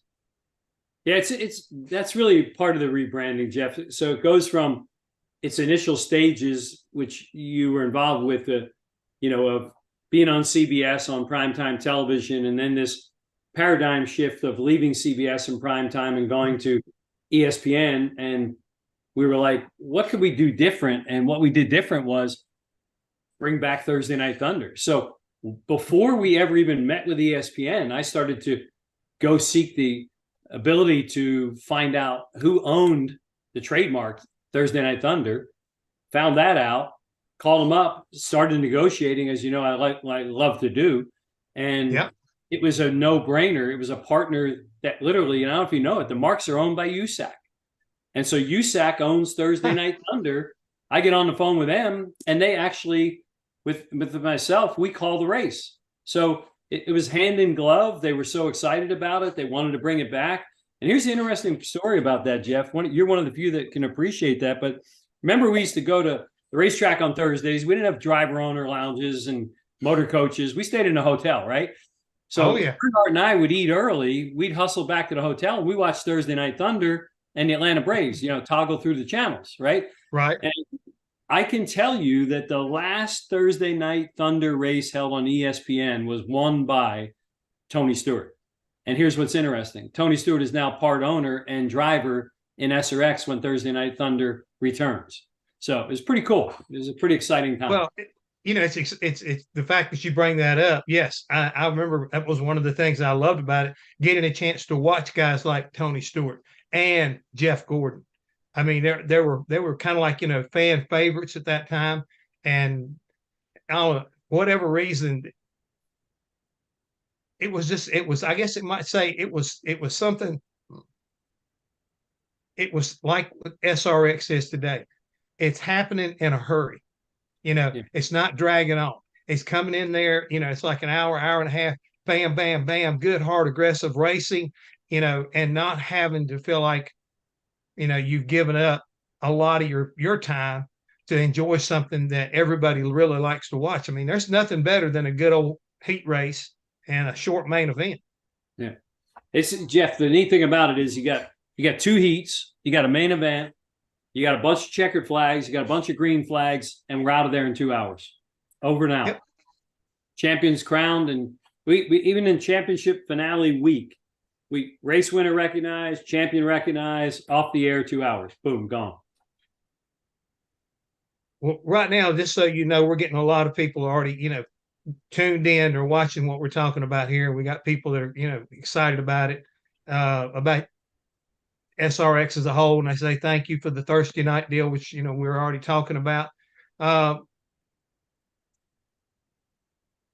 just reading here, Phil Nels, he says you have a great broadcast partner in Canada, a solid fan base, and more than one track promoter interested.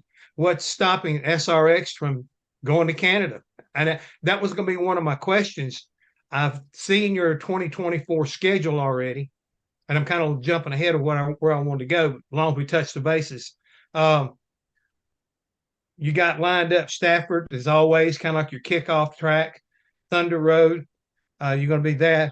Slinger going back there, love racing there. Berlin, but you've got 2 dates that are open right now. Can you address the Canada question and maybe give us some insight of what your thought process is? You know what? You have a clairvoyant bunch of listeners today, right?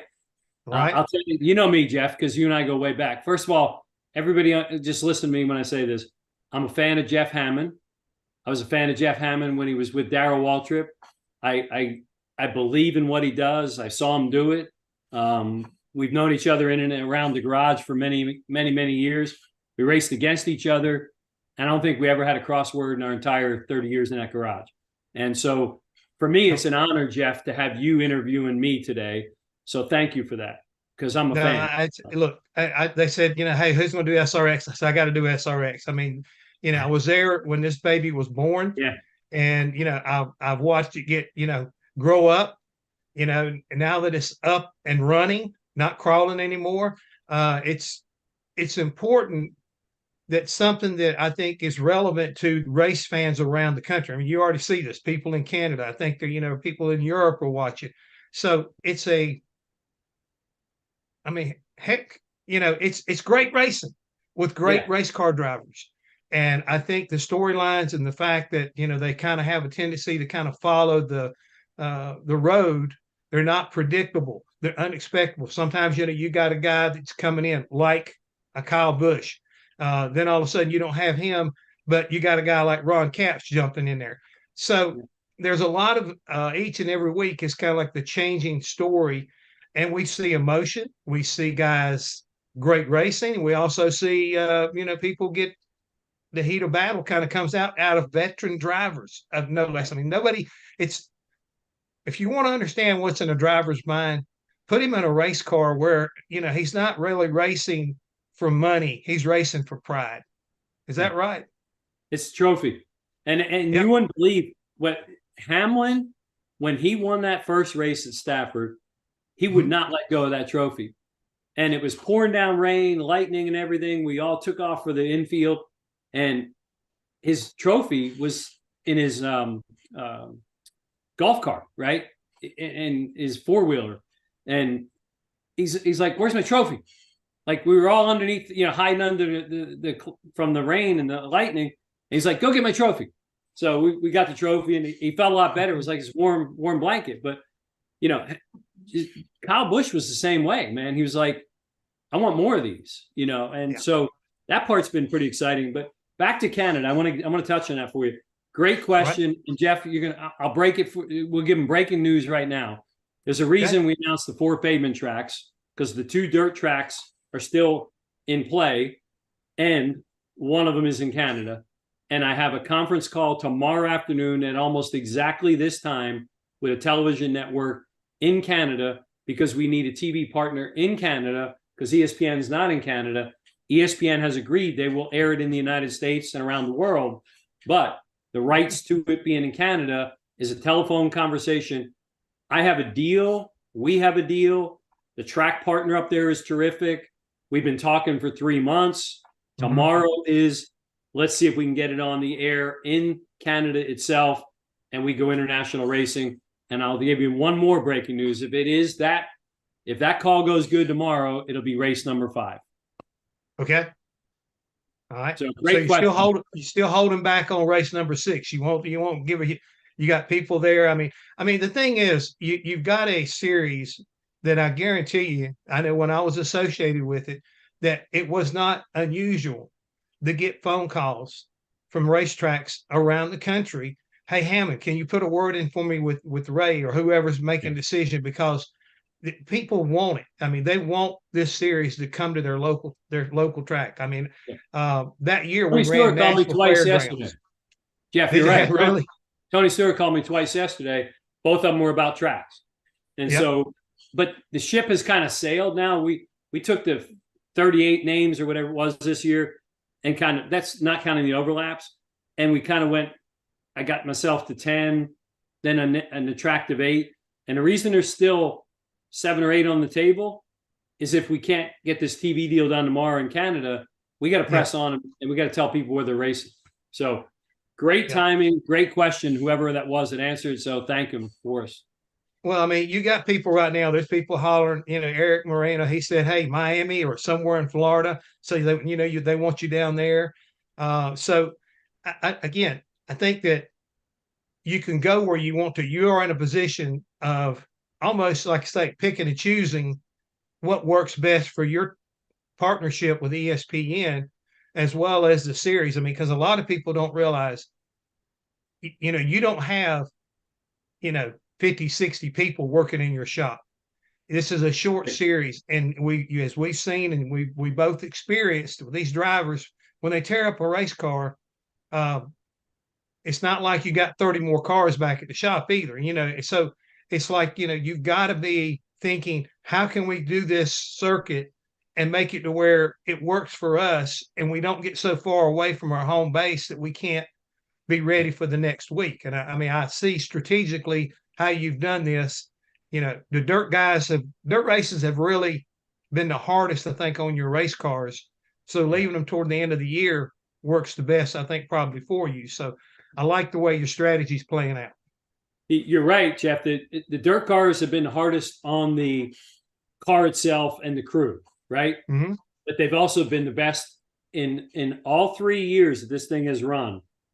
5 of the 6 best TV rated races were on dirt. Yep. Is that not crazy? I mean, people just, and it could be part and parcel to the last 2 years. That's where you settled the championship also. Yep. And I want to brag a little bit. That's where I got my win, was with, believe it or not, Tony Stewart at Eldora that year.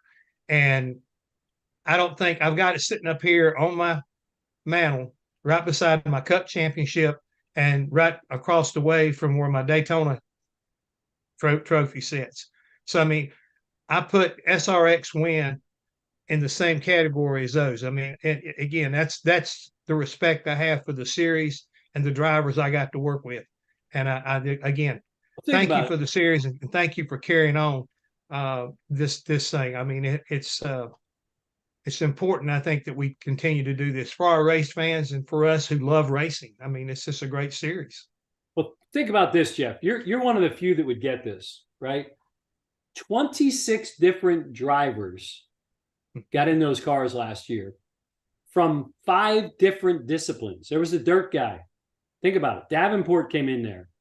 Right. Just pure dirt and dominated, by the way, at Lucas Oil Speedway. But got dogged the whole night. You have Ron Capps from NHRA. You got Elio Castroneves, Tony Kanaan, Andretti IndyCar people, right? Then you got cup people, current, cup people past, truck people. I mean, it was a creme de creme last year. 26 different people sat in those seats. It was a blast. It was, and I got two questions off of that. Number one, I worked with Haley Diggins. She was back again last year. Will we see her again? And is there any chance that there's another female driver out there that we might see come and sit in an SRX seat somewhere in the future? Man, I think you're tapping my phone. Let me check here. There's actually a female. Haley, we haven't picked any of our drivers yet, except I'm pretty strong going to tell you that Tony Stewart should be back because he owns part of the company, and we just talked yesterday.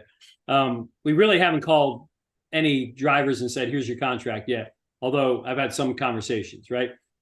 Haley's high on my list, and she knows that.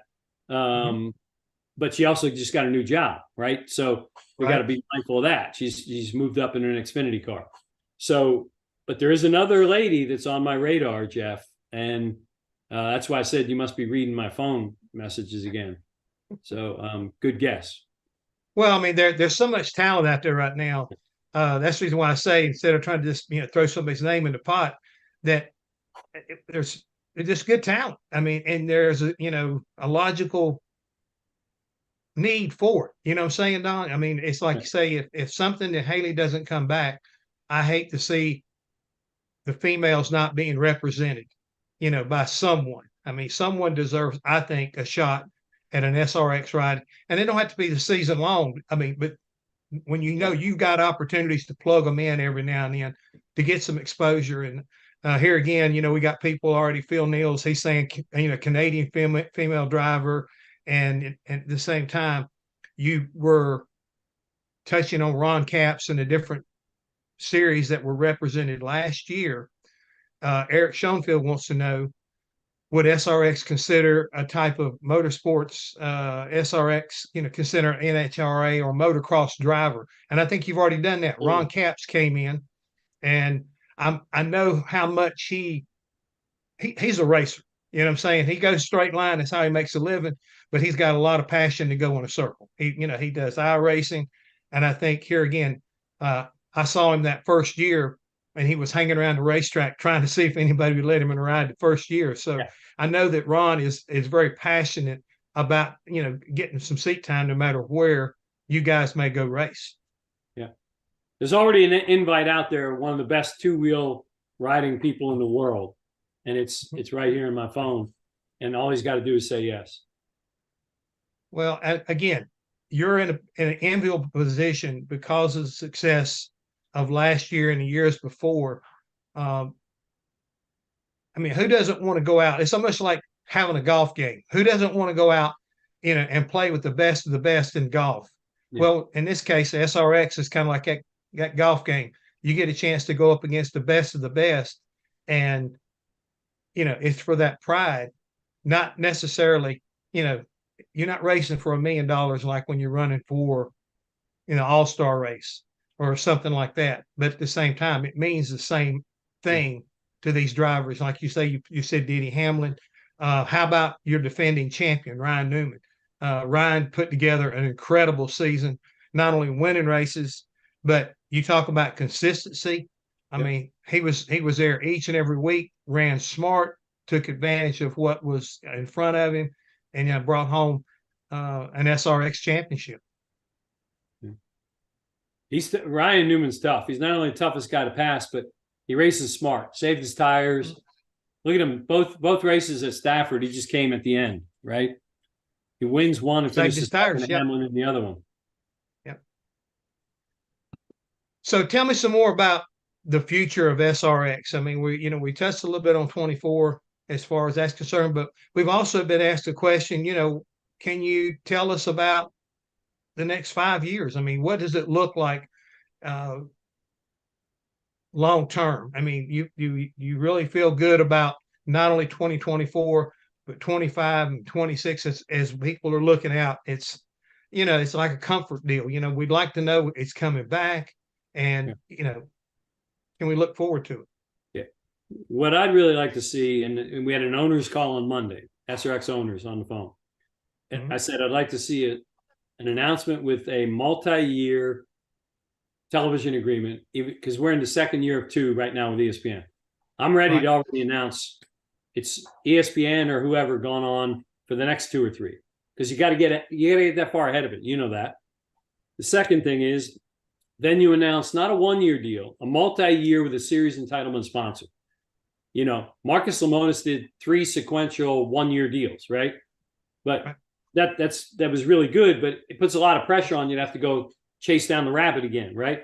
So it's TV first, entitlement sponsor next, and then it lays the foundation for you to go to all the other 12-car sponsors. Because really what I've got is I got Joe Gibbs Racing, Hendrick, and SHR in one roof. You know this, Jeff, because you were there. There's 12 cars we got to sell. Sponsorship on 12 cars, and there's 4 spares. And so 12 of them things need to have decals to be sold to somebody, right? And so for me, the success of SRX is moving from beyond this 1-year mentality to a multi-year agreement situation, and then Katie bar the doors on not only who drives them, including F1 people, but it also is the viewership just goes exponentially through the roof because people go, it isn't a one-shot wonder, it's here to stay. With what ESPN is asking from you, I know they want great racing, but how much personality do you feel like is important to go back into the SRX series? I mean, because you've got personalities. I mean, having worked around Tony Kanaan, Helio Castroneves, you know what Tony Stewart and Clint Boyer bring to the table. How important is that? How important is it to once again have the fans feel like they're connecting with these guys in the SRX world? I mean, it's still a racing world, but you know, personalities don't matter where they are. If they're shining and they're doing their thing, people want to hear it. They want to see it. Yeah, the neat thing is, Jeff, these guys not only want to be on the track and race each other for that trophy, off the track, they're going out and they're meeting race fans. They're signing autographs. They're doing Q&As. They're doing autographs. And it's like they're at ease because they're not under the pressure of, you know, a big fence, and they're not surrounded by, you know, what Dale and Darryl used to call the CODs toters and the managers, right? They're there just to have fun. They want to go car racing, right? So that dynamic has helped it a lot. I'm getting ready to do another interview later on this afternoon. I want to ask this question because maybe I could say something to her on your behalf, put a little pressure, because I think you'd like to do this. And I know at one time they said they'd love to have you. Wilkesboro, North Wilkesboro. Would that be a place that you would like to be able to go back or go to and run the SRX series? I can honestly tell you at some point in time, Jessica Fickenscher, Mike Birch, Marcus Smith, and we've all talked about it. It's a question of they've got to decide what fits into their paving redo and all that. I literally had, for a while, I just held out a spot this year. And I'll tell you, I would even go so far as to say North Wilkesboro is the kind of place you could actually get me to call up the other owners and say, let's ask a network to do a 7th race. I think North Wilkesboro could be that big. And it's everybody's backyard. Well, I know it's the paving job is down. It's beautiful. I mean, it really is going to be awesome. And I know that with the latest announcement, especially from the Cars Tour, that they're opening basically early part of the season at North Wilkesboro, and they're going to be closing their season in North Wilkesboro. So I think there again, that gives that grassroots racing a whole lot to holler about and cheer about. And I feel like SRX is a grassroots racing type of race car and series to a certain degree. And I just think, you know, a place like North Wilkesboro is a great location to showcase y'all's guys' talent. How about a doubleheader that night? Cars Tour finale and SRX. I tell you what, I'll pitch it here in a few hours when I've got Jessica on the Zoom call, and we'll see what we can do with that, because I know that Yeah, I will do that for sure because, again, SRX is it's such a unbelievable series. And, I'm happy for you that you're running it and how you, managed it and getting the things that we're getting to see and the potential. I think that it's awesome to think about having a race in Canada because I know, and you know this to be true, you ran the business. It's like going to Pocono and in Michigan and seeing the Canadian fans that come over. Oh my goodness. Is like New Hampshire, unbelievable. same thing. Remember? Yep. It's just one of those racetracks that are what our people, race fans. I mean, I would hate to think what percentage of NASCAR Canadian race fans, make up because they're that strong. And I think that we owe a lot to them as far as racing is concerned. And if we could get up there and race the SRX series, I think that would be just off the chart one more time. I think it would blow some good ratings, but it would also make a lot of race fans up there very, very happy. Yeah. Is that chat room that full, or is that just my imagination? No, this thing here, we've got a lot of people right now that, that SRX and iRacing are getting together, in the near future, which I think, to a certain degree, they're kind of like hand in hand with a lot of their drivers because a lot of people get a chance to practice racetracks on iRacing before they go and race. So, Jeff, on that note, just so you know, they scanned a dirt car and an asphalt car. iRacing was living with us 2 weeks ago. They scanned our cars. We're gonna be on iRacing. That's official. Well, there you go. There you go. Sam, you got a chance right there to get your iRacing buddies together and let them know that there will be a car for that. And speaking of that, the game, how's that going for you? I mean, I looked at that and it's really well done. Yeah. The game still it's gone like crazy. What I'm working on right now is people are just begging for die-cast cars, the old collector, right? Yeah. I mean, why would you not want a Tony Stewart first-time champion in an SRX car? Tony, there's so many stories, right? Well, I didn't say put me down for one because, like I said, I won with Tony that year at Eldora, and I would love to have anything else I could do to kind of like, tie the two together. That way I could get Smoke to sign it, and I'd have something that would be great for my grandkids to fight over once I'm gone and everything. But well, we got a lot of folks right here that are really just excited. They want Sam Nelson, he's all pumped up. Laura Spalding, she said definitely looking forward to hearing the female focus on the SRX female next year. So I think, Don, you're doing a lot of things right. I think today's been a great opportunity for those who tuned in to get some insight and hear some breaking news about Canada. So really appreciate your time. Hey, Jeff, here's the deal. You pick a race, you be my guest, you come in, and we may even pick your brain and have you crew chief somebody for a little cameo appearance. How's that? Hey, all you got to do is just let me know. You got my number and I'm available. Okay. Francis? Thank you. Now you've heard it. You've heard it straight from the horse's mouth. Now we're making breaking news right here on our webinar. Thank you both for a great session. Lots of energy, lots of questions, lot of engagement, and thank you. Great series done and brilliant, Jeff, as always. A lot of chat action. Yeah, a lot.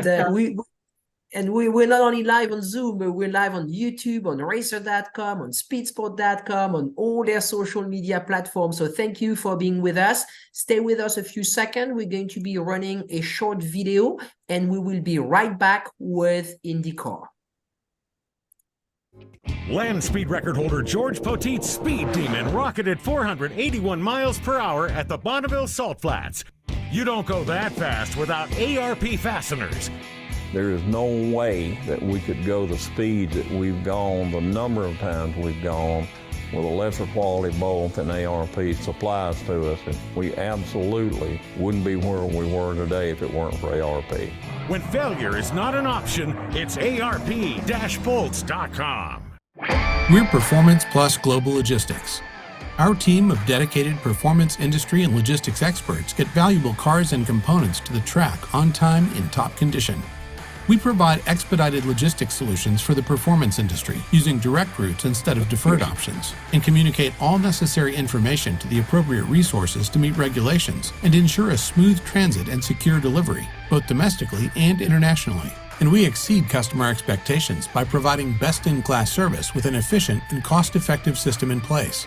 Contact us today to book your next shipment. Scott Lewis and Associates, the sales, marketing, and branding specialist for the automotive performance industry since 1988. We get our manufacturers on track by opening an extensive distribution network, providing product training to sales staff, creating fully integrated sales and marketing strategies, building successful industry partnerships, attending trade shows, events, and races, offering first-class support to customers. SLAI delivers solutions that win you sales. To get in touch with an SLAI representative, call 516-378-6100. Go to scottlewisinc.com or email info@scottlewisinc.com. Thank you very much and welcome back to the program, Marshall. We're delighted to have you on today as well. Thanks, Francisque. What is this, year 4, 5? I don't know. Year 4. This Year is 4. Building a lot of momentum. You and the Epartrade and racer team and speed sport team should be very proud here.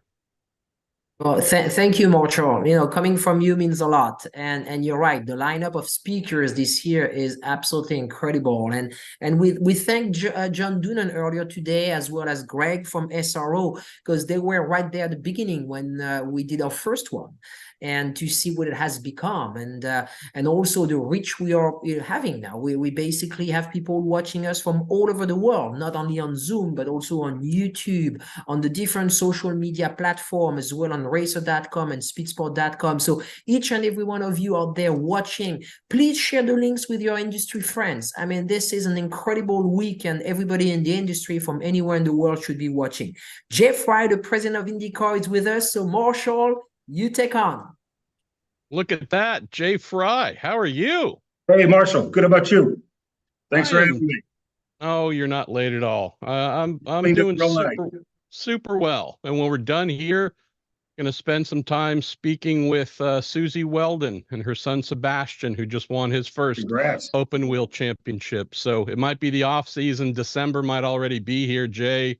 Things aren't slowing down. Why don't we start there? So IndyCar season ended early September. In theory, nothing's going on, right? Things are boring. Things are quiet. You're well rested and tanned. Thank you. More like the opposite is true. Non-stop hybrid testing for next year's brand new engine format. Even this week, you've been busy at the IndyCar base in Indianapolis, meeting with drivers. Why don't we start there, Jay? Folks might not know that IndyCar does things a bit differently than some other series. You're in constant engagement with your drivers, seeking input from them, advice from them, and so on. What do you do when you ask them to come in and meet with them here during the off season? What is this exchange all about? Well, it's pretty cool. So, yeah, well, thank you again for having me today. If you think of really our busiest time of the year is from the last race of the year. So from Laguna through like basically Thanksgiving or like now, right? So a lot of times people ask, which is funny for all of us, what do you do in the off season? Well, there really is no off season. I guess you would just say there's not a racing season. So we're not currently racing, but there's lots of things going on. So what we do, our off-season meeting cadence is we always meet with the team managers, usually 2 or 3 weeks after the season ends because everything's fresh. Go through a bunch of things with them. Some's answered, some we wait for the drivers. Then the next meeting is then with the drivers, which we're having this Thursday. Go through a lot of things with them, solve some things, come up with some different things. And then ultimately in first part of the year, then we'll meet with the owners and we just go through kind of the whole package. So yes, we started this, I guess in 2016, 2017.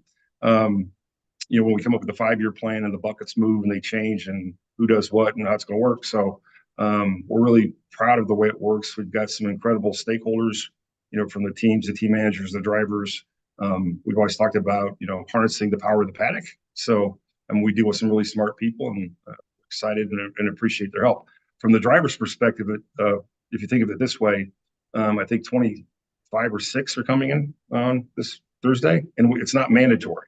So we just want them to, the ones that can come in, want to come in. We want to get their feedback. We want to get their opinion. So, I mean, I think that kind of sums it up in a big way that, that we have that participation in the meeting is not mandatory. Let's talk about what's new coming here for 2024. We know that around this time last year, there was the announcement IndyCar, its engine partners, and Chevrolet and Honda would be sticking with the tried and true 2.2 liter twin turbo V6 motors. That being done to help them step in and help IndyCar bring hybridization to the series. Chevrolet, its partners at Ilmor Engineering, Honda, with its American base at Honda Performance Development, said, we will dive in. Half will look after the mechanical side, the MGU part, Jay. The other half will look after the supercapacitor, that being HPD, combining. Here we have kind of Hatfields and McCoys deciding to get together and really help IndyCar.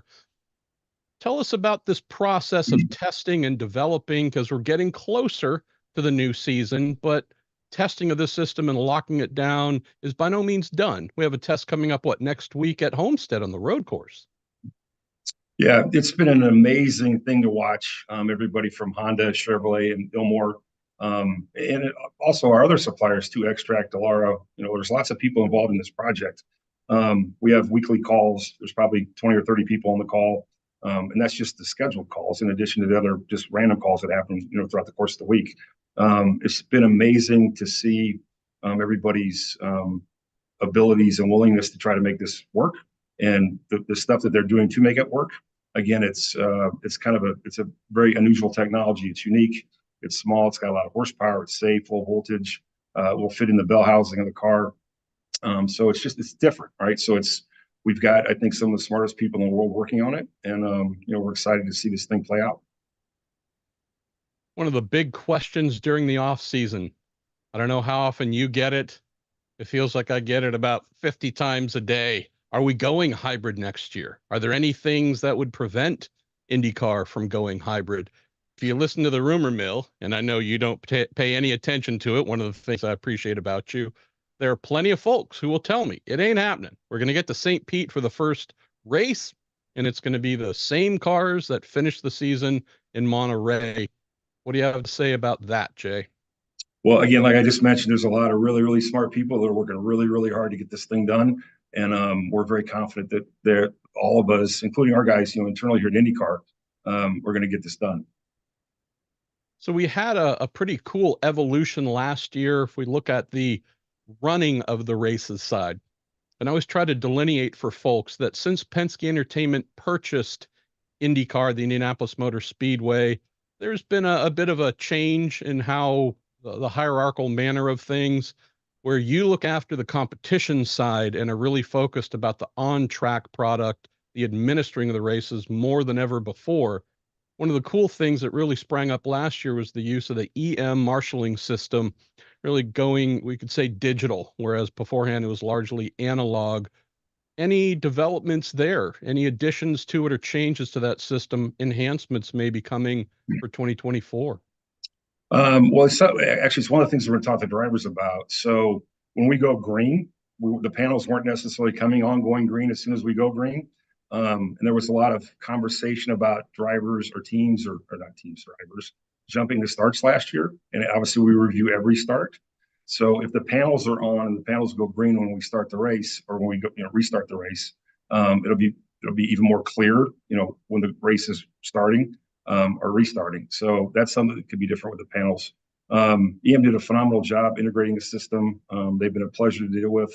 I think this system will just continue to get better and better as we go. Obviously, it's the same system that F1 uses, and it's a really good program. It looks very professional. The course marshals have done a great job of understanding and learning the system. So we're excited to see how that plays out. Officiating was a topic that I raised to you more than once this past IndyCar season, where there were some excellent races, truly high achievement in officiating. I don't know if we ended the season, my home track at Laguna Seca, in the same way. It seemed like a brawl broke out over all those laps. I've jokingly written in the Racer mailbag, said on my podcast, there's some great surfing nearby in Monterey. I wonder if some of the members of Race Control took the race off and went surfing because, kidding, but it seemed like the referee's whistle could have been blown a lot of times, a lot of penalties handed out. Not so much focusing just on Laguna Seca, Jay, but do you come out of this past season and say, I wonder if we either need to look at things differently, get some new or different or additional people in Race Control? What's your mindset coming out of last season on where the officials, the referees of IndyCar, performances they did, and any changes for next year you can think of? Well, I think if you look back at Laguna, I think we had more avoidable contact calls in that race than we've had in any since I've been here anyway. So there were a lot of calls made there. It's funny, a kind of interesting story. So Greg Sankey, the commissioner of the SEC Conference, Southeastern Conference, is a good friend, and he was at the race at Barber this year. And we had him come in Race Control. And as you know, when we have a review of or look at a replay, the race doesn't stop. So in other sports, when they're reviewing a play or officiating a play, what happens? The game stops. They go to the booth, they go to New York, go to Birmingham, or wherever. So he was fascinated that when we officiate and how we officiate, that we don't stop the game. We can't stop the game. Cars are still going 200 miles an hour. And there we go. So, so again, I think like we mentioned at Laguna, we had more avoidable contact calls than I think we had ever in one race.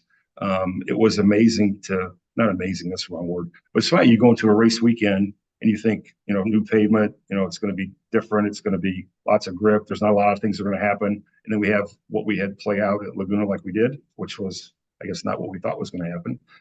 But there are some things we're going to talk to the drivers about. One of the things we've, over the last couple of years, if you think of it in 2022, we had like 5,900 on-track passes. This year we had like 7,800 on-track passes. So we want to let the teams race, right? That's always been something we've done. We want to let the races play out. We don't want to over officiate and that type of thing. But one of the things on ovals, if you have a blocking penalty, there's only one call, right? The blocking penalty, you block, it's a drive-through. So on road and street courses, we have other options, right? You can give up positions, you can give up multiple positions, that type of thing. So we might, it's one of the things we're talking to drivers about is, do we need to accelerate that penalty that if you block on a road or street course, do we make it just like we do at an oval where you get a big penalty, you get a drive-through? So we'll see how that plays out. I know one question a lot of fans have had since the schedule came out, Jay, looking at where we're going back to Milwaukee, which is great, obviously, hope that is a success. We won't have any ovals, though, before the Indianapolis 500. I know that is not your wish. I don't think anybody at IndyCar is fond of how things shaped in that direction. Can you talk about that a little bit? Because I know you have deep ties from your days in NASCAR with NASCAR itself, ISC, SMI, the folks who run the majority of the tracks, Texas being a Speedway Motorsports track, not something that IndyCar owns. I know from conversations and background with others that you and the IndyCar team really tried hard to keep Texas on the schedule. What didn't happen there that needed to? Do you think there's a chance of going back next year or maybe another oval somewhere else prior to the Indianapolis 500? Yeah, so if you go back to even when we had Phoenix, a few years ago, that was great to have Phoenix before the 500. We've always thought it's important to have an oval before the 500, just for, obviously you operate differently on an oval. Phoenix was great because we could do the preseason open test there, have the race before the 500. So there was actually a couple oval opportunities before we got to the 500. The Texas piece, again, we love Texas. I think last year was probably one of the best Texas races we've ever had.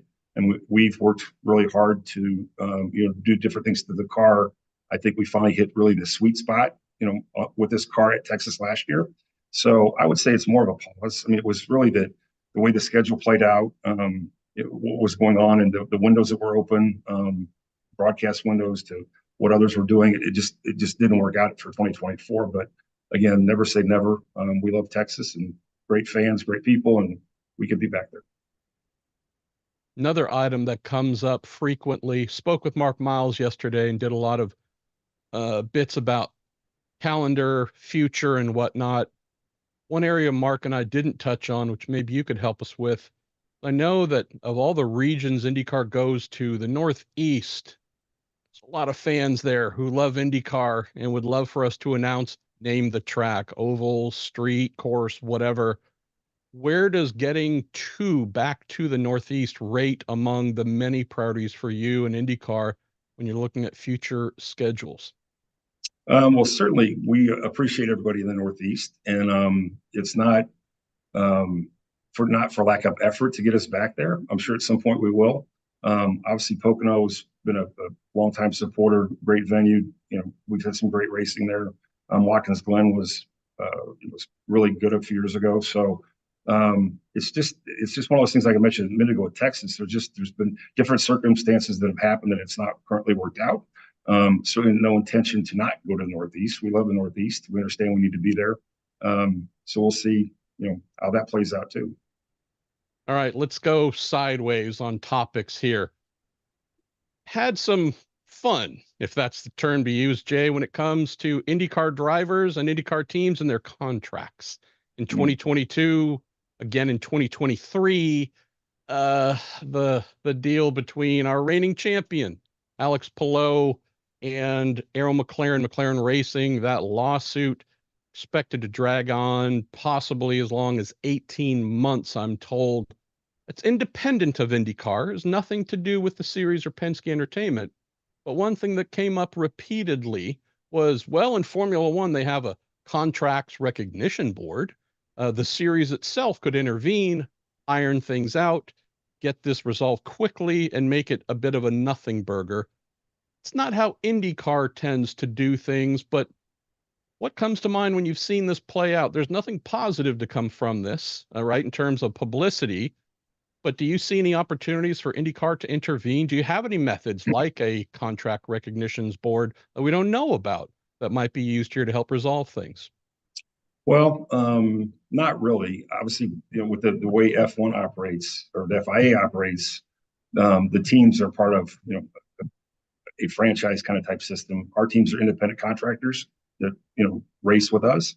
So we don't really have a mechanism in place to do that. Could we? I guess we probably could. I mean, obviously, we make the rules. We could come up with rules that state that they have to do that. I don't think, like you mentioned, it's not a great look, obviously, but it's something that's not unusual. It's been going on in motorsports for a long time.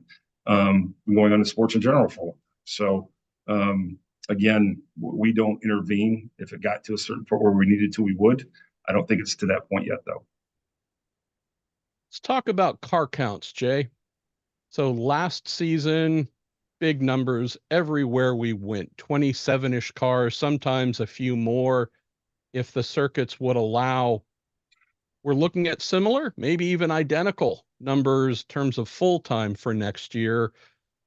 Tell me about that. What did you learn last season going to tracks, having to use seemingly every available pit box? Toronto comes to mind as a place where certainly you're constantly trying to work to fit more cars there if possible. What did you learn about running a lot of cars, more open wheel cars than we anticipated, and now having to do that yet again? Yeah, it's funny. So if you think of in 2016, 17, again, we talked about the 5-year plan. One of our goals was to recruit new teams and owners into IndyCar, right? So the plan has worked in a big way in that regard, which is great. This is a problem. It's a good problem to have, but it is a problem, going forward with the car count the way it's going. Last year we had 27 full-time cars at every event, which was the first time that ever happened in the history of IndyCar. So that shows, I guess, that the plan worked. But we feel good about. We'll have 27 cars back this year. We feel like, and like you mentioned a minute ago, there could be 28 or 29 if possible. There are other venues. So again, it's just something that we have to manage through. It's funny. It sometimes organically plays out, or that last year that there's a couple that will not come back. There's a couple new ones that'll come in. There is right now. There is a lot of interest from new teams still coming in. There's a lot, and we have a meeting with a couple in the next couple of weeks that are legitimate players that would be great, IndyCar teams. So there's still more interest. Part of it is, I guess, managed because of with having the two OEM partners are phenomenal with Chevrolet and Honda. But there is a limit, to what they can do. And I think we're certainly at that limit. I've mentioned this one to you before as a little bit of a joke, but maybe not. On the topic of growing the series, 10 full-time entrants. Some have downsized by one car or so. Some have gone up by one car to get to that roughly 27 full-timers. Chevy says, look, we're a bit maxed out at 15. Honda, I should say. Chevy as well, they're about set at their number. We get to that 27. Any thoughts about a B series, a Saturday? I don't know if it's an A main or a what, but the goal is for Indy Lights teams. Bill Abel, for example, Abel Motorsports, one of the great stories of the year, Jay, right? Little team, no IndyCar experience, makes it into the Indy 500, knocks out a Ray Hall Letterman Lanigan Racing entry. We want the Bill Abels of the world and the Don Cusicks to be able to go full-time, but maybe a full-time place at the IndyCar table isn't available in year one, year two. Is there any value to some of those who might be speaking now, say, we can fit you on Sunday, but hey, what if we had something on Saturday, a preamble?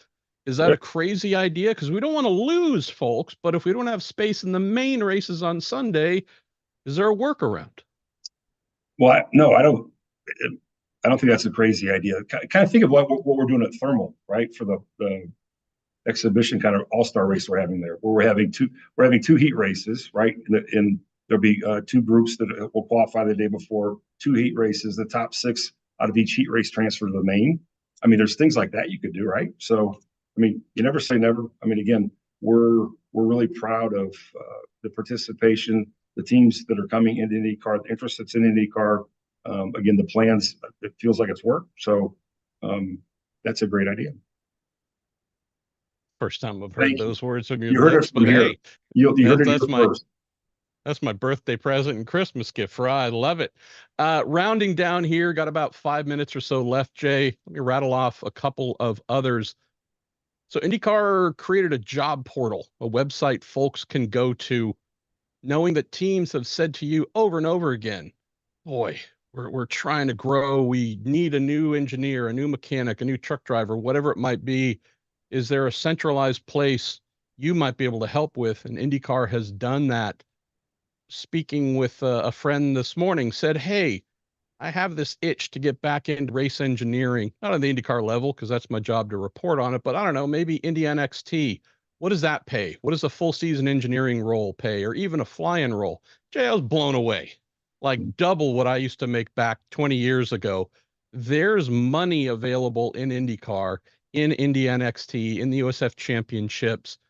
You speak to that growth, because beyond car counts, you look at the vitality of a series by the people, and whether it's just all old graybeards like myself or a bunch of young men and women in the garages, that's what we're seeing. Can you speak to that side of the growth on the personnel side? Yeah, well, that's something we've worked hard on, again, with the plan. It's not just quantity, it's quality, right? The quality of the teams that we currently have and the teams that are wanting to come in is spectacular. So again, the job portal, we'd worked for about a year to try to have someone help us do that, where we could try to help the teams come with this portal. We couldn't get anybody to help us figure it out. So Matt Greco, who does a phenomenal job for us here, figured it out on his own.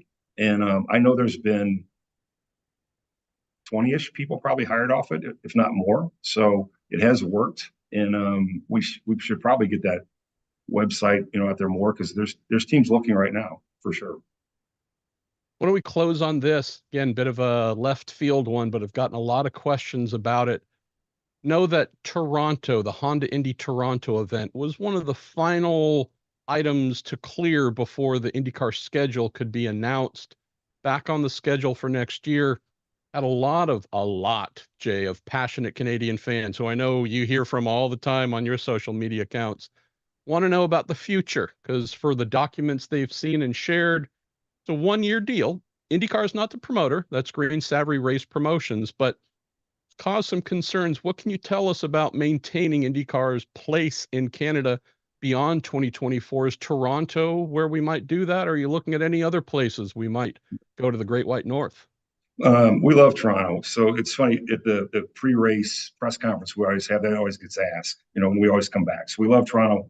It's a great city, great people. The racing there's been very good. Sometimes when you do a street races, again, there's a lot of different municipalities and things you have to go through to get the actually event licensed, that type of thing. So that's usually what that is, where it's not, if we wanted to do a long-term deal, it might not be possible. But your annual one-year deals are basically a handshake that you want to go forward for a long time.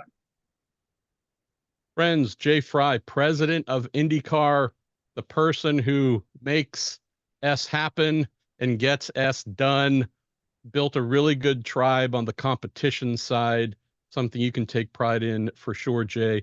Thanks as always for supporting this Epartrade series during every off season, racer.com, Speed Sport as well. We appreciate you.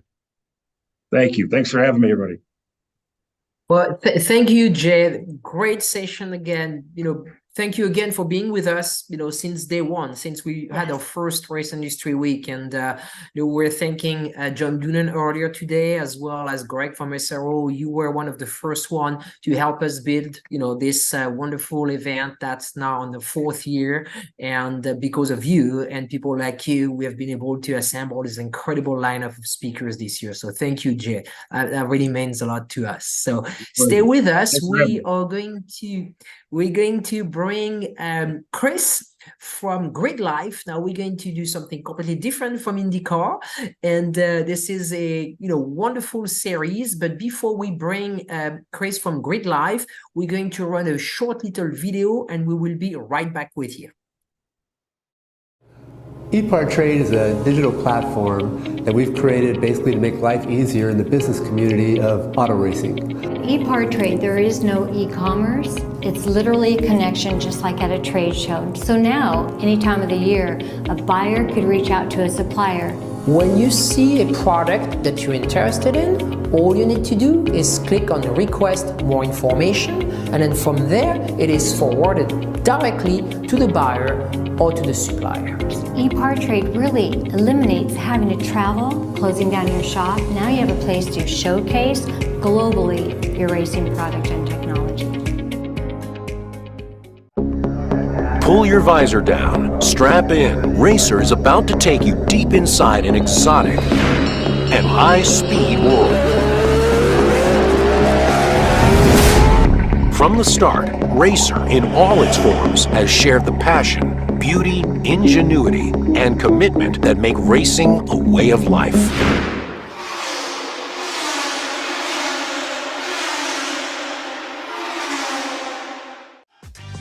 Looking for a quick fix of motorsports news? The Speed Sport Daily is what you need. It's a free racing newsletter delivered directly to your email every day. We'll cover the winners and the losers and tell you who's making news off the track. It's NASCAR, NHRA, World of Outlaw, IndyCar, and so much more. Go to speedsport.com today and get signed up for America's free racing newsletter and get your daily motorsports fix. The Speed Sport Daily. Land speed record holder George Poteet's Speed Demon rocketed 481 miles per hour at the Bonneville Salt Flats. You don't go that fast without ARP fasteners. There is no way that we could go the speed that we've gone, the number of times we've gone, with a lesser quality bolt than ARP supplies to us. And we absolutely wouldn't be where we were today if it weren't for ARP. When failure is not an option, it's ARP-bolts.com. We're Performance Plus Global Logistics. Our team of dedicated performance industry and logistics experts get valuable cars and components to the track on time in top condition. We provide expedited logistics solutions for the performance industry using direct routes instead of deferred options, and communicate all necessary information to the appropriate resources to meet regulations and ensure a smooth transit and secure delivery, both domestically and internationally. And we exceed customer expectations by providing best-in-class service with an efficient and cost-effective system in place. Contact us today to book your next shipment. Scott Lewis and Associates, the sales, marketing, and branding specialist for the automotive performance industry since 1988. We get our manufacturers on track by opening an extensive distribution network, providing product training to sales staff, creating fully integrated sales and marketing strategies, building successful industry partnerships, attending trade shows, events, and races, offering first-class support to customers. SLAI delivers solutions that win you sales. To get in touch with an SLAI representative, call 516-378-6100. Go to scottlewisinc.com or email info@scottlewisinc.com. With Shop Monkey, we've been able to grow the shop by 20% in gross sales since implementing it in the shop. Everything that we were doing before has been sped up with Shop Monkey. All of our parts ordering, all of our approvals, all of our mechanics knowing what to do next. And I've had friends that are in the trade that own shops ask about Shop Monkey, and I highly recommend it just because of easy use. There's nothing like it with that kind of platform. Thank you and welcome back to Race Industry Week 2023. Welcome back, George. And we are going to be talking to Chris Stewart from Gridlife. The beauty of Race Industry Week is to cover every aspect and every facet of racing. And of course, professional racing like IndyCar, we just had a few minutes ago with Frye, but Gridlife is really at the essence of grassroots racing. And what Chris has created with his series is absolutely incredible, and building this new audience of younger racer and music and festival, and it's absolutely brilliant. So Chris is with us. Good afternoon, Chris. Hey, how's it going, guys? Got me? Good to see you. And Cool. you know what? Chris is one that's been with us since the very first Race Industry Week. So thank you. Yeah, always an honor to be a part of it, and really humbled to be like amongst all of the guests that you guys have assembled. Thank you. Well, thank you. You belong there. Thank you, Chris. Hey, Chris. So just get us started. Of course, a quick introduction. Chris Stewart you are the founder of Gridlife. Give us for those of those in the audience who may not be super familiar, just the quick rundown on what Gridlife is all about. And in a follow-up question, I want to talk a little bit about the evolution. So just paint, if you would, a picture for us of what Gridlife is all about. Yeah. So going back to kind of the start, Gridlife was really conceptually like a mashup of all the things that I was really passionate about and really into. So, and it was all formed in a pretty organic way, like aligning through hobbies, friendships, community, and also my professional career. So, the kind of origin stories is I was into cars, into Hondas in particular, kind of in the Fast and Furious era. Started to get into track racing. This is the early 2000s, like 2001, 2002. And having a little bit of a tough time, like finding a place to call home, right? So not that there wasn't events, but there was certainly like a lot less events back then than there is now. Me and all my friends were getting into track racing. We found out you could rent a racetrack. We rented Gingerman Raceway on a Monday, pooled all of our money together. And then that was kind of the starter fuel for everything. So that was in 2004 when we made kind of in a Honda, it's called the West Michigan Honda Meet. I was living in Grand Rapids at the time. And that event, we were in our 20s, and just kind of that event like organically grew over kind of the next 10 years and really forged this kind of deep-rooted community of younger, track day enthusiasts, right? So people were starting to transition from show cars to street cars and getting into track stuff. And we were, kind of at the center of that in the Midwest, at least for the Honda community. Fast forward 10 years, I'm working in advertising. My background is I'm a creative director. So particularly like digital strategy and connected ecosystems and stuff like that. So like professionally, I'm thinking about, how communities get together both digitally and physically. And simultaneously, while cars were always a big hobby of mine, music was a huge passion. So I'm a big Deadhead, big Fish head, a lot of these like cult-like musical experiences, a lot of music festivals. So, in my free time, I still, go to a lot of shows and a lot of different festival experiences. And then the process of just the way I was thinking about stuff, because of my career in advertising, brought the genesis of like, hey, how do I get all of the disparate communities or all of my different friends that are in separate segments of automotive culture together to see what being at the racetrack is all about. And that's where Gridlife kind of was forged, right? So effectively, it's like anything that's participatory track racing or track day or drifting that's the center of it. And then we build a bunch of ancillary experiences and kind of festivalize, that track day weekend, so that even those with just a little bit of car curiosity can basically not get bored and find something to do. So that was the genesis and kind of the original intention of Gridlife since we're going into our 11th season.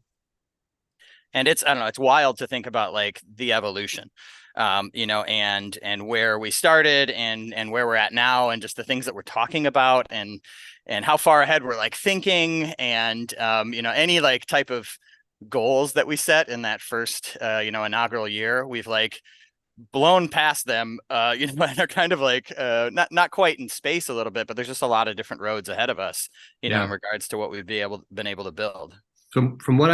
So you haven't announced your 2024 schedule yet, but 2023, I think, was your biggest year with 12 events.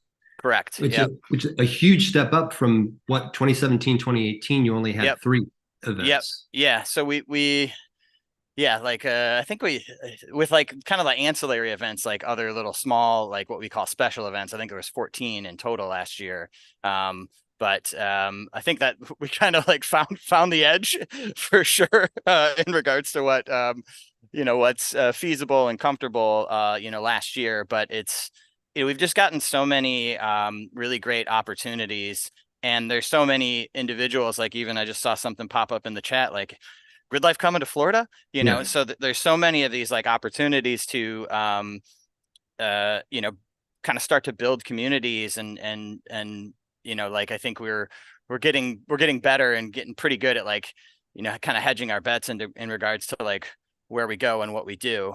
So the 2024 schedule, we have at PRI and, just a little over a week and a half, we do a conference on Friday called the State of the Grid, where we gather up all the drivers that happen to be there and kind of anyone that's in our community that is at PRI or anyone that wants to join the community. And then we kind of run through everything that happened the previous year, kind of the intentions of the series and things that we're thinking about, and really just kind of open the book in regards to like where we're headed. And then we're going to be announcing our schedule at PRI on that Friday. Cool. So one of the things that I see is how the series has sort of evolved and the layers that you've added. You've gone from time attack, drift, car show music to now even some events have some door-to-door racing completely. So was that evolution sort of, again, you mentioned the term organic earlier. Was that evolution organic, or have you always been with an eye to building this plan of adding more layers of competitive environment into the Gridlife theme? I mean, I think everything that we do, we try to make community driven, right? So like, while we are a business and sustainability is really important, sustainability is like kind of the key word, and then community fulfillment is like the other one, right? So like, so all of the things that we've done, we do have the luxury. I mean, I guess that's like shrinking a little bit as the events get more frequent and the team gets a little bigger, that we're a little bit slower boat, in regards to like being able to try stuff and throw things at the wall and see what sticks, but we still do have the luxury to kind of be like, I wonder, hey, here's an idea. Let's like beta this. Let's like start to roll it out. Let's talk to the community and see if this is something that they're looking for. But yeah, we started, and again, going all the way back to our origins, we were a track day organization, kind of focused on providing a full kind of weekend experience for that younger demographic, right? And then when we added competition the first time, we did a couple of time attacks before the first year of Gridlife in 2014, but then that's when the competition piece came into play. And like time attack kind of grew to this point, and then we had just kind of built a community where we had a bunch of, wheel-to-wheel racers or individuals who are racing in other series, or people who had a desire to kind of jump into that. And then Adam, the other co-founder, so my partner in all of this, he's a longtime wheel-to-wheel racer. So that's like really his passion. And that's where the GLTC rule set came into play. And we did our first wheel-to-wheel race in 2019, but we also worked on it for 3 years. Like we really were careful and calculated and did a lot of surveying and talked to a lot of individuals, because it's usually our philosophy. If we can't bring anything unique or have a really kind of unique twist on something, then we try not to do it, or like we don't pursue it that heavily, because I think overall the philosophy of what we're doing is trying to kind of build an oven and bake more pies. So, there's no need for us to kind of rinse and repeat or copy or clone, exactly what other people are doing, because we want everyone in the industry to succeed. So that's usually our approach, right? And as far as the wheel-to-wheel stuff, that's easily our kind of marquee series now. We had it was at we have kind of two different types of events that we did. We started this like strategic model of what we call the festival tour, which are where we kind of bring everything, right? We bring all the ingredients and we try and make the best soup that we can.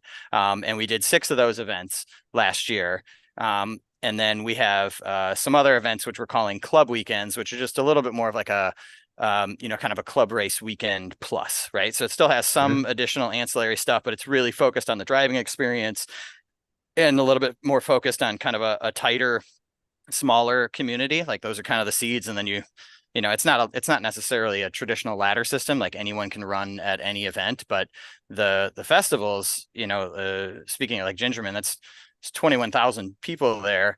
Wow. It's like a hard, like if you're a beginner track day student, that's a pretty hard environment to like be a beginner in. So we've kind of sunset some of that stuff and really getting into refining these experiences so that they're more repeatable in more places and more consistent, and then easier for, kind of the team to manage, so that we can bring, some of these club weekends and some of this other stuff to, communities that and areas and regions that we're not serving.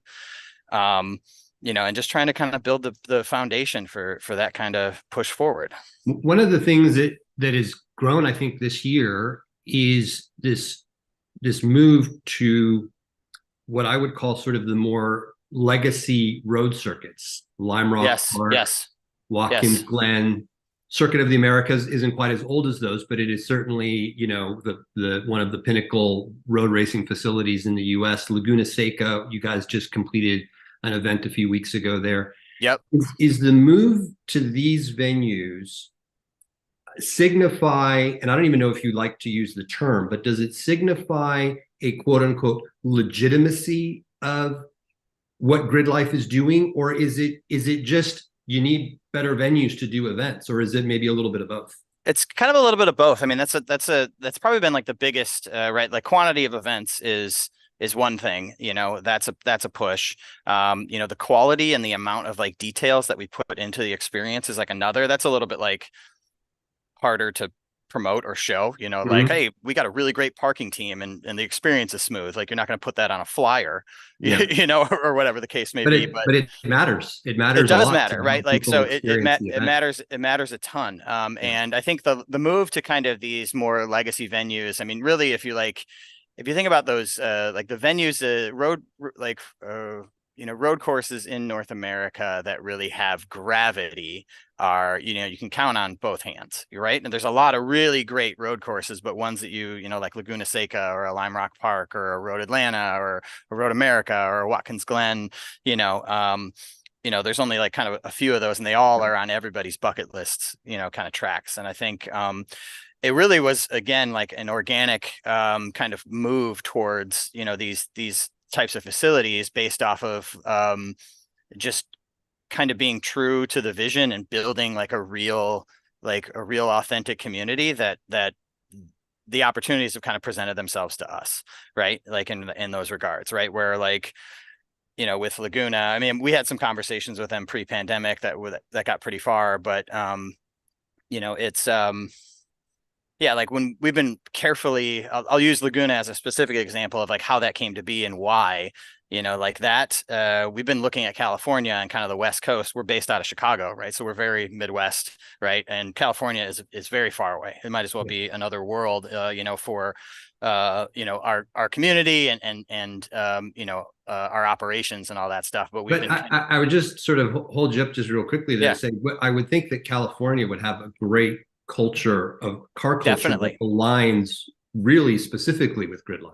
100%. And it does. I think the thing that we've been like juggling with is like how to harness it, right? There's also like a lot of distraction and there's a lot of things going on and a lot of great promoters and series and events. And it's never our intention to kind of kick the door in and be like, haha, come to this, like we really want to like see what people are doing and be like the conduit that like merges the different communities together and kind of becomes a little bit of a neutral player that like adds to those communities versus like trying to borrow or make people make decisions about like what side they're on or who they drive with or what event they go to. So that was really like kind of our watchful eye is like trying to make friends and talk to people and see what the community needed and where they wanted to go. And if we're thinking about like venues and tracks in California that really make impact and something that we're going to put a flag in, like Laguna Seca is really, via Laguna Seca or Sonoma, are kind of the only two, that also have infrastructure and that type of stuff so that when you come to the event, it feels like, wow, I've arrived somewhere. And I think, I really credit like Dickie and Steve and the team over at Lime Rock for kind of opening a bunch of doors for us. So like we got introduced to those to Skip and the whole team over at Lime Rock through Michael Hershen from FCP Euro, who was one of our partners. So it's like kind of the community like clicking together.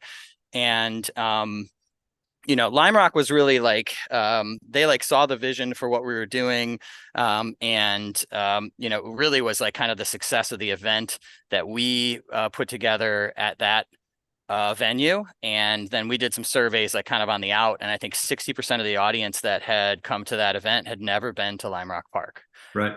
And then Laguna Seca was the same story this year, where we're not the biggest event by any means, but we are pretty decently sized and growing every year. But I think what we're doing is bringing a lot of new people to these incredible venues that haven't been there or haven't had a reason or haven't I don't want to say like felt welcome, but just haven't had like anything bringing them there, and I think that's what really like it was that bit of information I think that has really helped have these conversations with, a lot of these, more legacy tracks.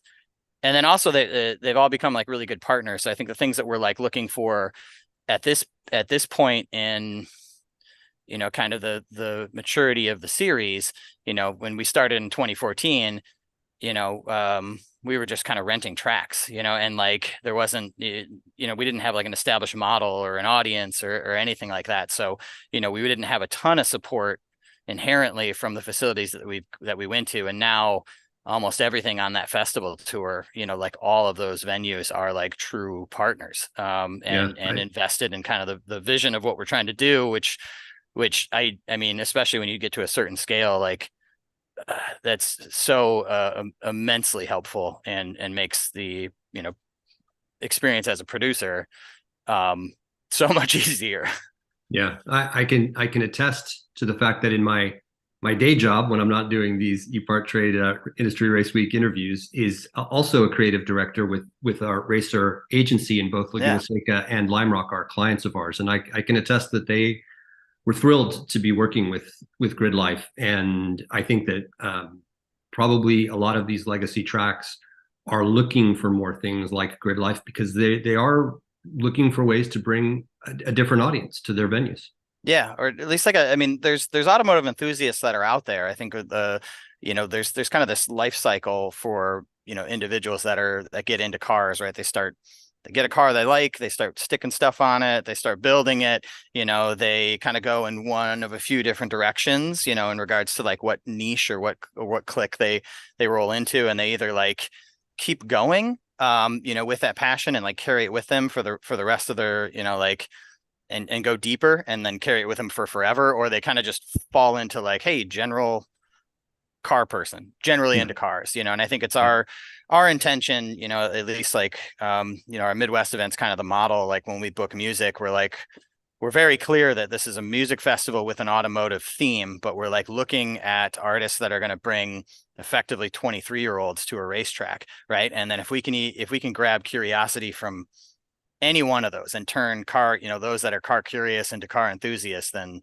that's a win, especially around racing, and motorsports specifically.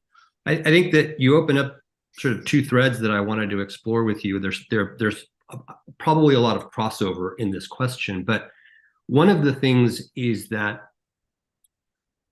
Gridlife is very much a lifestyle event. Even though there are now more and more competitive elements, I think that it's still at its core is a lifestyle event. And so you have now, points for time attack and points for various entities. But I know that one of the things that you guys want to do is get rid of a lot of the barriers to entry in terms of where a lot of legacy motorsports has come up against problems, is that the more cars that are involved, the more classes there are, the more rules there are, the more complicated and expensive it tends to get. Yep. And that creates a lot of friction for people even who are interested in getting involved in motorsports, but then they open up a rule book or they open up an entry form and they're at a loss. Like where do I? Yeah. So you guys, I think, have worked hard to mitigate to the extent that you can against a lot of those layers of complexity that traditional motorsports has just over time has just added more layers to their puzzle. Yep. The other side of this, sort of the same question, is that in traditional motorsports, there is a lot of fretting about the general aging of the audience and the lack of getting newer participants, younger generations. Even just, I think that there's just a general conversation about, do young people even want to drive anymore? Yeah. And so I'm really curious about your take on it, because you are reaching that audience, you are proving that audience exists. So where do you think that Gridlife is succeeding, where maybe some other forms of motorsport are struggling to gain traction with an audience that is, you said car curious as an example, there's an audience that loves cars, but maybe doesn't love them in the traditional way that some previous generations have grown up with? Yeah. No, I mean, I think in regards to like like kind of the first part of that question, complexity of entry and complexity of motorsports, that's become definitely a struggle as we've gotten more mature, right? So like the competition's getting significantly more intense, and the builds are getting more higher dollar amounts, it's sort of the nature of the beast, right? Yeah. Like somebody goes fast, I'm gonna go faster. So Yep. now you've brought in more complexity into the deal. Yeah. So, I mean, I think with time attack in particular, like that rule set, we share, efforts with Jason over at Global Time Attack and also Hayward from the SCCA. We talk relatively frequently about kind of our different efforts and what we're doing in kind of the time trial, time attack, North American time attack space. So I think it's our goal to kind of be somewhat, not do the same thing, but be somewhat complementary, in regards to like how that stuff plays out. I mean, our rule sets, we've got 7 classes and that's all we'll ever have. And we evolve those classes for, subtly, but intentionally, to, kind of stay current with the way that we think people interact with their vehicles and like how they want to build them. Right. And like, it's not it's specific enough to breed pretty tight competition and pretty decent parity amongst those that are at the pointy end, but also open enough that like you can come and still run the car that you want and there's a place that you fit. I think in regards to rules aside, right? Rules are always going to have some complexity and some, they're going to get layered as you try to balance out stuff and build parity and all those types of things. I think the really important thing in all of that effort is like keeping the community and the intention and the, spirit of the competition and really protecting that. You know, so like when things swing too far one way or the other, then egos and energy and that type of toxicity can get in, and then it gets like more complicated, right? Like we're not going to try to be everything to everyone because there's plenty of other great places that can be what you need.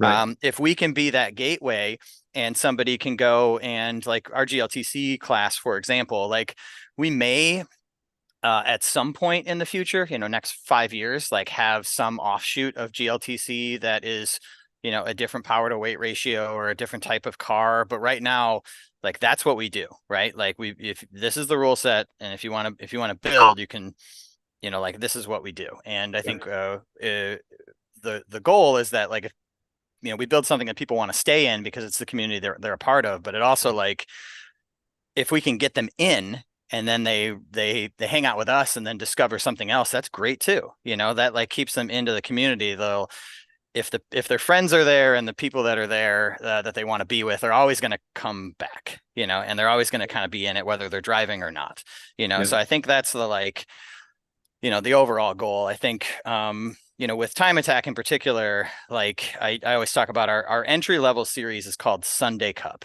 So Sunday Cup was also another organic growth, rule set. Like it came out of just the behaviors of our community. So it's based off of, it's effectively a kind of like B-spec, structured that way. But the way that it came to be is that a bunch of our instructors around 2015, 2016, their like track cars are broken. So they started bringing in their daily drivers and instructing and driving in their daily drivers. A lot of them happen to drive Honda Fits.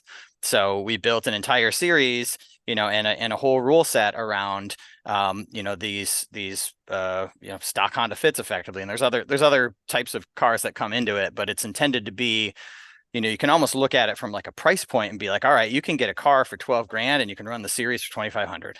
And if you want to start there, it's a great place to start. Or if you like credit card race yourself to death and you still want to be here, you can fall down into that. And the competition's really good. So it's like, it's trying to build like kind of this cyclical ecosystem that just keeps the community vibrant and keeps people in, like I mentioned this sometimes where like we produce racing events and motorsports events, but really what we produce is community and like kind of that energy, and whatever the community needs is what we'll do, 50 years from now, if we're going to do like automated, hovercraft bubble racing, because that's what the community needs or that's what they want, then that's, we have the ability to do that. So. Yeah. Super cool.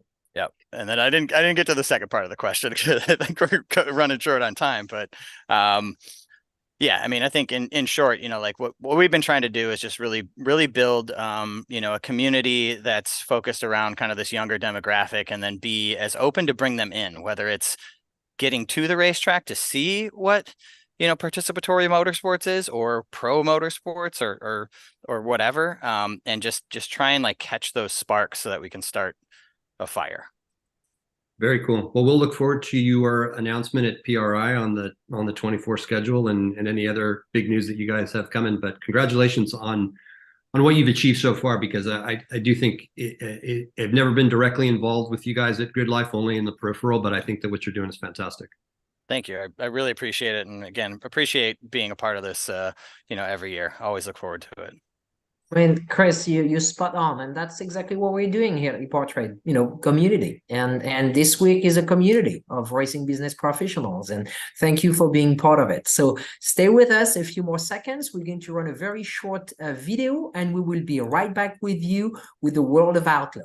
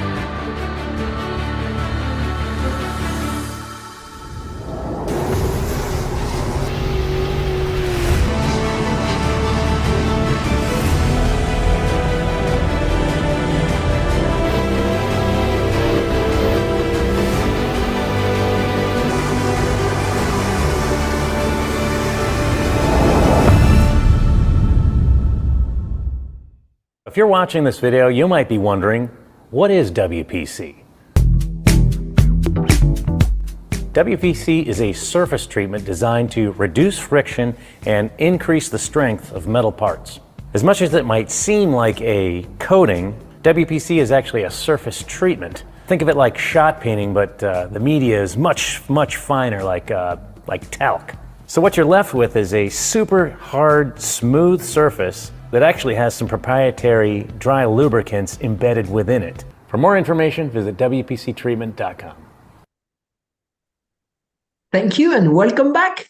Mike, welcome back with us. And I should mention that we are not only live on speedsport.com, but also on Speedsport 1, channel 2, as well as on racer.com, on YouTube, different channels from Epartrade, Racer, and Speedsport, as well as on our social media channel, LinkedIn, Facebook. And but thank you for being with us again, Mike.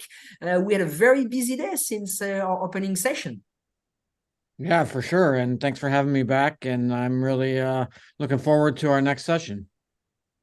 Brian Carter is with us, another gentleman who has been a founding member of their first inaugural Race Industry Week. So thank you, Brian, for being with us 4 years in a row, and great honor to have you on.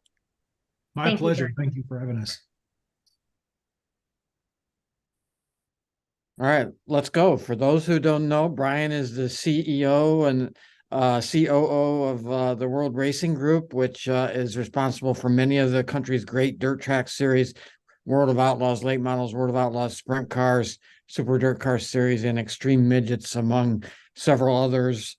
Brian, welcome, and let's take a look back at this past year a little bit before we move forward and talk about what's coming down the line for World Racing Group and all of your properties.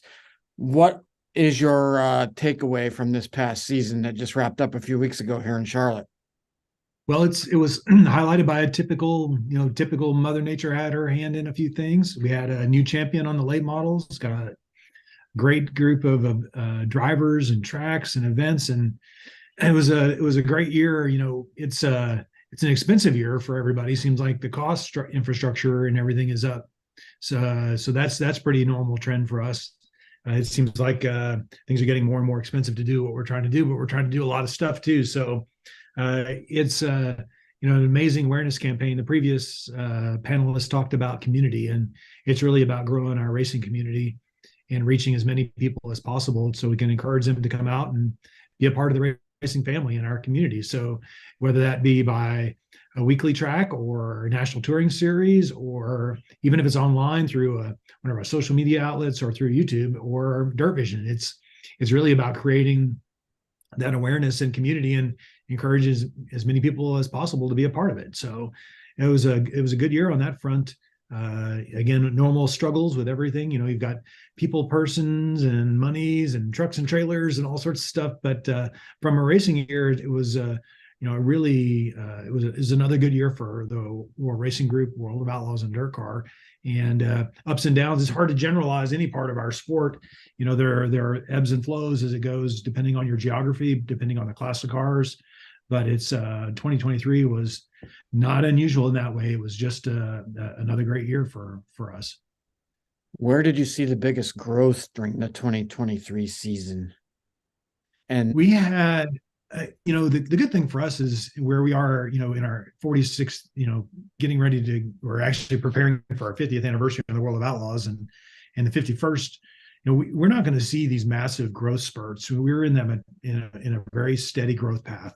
So for me, it's to maintain that steady growth. We want the big noticeable growth here and there, but when you have record crowds at Eldora, the largest crowd ever for the Kings Royals, you've got record crowds everywhere with the World of Outlaw sprint cars, and new markets for the World of Outlaw late models, and the growth of the Extreme Midget Series, and you see that it's going to be this nice steady growth. But for us, we've set a lot of records, and that's nice to feel that the result of a steady growth as opposed to a flash in the pan somewhere, something big splash that's not sustainable. We're trying to create a sustainable business model.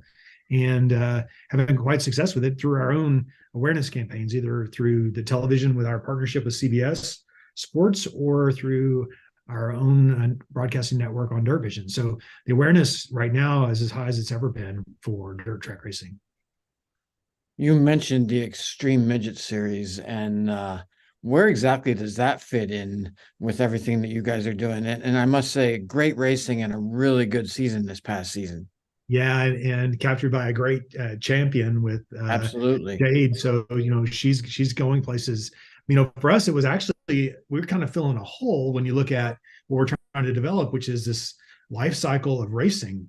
And when we were growing up, you end up going to the racetrack on Fridays and Saturday nights, every Friday, Saturday night.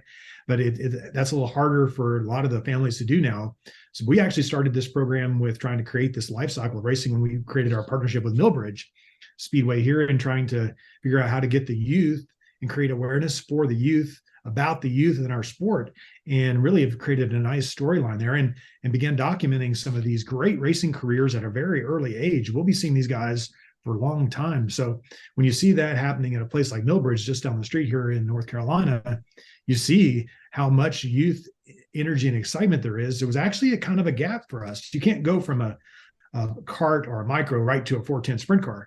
So, and a lot of those guys won't jump to a modified and come up to the stock car classes. So we really were looking at what is the natural evolution of that young racer, and what's the next step. And we thought the market was a little underserved, and stepped in with midget racing and created a nice complementary piece to the industry with the Extreme Midget Series. So I'm very happy with the way that was. Got to see some of those races. They were bringing them to the World of Outlaw shows to put them in front of a little larger crowd maybe than they're used to, create some more awareness and exposure.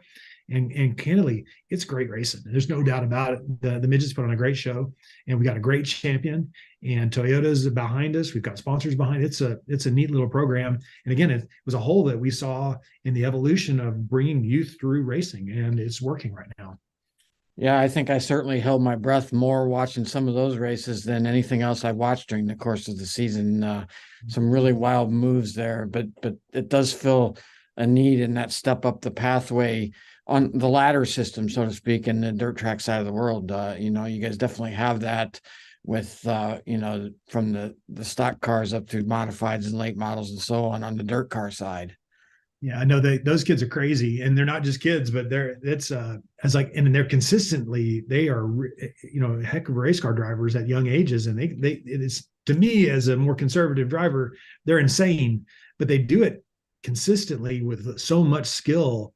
It's fun to watch. But yeah, I hold my breath on that too. It's like, ooh, that's too close, but they do a great job. Sometimes they miss a little, but sometimes they get a little too close, but hey, that's racing too. So it's a lot of fun to watch. Yeah, it's quite a mixture of skill and fearlessness. With a few old guys mixed in, it always makes it interesting. So we hear a lot in short track racing, and rightly so, a lot of talk about the fan experience. How complicated is that term, fan experience, and what exactly goes into creating a special fan experience? The fan experience piece is a high priority for us. We want that fan experience to start months before the event, as it relates to how they interact with the ticket buying system and how they interact with how they're getting ready to come to the show, what they're excited about. And the fan experience is this journey that we try to bring our customers through. And when it starts, even with the renewals for next year, tickets have already gone on sale. So that fan experience is about engagement. And the fan experience is an evolution right now. Everybody's got a shorter attention span. We're all connected by our phones. If we're not communicating with somebody on a daily basis, we start to lose, kind of feels like we're out of touch. So the fan experience is really creating this evolution, or this stream of content, engagement, all those pieces that allow the fan to be part of the community when they can't be at the races. And as much as we move around the country, if we're talking about the World of Outlaws, we may not only be in your community or within reach, maybe 1 or 2 weekends a year.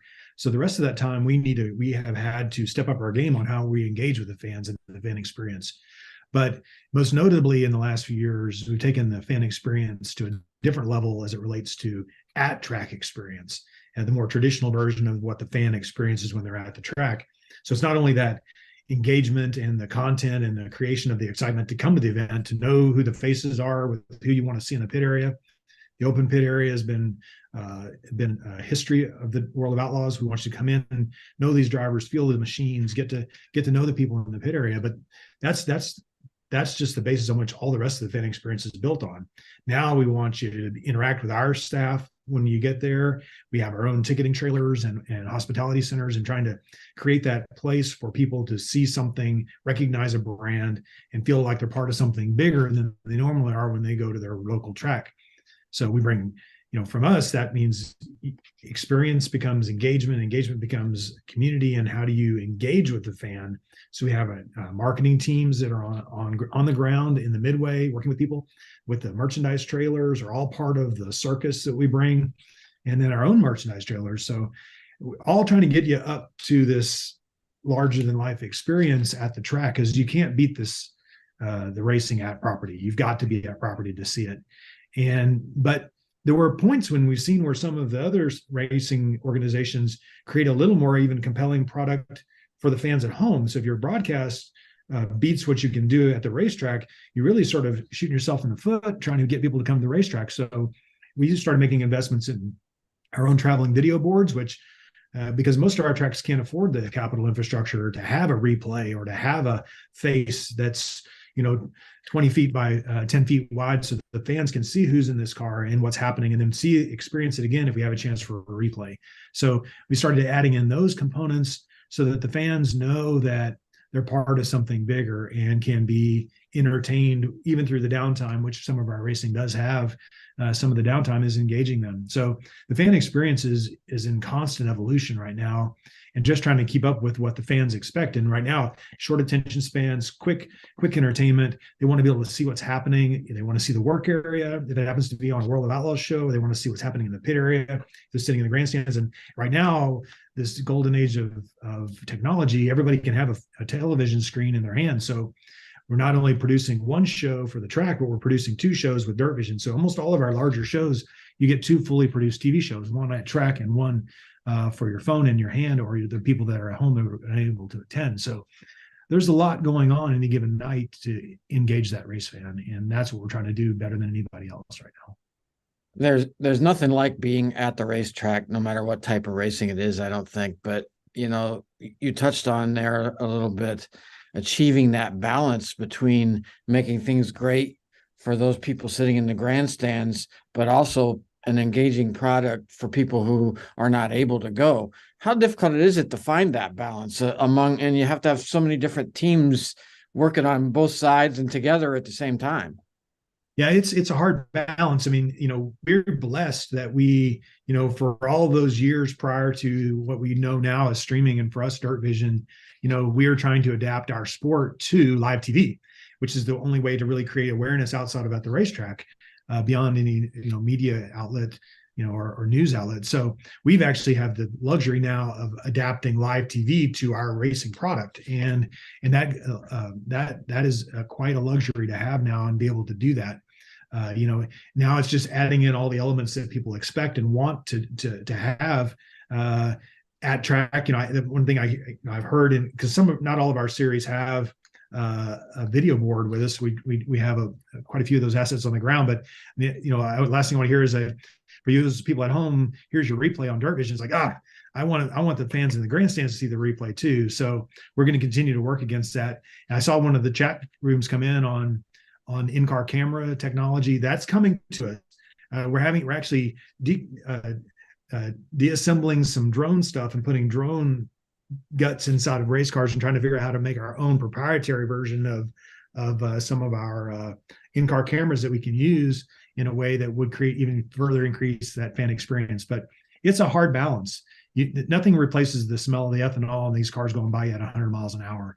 But you've got to balance it all in. And the last thing we need is a long show because we're waiting on a commercial break or we're waiting on something else. So it's definitely at the track priority, and a balancing act every night. We always talk about how competitive it is on the racetrack in motorsports, but it's also competitive off the racetrack. There are always new series, new racetracks, and different things coming up there, competing for the fans, sponsors, and racers' time. And how do you assess all of that?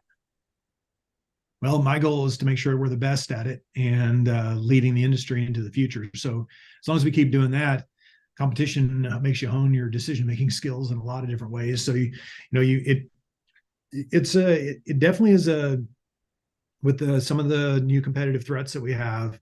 It's things are a little bit harder on some fronts, and some things are, we've created a really consistent brand message though for the last couple of decades, and that's what we're standing on: the relationship with us and our racetracks, relationship with us and our teams, the ability to make some good, smart decisions for us and all of our partners. Again, competition just makes you hone your decision-making skills and make sure you're best at it and continue to move forward. So it's a new world for us on a couple of fronts. We've been operating in a competitive environment. Everybody has been operating in this racing business in a competitive environment. It's not just competing against racing. We're competing against year-round gymnastics, year-round baseball, year-round soccer, all those things that are getting these kids time and the parents time and all that. So we've been in a competitive environment for a long time. So my job is to be the best that we can be at what we do, be consistent the way we do it, do the right things for the right reason, and keep moving forward. So we've been able to do that. We've got our World of Outlaws sprint car schedule is being printed right now. It's not been published yet or not released yet, but we've got a really good program coming, getting ready for the trade shows that are coming up. So we're getting really close on getting that out to the public and getting all those tickets for sale and all that for next year. So it made things a little bit more complicated because it is a balancing act. There's only a finite number of weekends in the year. There's only a finite number of racetracks we can run at, although we have quite a waiting list for racing, but our races. But just getting it all balanced in, make sure it makes sense for everybody, and then we'll start getting on with the show in 2024. What do you think, in your opinion, right now is the biggest challenge facing dirt track racing in general? It's expensive for everybody who's participating. I think that it's hard right now on getting the economics right. For all these years, we managed the resources that have come into the industry have been pretty easy to see come in through ticket sales or sponsorship. And really that's been the only way. Managing it now, we have this wonderful ability to create our own revenue stream through streaming for us. We maintain it ourselves. So the streaming has definitely created another set of resources for us all. But it's also created some challenges in how we're competing for events and how other things are happening. But the biggest challenge is going to be people's time is always the most limited resource, and then allocating resources between the tracks and the series and the racers and trying to maintain a sustainable business model. That's been my entire task for the last 20 years, is how do you create a sustainable business model that balances it enough to make the most sense for everybody. And for us, the world's evolving so quickly. I talked about a sustainable growth and consistent growth, but the evolution to maintain that growth is quite a fast pace. So for us, you can't dilly-dally on decisions, and you got to keep the thing moving and try to anticipate what the race fans want 2 or 3 years from now.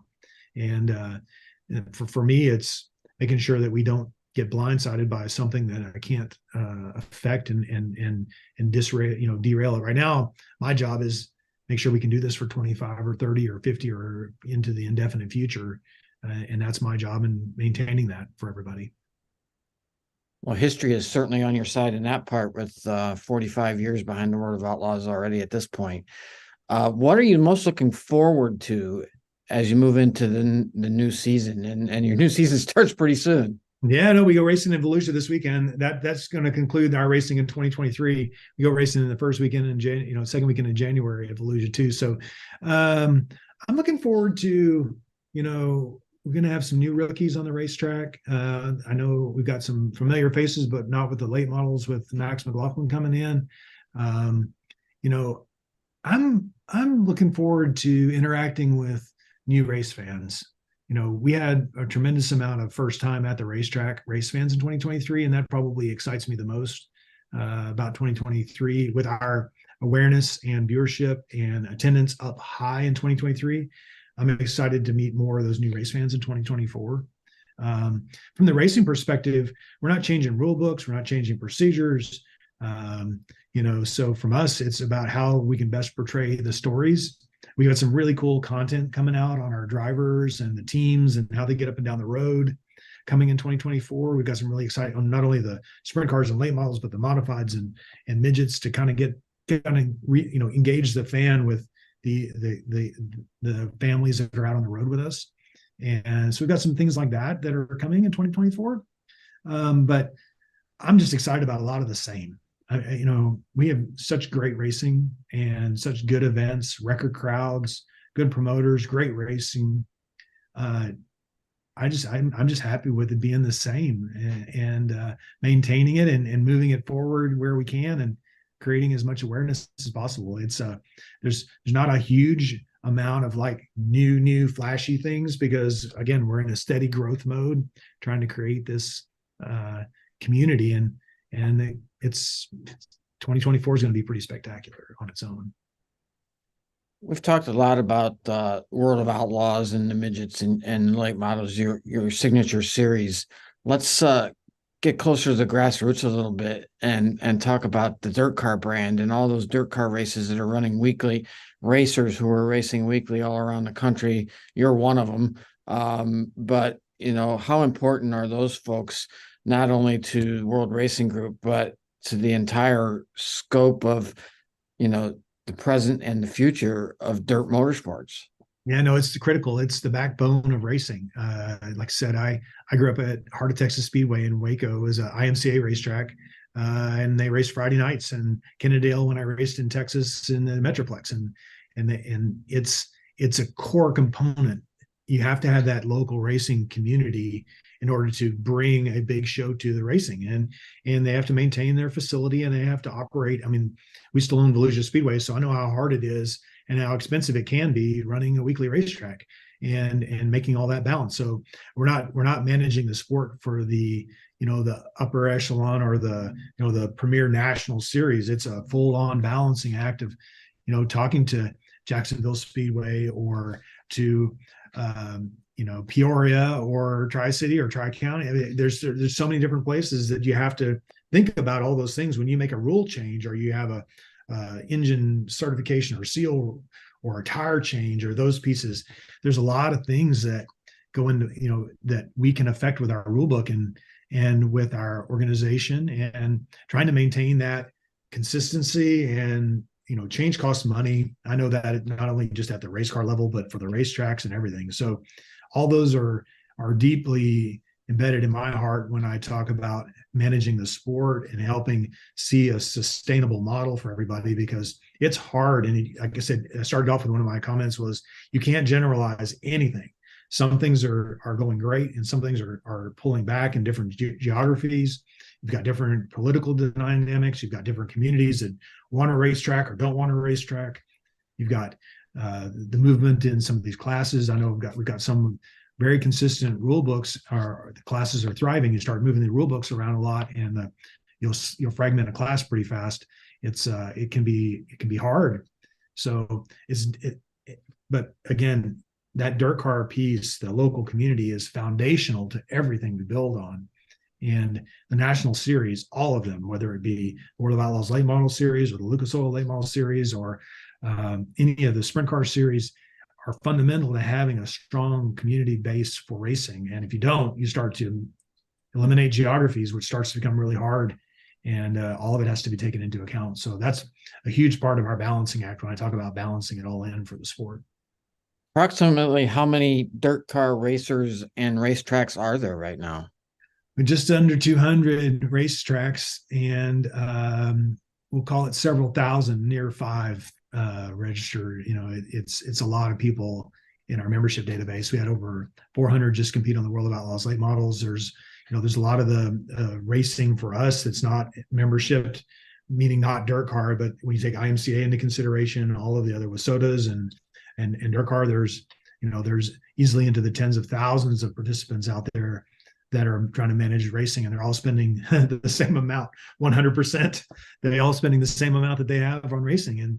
And there's a lot of them out there, and we appreciate them all, trying to figure out how to do this and enjoy it with their families and friends as long as possible.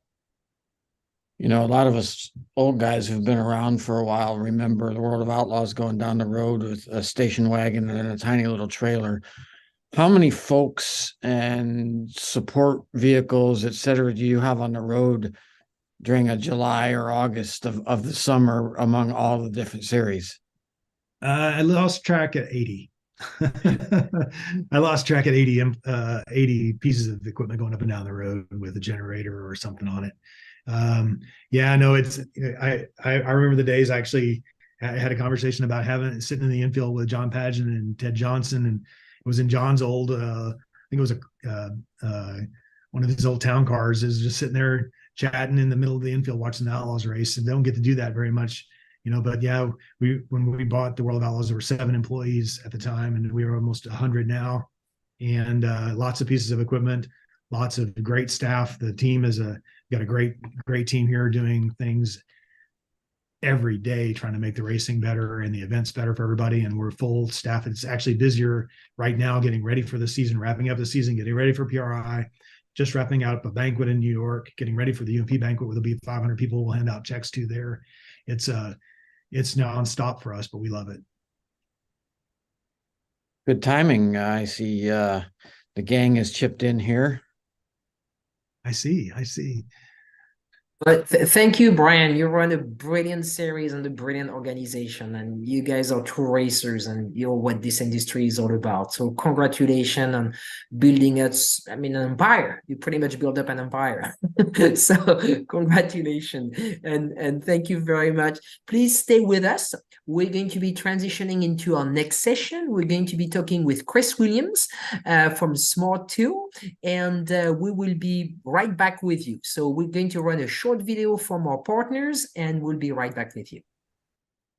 Thanks, Brian. Epartrade is a digital platform that we've created basically to make life easier in the business community of auto racing.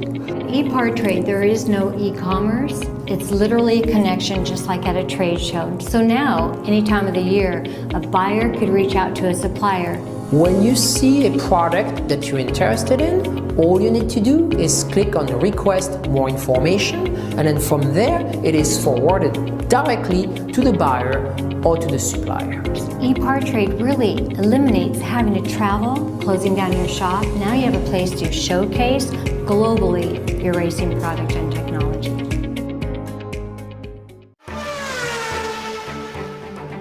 There are 2 types of people, racers and everyone else. In a sport driven by passion, excellence, courage, and ingenuity, Racer Magazine is for those who believe that racing is a way of life. Get 1 year of Racer's print and digital editions for only $50, with instant access to our digital issue archive. Subscribe now at info.racer.com. Speed Sport 1 is your new home for motorsports. If you're a hardcore race fan, you've got it all on this new, exciting network. It doesn't matter if it's on land or water, 2 wheels or 4, asphalt or dirt. It's all free at speedsport1.com. You can also take it on the go with the Speed Sport 1 app. Download it today. This is Speed Sport 1, the live racing network.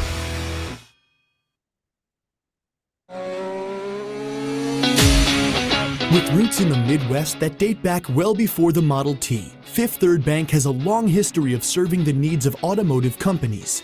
While much has changed over the years, our passion for helping businesses put cars on the road and on the track has not. Today, we are more committed than ever as a member of SEMA, a founding member of PRI, and a sponsor of multiple race teams across several racing series. For over a decade, Fifth Third Bank has been a staunch supporter of our industry and a great partner for many companies in the motorsports field. Our business has been growing extremely fast, and really we could not be where we are today without Fifth Third. They provided amazing strategic advice, the capital we need to support our phases of growth. They are true partners for me now, and what they do with their involvement in motorsports is untouched in this community. Where can we take your business? Fifth Third Bank. You work as hard as your truck, and you have no time for downtime. That's why more truck owners trust Blue Def, America's #1 diesel exhaust fluid brand.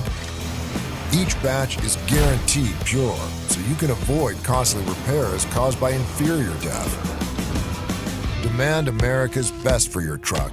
Blue Def and Blue Def Platinum. Put trust in your truck.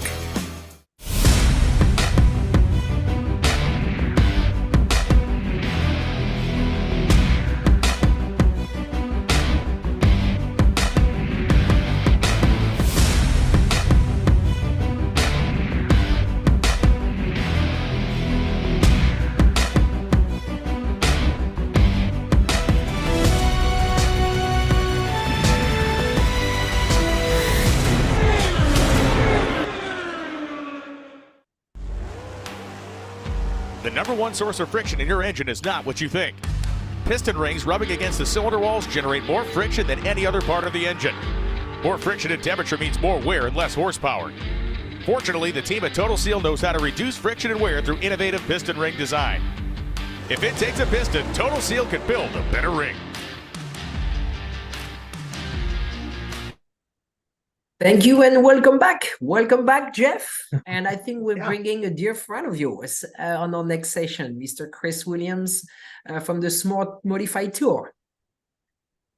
Yes, Francis, pretty excited about that. And I really appreciate you and Judy making this happen because, again, this is a growing series. And it's a series that was around back in the early days that I was involved in NASCAR.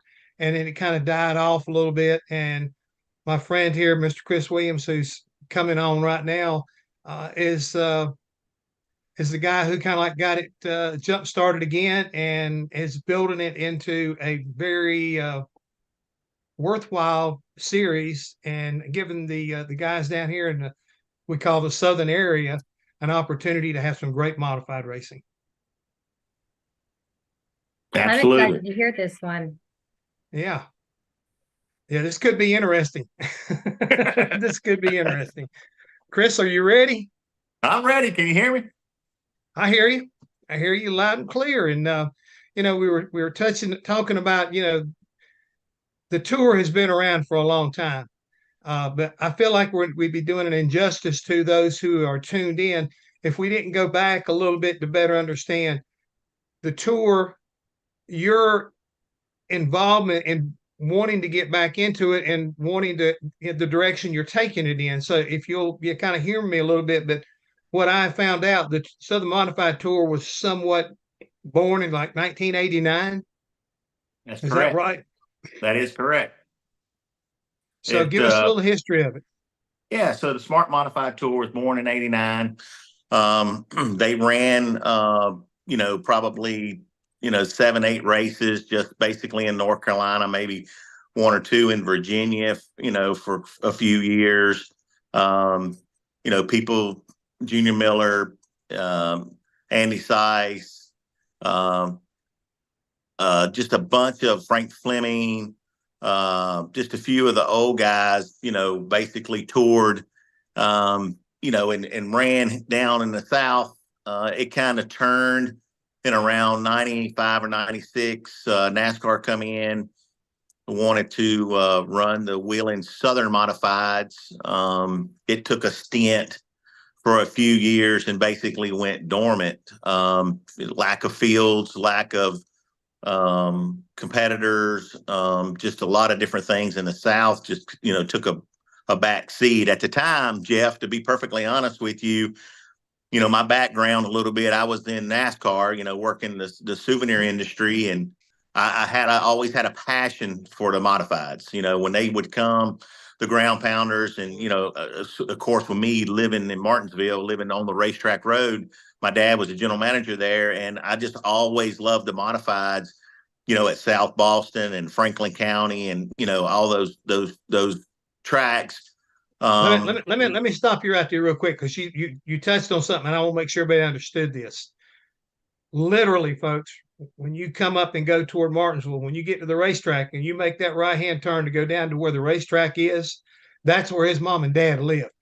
Absolutely. So, I mean, there was absolutely no excuse for you to not understand about Martinsville and how important Martinsville was. Yeah, absolutely. And as a young kid growing up on the street, you had to be involved in racing, right? Because everybody did. And I became really good friends with Clay Campbell at the Martinsville Speedway. And my path took me into, helping Dad with the souvenirs and the concessions and all those things. And I really liked the souvenirs. And, lo and behold, Dale Earnhardt, he don't like to be called senior, right? Because he wasn't a senior. He was Dale Earnhardt. He gave us that lesson quite a bit. And Dale was a rookie back then, but he had come to Martinsville and ran the late models plenty of time. And, I was pulling for Jim Hensley and those guys, but my dad would get me in and I get to be around all those guys. Anyway, make a long story short, I took an interest in the souvenirs enough to where I got an opportunity to work for Dale in the 80s. And what a ride it was. I not only ran his souvenir trailer, then I become the vice president of trackside for him. Then he sold it to Action Performance. Everybody knows they're the diecast kings. I got to be vice president there, going to the racetrack each and every week, representing all of these drivers. Back in the day, it was Darrell Waltrip and Rusty Wallace, and even the old schools, Cale Yarborough and Petty and those guys. And then the next generation, of the Earnhardts and the Jarretts and the Bobby Labonis and the Jeff Gordons, and then the next generations of the Kevin Harvicks. And so, I spent 38 years doing trademarks and licensing, built a great reputation just for Dale's instilled in me integrity, honesty, loyalty, and trust, and to the point where the licensing industry got sold to Fanatics in 2014, and I became vice president of Fanatics in the racing side.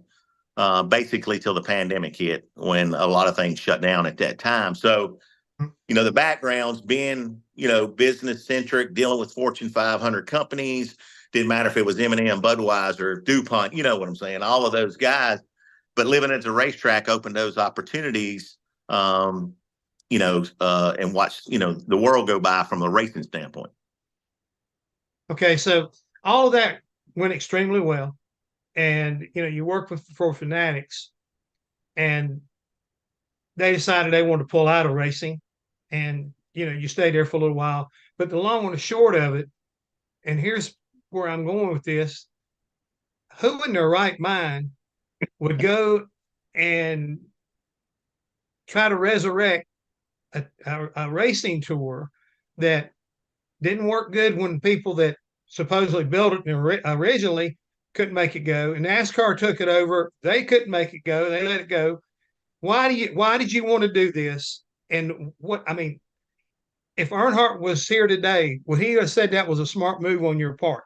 Okay. How would you make business sense, and why? Yeah, Earnhardt would have gave you all the reasons why not to do it, but when you decided to do it, he'd be all in behind you. So, I always loved, as I told you, modifieds, and I decided I wanted to hold a steering wheel. I'm never going to say I drove, but I wanted to hold a steering wheel, and I got to go over to Bowman Gray and run, and got to understand, kind of a little bit of what made the world tick. From, you're not going to make a profit running race cars unless you're in a certain division. But in the modifieds, people say it's a hobby. It's definitely not a hobby. It's a passion. And so I was over there running Bowman Gray in the modifieds, and I enjoyed it. And I started listening to a lot of different people complaining about just different things, all of it. We would like to have a place to run. We can't find sponsorships. Tracks won't let us run because we don't have enough. They're not paying enough purse. There's no sense in us going. Tires are too much. So you started listening to all that.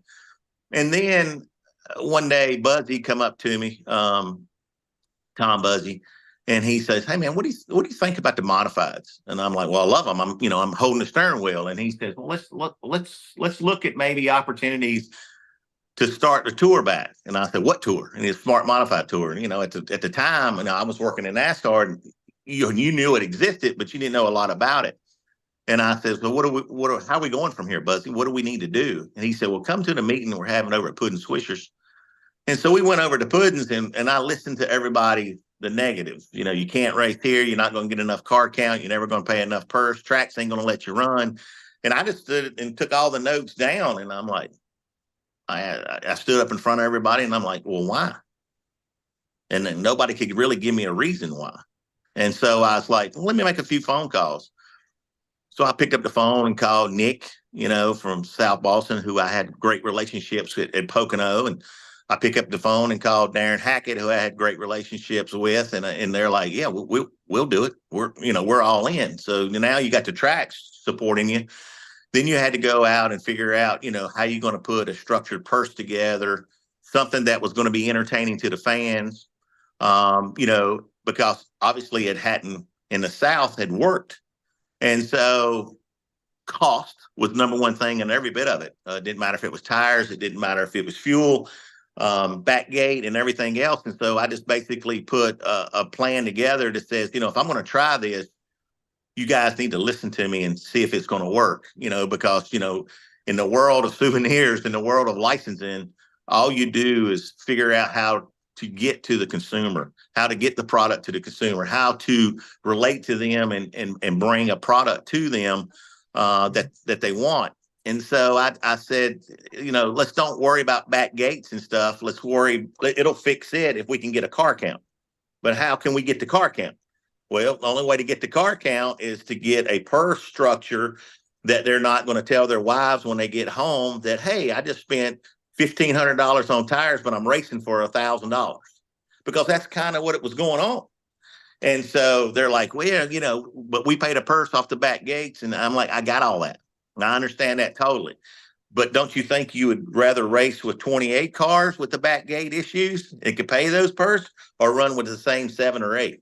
To be honest with you, everybody kind of banded together down here in the South, and we have some of the best racetracks there are in Virginia, North Carolina, and South Carolina. And they were looking for something different. Let's be honest again.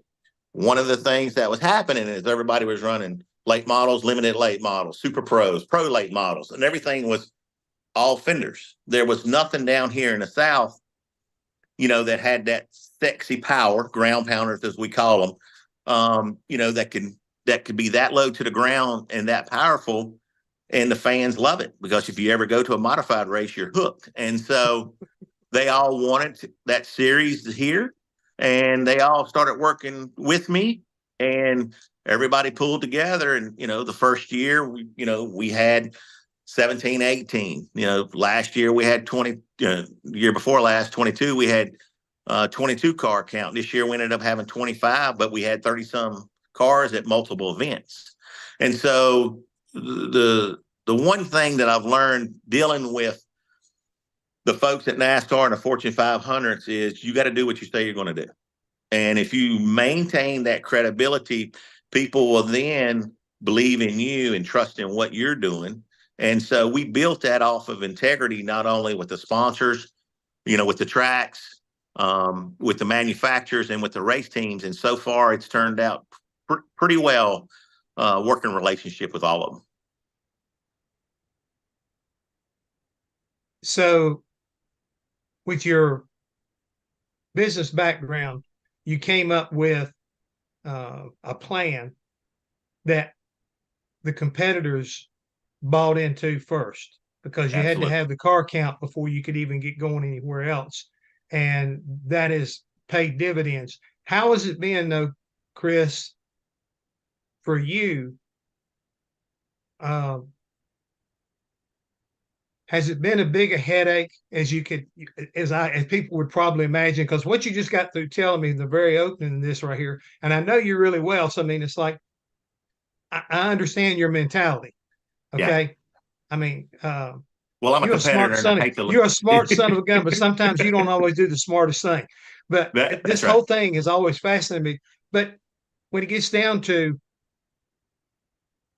you gave them hope that they weren't just throwing their money away. Am I hearing you right here? And because of that, the fans rewarded you and showed up, and you guys you put on fantastic shows. Most any place you go, there's always been, you know, photo finishes.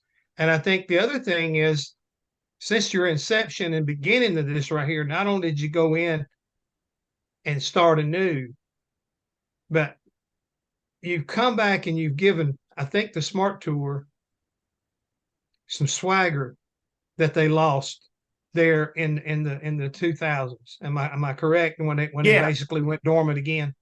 Absolutely. And so, you open up a bunch of stuff in the comments. Number one, to be honest with you, I thought it was easy.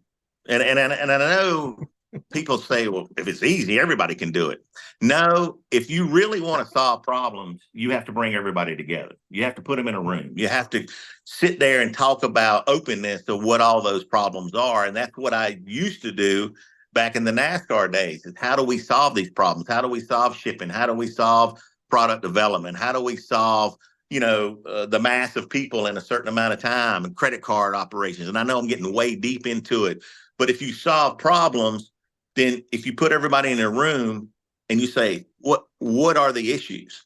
And when you can get into the issues and start checking them off one at a time where they don't become problems anymore, then you have a fluent operation, right? And once you get into that fluent operation and you show people that we can make this work and they believe in you, then everybody's going to push, they're going to push the cart up the road, right? They're going to push it uphill for you.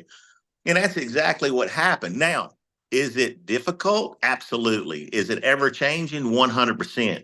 Is finding the sponsors and the people that believe in what you're doing from a relationship standpoint, it's all tough. It's all tough in all of racing.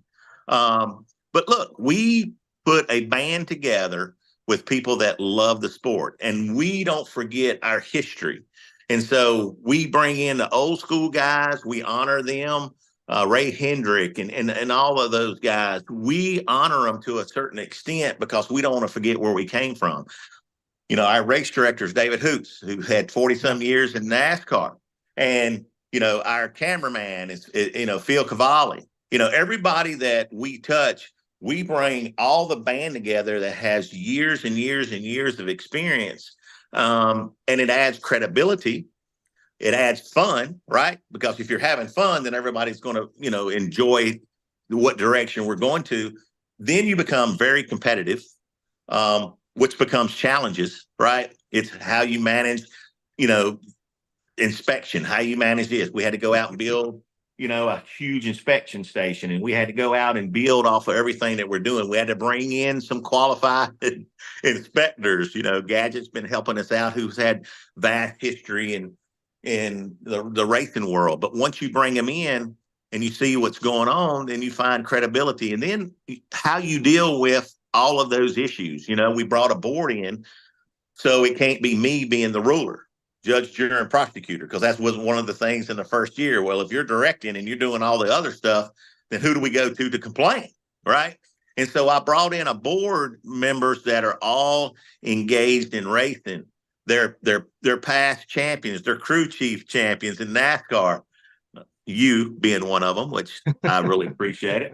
But all that adds credibility, and we bring lawyers in, and we bring licensings in, and we bring just different facets to it. And then if we have a problem, we take it to the board and we work through it. And to be honest with you, the credibility of just that process, they found out we wouldn't fly by night. They found out that we was working through the issues. We're not doing everything perfectly, but in 3 short years, we've made vast gains. We have a great contract with Flow. Flow, we got a couple more years with Flow. We're in the top so many percent of everything that's being viewed, which is good. Our racing is very competitive. Those guys at Flow have done a tremendous amount of getting extra cameras and doing the things that you want to do, that the fans want to see. We're not sitting still, even with the camera angles and stuff. We're working with Glitch to do some things inside the race car that we're going to add to the Flow telecast next year. And so everything is an evolution of credibility. Just doing what you say you're going to do. And yeah, it gets difficult at times. To move so many people. We had 61 cars in our series this year, but we only had 11 cars that made every race. 61 is a great count. You know what I'm saying? Right. But at the same time, you have to have a consistency of car count every week to really mask what's going on with your sponsors, your coverage, your tracks, and the race fan. Let's be honest. You want to put as many people in the racetrack as you can so everybody has an opportunity to tell the story, right? Doesn't matter if it's the competition, it doesn't matter if it's from TV standpoint, but you have to look at things totally different of every decision that you make. Can compound, as you say, I do things sometimes as a challenge, and sometimes they're not all right. But you know what? If you don't go down that path, you can't check it off to say you did it wrong, right? So you learn by mistakes, and we're doing well. And you're saying we do have a little swagger. A lot of people is noticing us. A lot of people is paying attention to what we're doing. We're doing something that a lot of people said couldn't be done. That you couldn't run modifieds in the South. And, the good thing is we respect the Northerners. We respect those competitions with the Hirschmans and the people. And we've had quite a few that's come down and run with us. And, the cool thing about it is when they come down, they find out that I'm passionate about racing. I'm passionate about treating people with respect. I'm passionate about history. And look, I drove them. I didn't say I was great at it, but at the same time, I wanted to learn a little bit more about what they're having to do in the race car, which then makes me adapt to how we make decisions on the tour going forward. Now, all those things right there you're saying, I'm glad you're touching on it, because again, I'm from afar, and I appreciate being on that board because I see that passion. I see the desire. I love the guys that are your foundation teams, like the Tom Buzzies of the world. There's a guy who's been in racing. He makes a living in racing. But at the same time, your current champion, Burt Myers, great family history right there. But and I think what, I marveled about, but at the same time concerned about whenever he got himself a little bit sideways with you a year ago. And, we had to, pretty much had to penalize him, and it took him out an opportunity to, maybe be back-to-back champion. But at the same time, it showed the rest of the series that, look, rules are rules. You break the rule, and you're going to get penalized. And, it's going to be the kind of thing that's going to be fair. And yet at the same time, we're not going to play favorites. I don't care who you are. You break a rule, you're going to wind up being penalized for it. And I think that you keep talking about credibility and integrity. I love the way it's kind of processed through, because if there's one thing that, having been around grassroots racing as a whole, growing up in and around it, and even all the way back to the very origination of the Smart Tour, there was always criticism sometimes of how people were treated by the managers, by the managing group at the time. Oh, yeah. And the thing that, with your ability to market, I think, you've done a great job bringing in Pace-O-Matic as one of your title sponsors. And I think they've gained from it. And at the same time, they're the kind of organization that they don't need bad press. They need good press. And you've been able to accomplish that. And I think everybody, if you're listening here, what I'm saying about the Smart Tour is, if there's a template out there right now of how to do it, I think you've got a pretty good one of where you put your emphasis. And like a lot of people that know about grassroots racing, back gates, a big selling point or a negative point, you know what I'm saying? Right.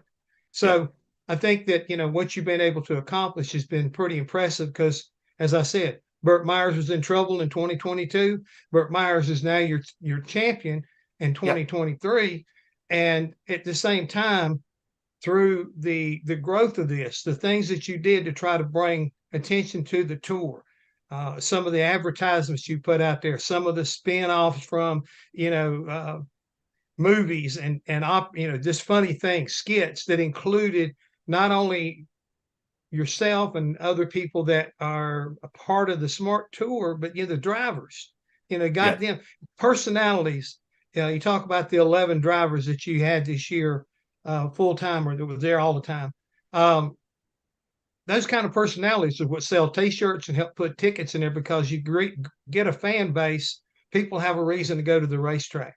And I think that's another thing that people don't need to overlook. And I want to give you a tip of the cap from the fact that a couple years ago, there was a rebirth at a location where you guys kind of like were home to, and I'm talking about North Wilkesboro.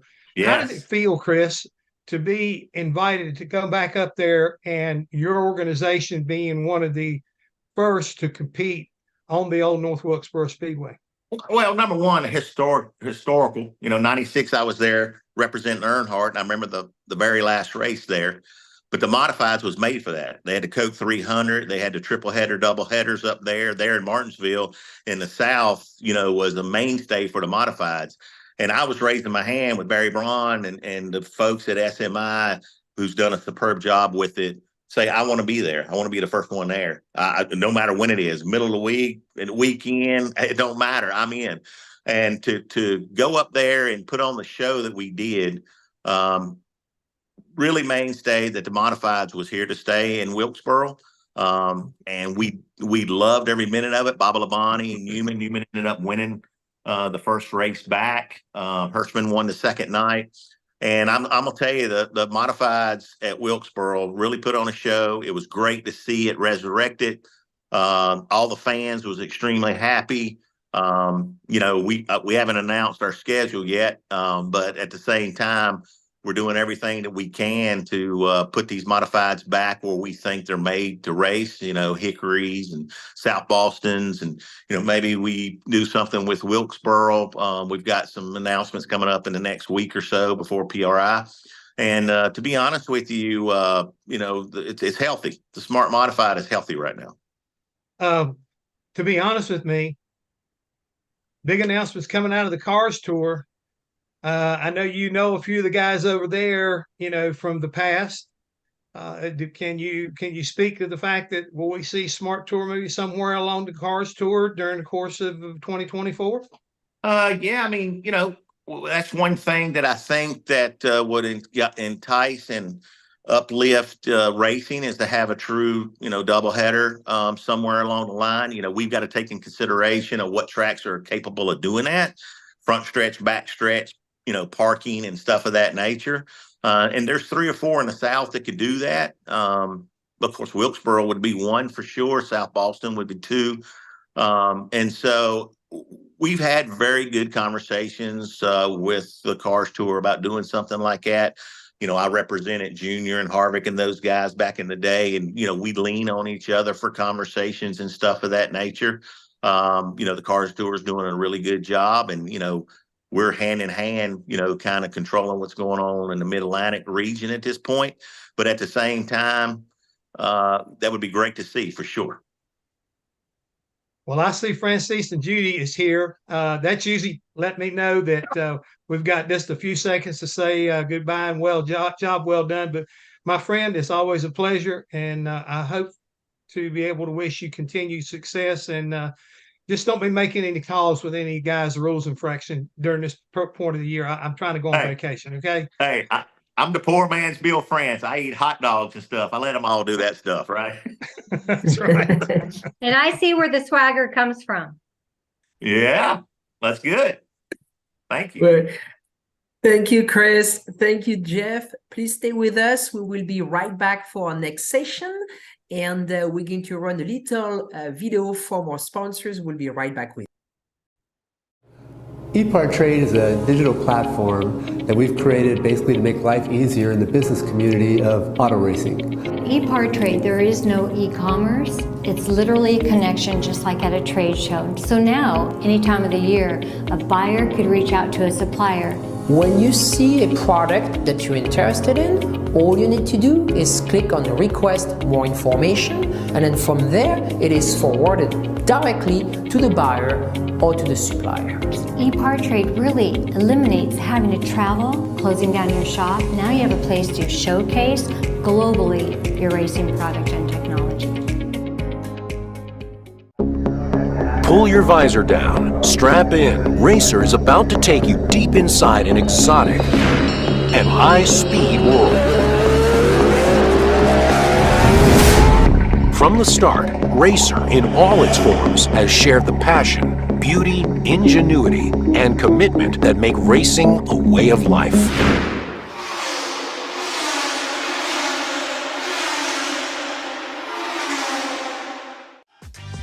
Looking for a quick fix of motorsports news? The Speed Sport Daily is what you need. It's a free racing newsletter delivered directly to your email every day. We'll cover the winners and the losers and tell you who's making news off the track. It's NASCAR, NHRA, World of Outlaw, IndyCar, and so much more. Go to speedsport.com today and get signed up for America's free racing newsletter and get your daily motorsports fix. The Speed Sport Daily. Thank you and welcome back. Mike, welcome back. Thank you. Thank you. For being with I'm ready us. to get loud. Absolutely. And, thank you for putting us live also on Speed Sport 1. And, we're live absolutely everywhere we can be right now. As I said many times during the session yesterday and today, if you're watching us from anywhere, from Zoom to Speed Sport 1 to YouTube to racer.com or speedsport.com, please share the links with your industry friends. I mean, the panels and the speakers are absolutely incredible this week. So, Mike, any words on our next session before we bring Jason on? Yeah, we're going to crank up the volume a little bit with possibly one of the loudest forms of motorsports on the planet. Jason Schultz of the Outlaw Truck and Tractor Pulling Association is going to join us. And, I've been in this business for more than 30 years, and that's one of the forms of the sport that I definitely need to learn more about. So I'm looking forward to the next 20 minutes or so. Well, sit down, shut up, and hang on, Mike, because I'm gonna take you to school. So I'm definitely sitting down, but I don't know how much I'll shut up. How's that? fair enough. I'm just teasing about the shutting up part. That's just a saying we have. So, how are you today? I'm doing well. Yourself? Living the dream. Living the dream. Thanks for having me on. I appreciate it. So let's recap just a little bit. I have a little bit written down here, but you're probably better at the spiel than I am from reading it off of paper. Yeah. Educating on people exactly what the Outlaw Truck and Tractor Pulling Association is. 16 classes, 350 different competing vehicles across the country. Tell us a little bit about that and some of the other stats that will educate some of the folks.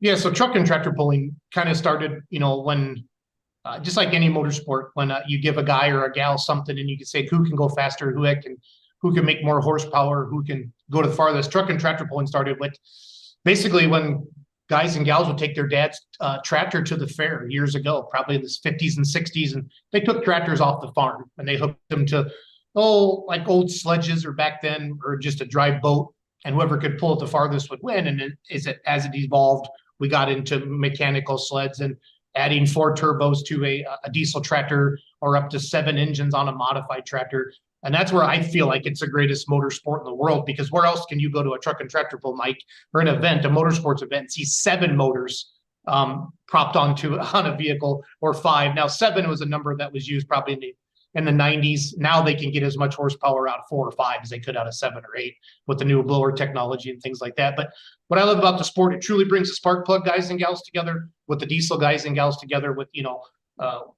super stock diesel tractor up to 4 turbos. It's the top fuel of the diesel world. And then you have your unlimited modifieds. They can run up to 5 motors, 5 engines, electrics or motors, right? 5 engines producing 15,000 horsepower and hooking it to a sled that weighs 30,000 pounds empty.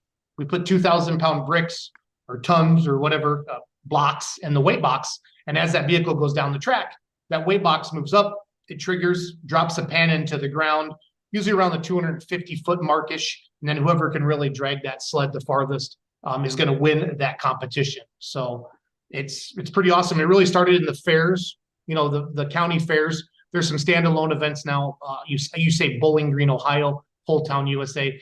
I remember that. I'm from Tiffin, Ohio, nearby there. So I remember the signage and all sorts of things from my youth. Yeah, Kevin Dick is a truck and tractor puller from Tiffin, Ohio. Quite a few pullers from Ohio. The Outlaws, there's 3 major associations in the United States. The Outlaws cover everything pretty much west of the Mississippi. They have the largest footprint. We have pullers from Texas, Kansas, Oklahoma, Iowa, Nebraska, Missouri, Illinois, Wisconsin, where I live, Minnesota.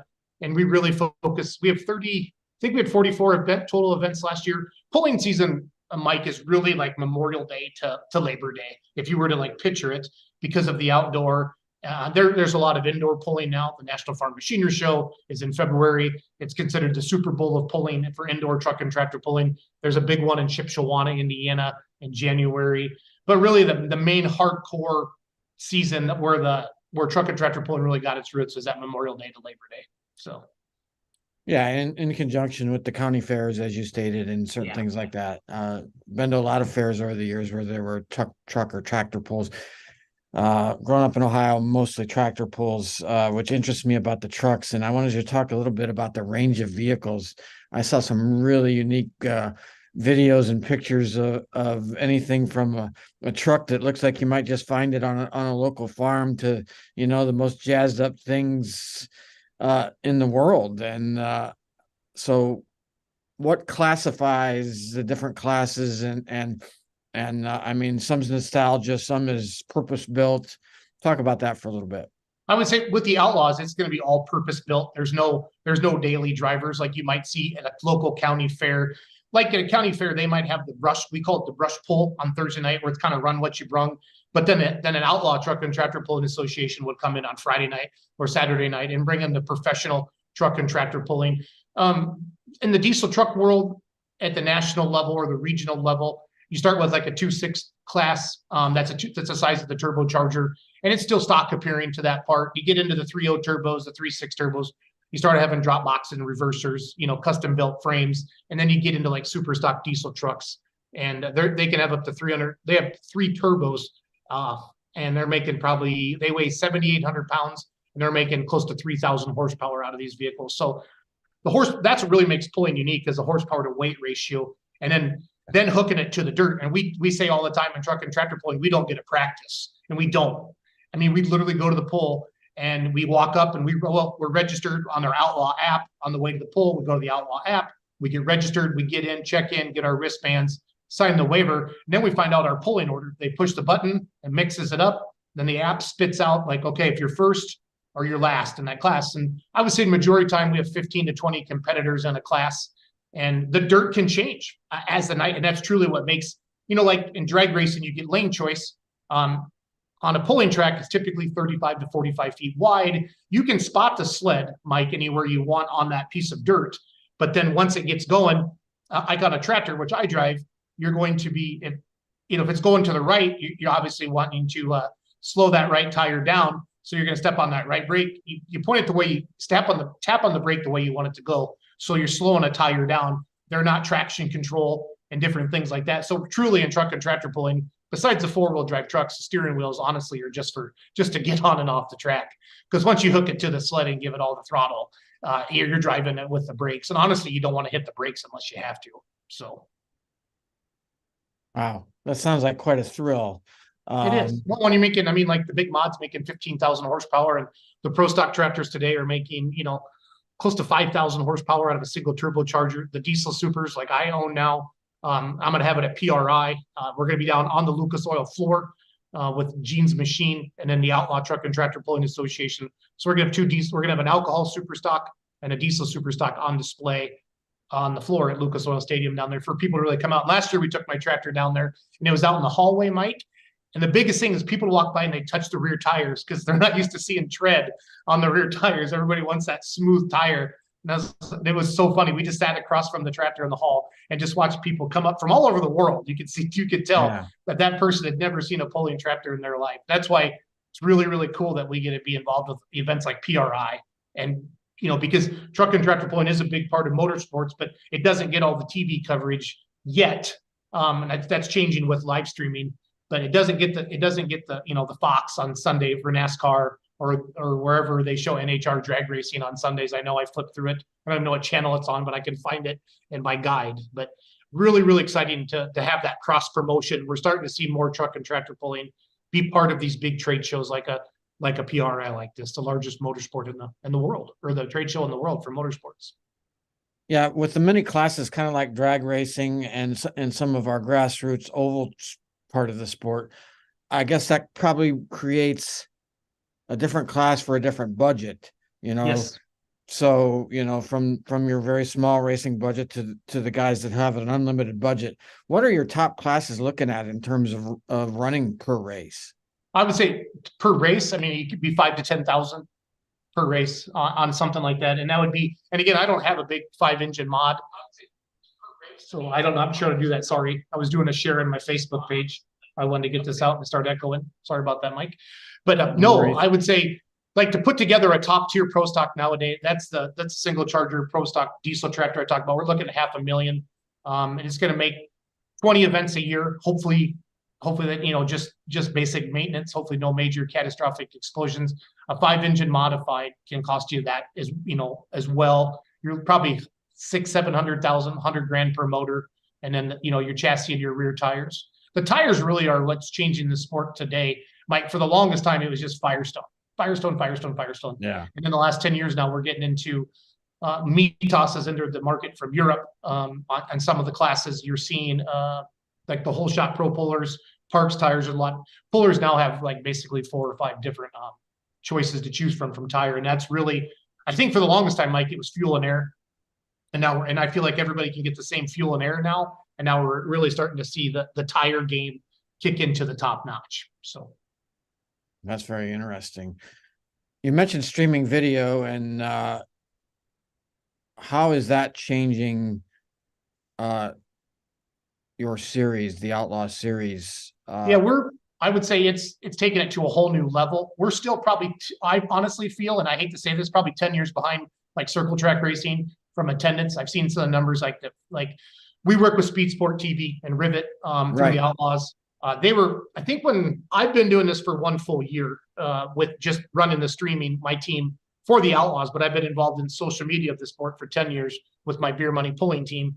But we took over streaming last year. And the biggest thing for us was to just start on time and have good signal, good sound, and good video this first year. But I've seen some of the streams like on a MAV TV or a Flow, and the graphics and the in-car stuff. It's amazing. And we've already sat down this winter and going to take Outlaw TV, outlawpulling.tv to that next level. We've already started to implement some like interviews during the show. Truck and tractor pulling moves pretty quick. There's about 2 to 3 minutes of downtime in between hooks. You know, it gives us time to show a replay. If it was a wild ride, we'll slow down that replay. And then it gives us a chance to maybe play a commercial for one of our sponsors. And then at the same time, we can go interview that next competitor. And that's really what I would say from a sponsorship standpoint, for us to go out and sell the Outlaw pulling circuit. Hey, not only can we show you to these 3,000 to 5,000 people on average at your local county fair, we're also showing you to an audience of potential of 100,000 people through we always do a live look-in, Mike, through Speed Sport. Like we call it, I think there's a marketing button in the switch, and it shoots it out to Facebook. One of those this year from Wisner, Nebraska, the Thunder by the River, it's the largest truck and tractor pull in Nebraska, has reached 17 million people on Facebook. So that's what's really, really good about the sport. But where our sport sucks is we got so many people just showing up with cameras now and YouTube, and some of these people aren't going to the polls because they're just waiting for this to come out for free on YouTube. And that's really where our sport needs to whack that and say, listen, this is our content. And I know that racing's already done that. And you're gonna have to be the bad guy, right? Because everybody wants to take their video.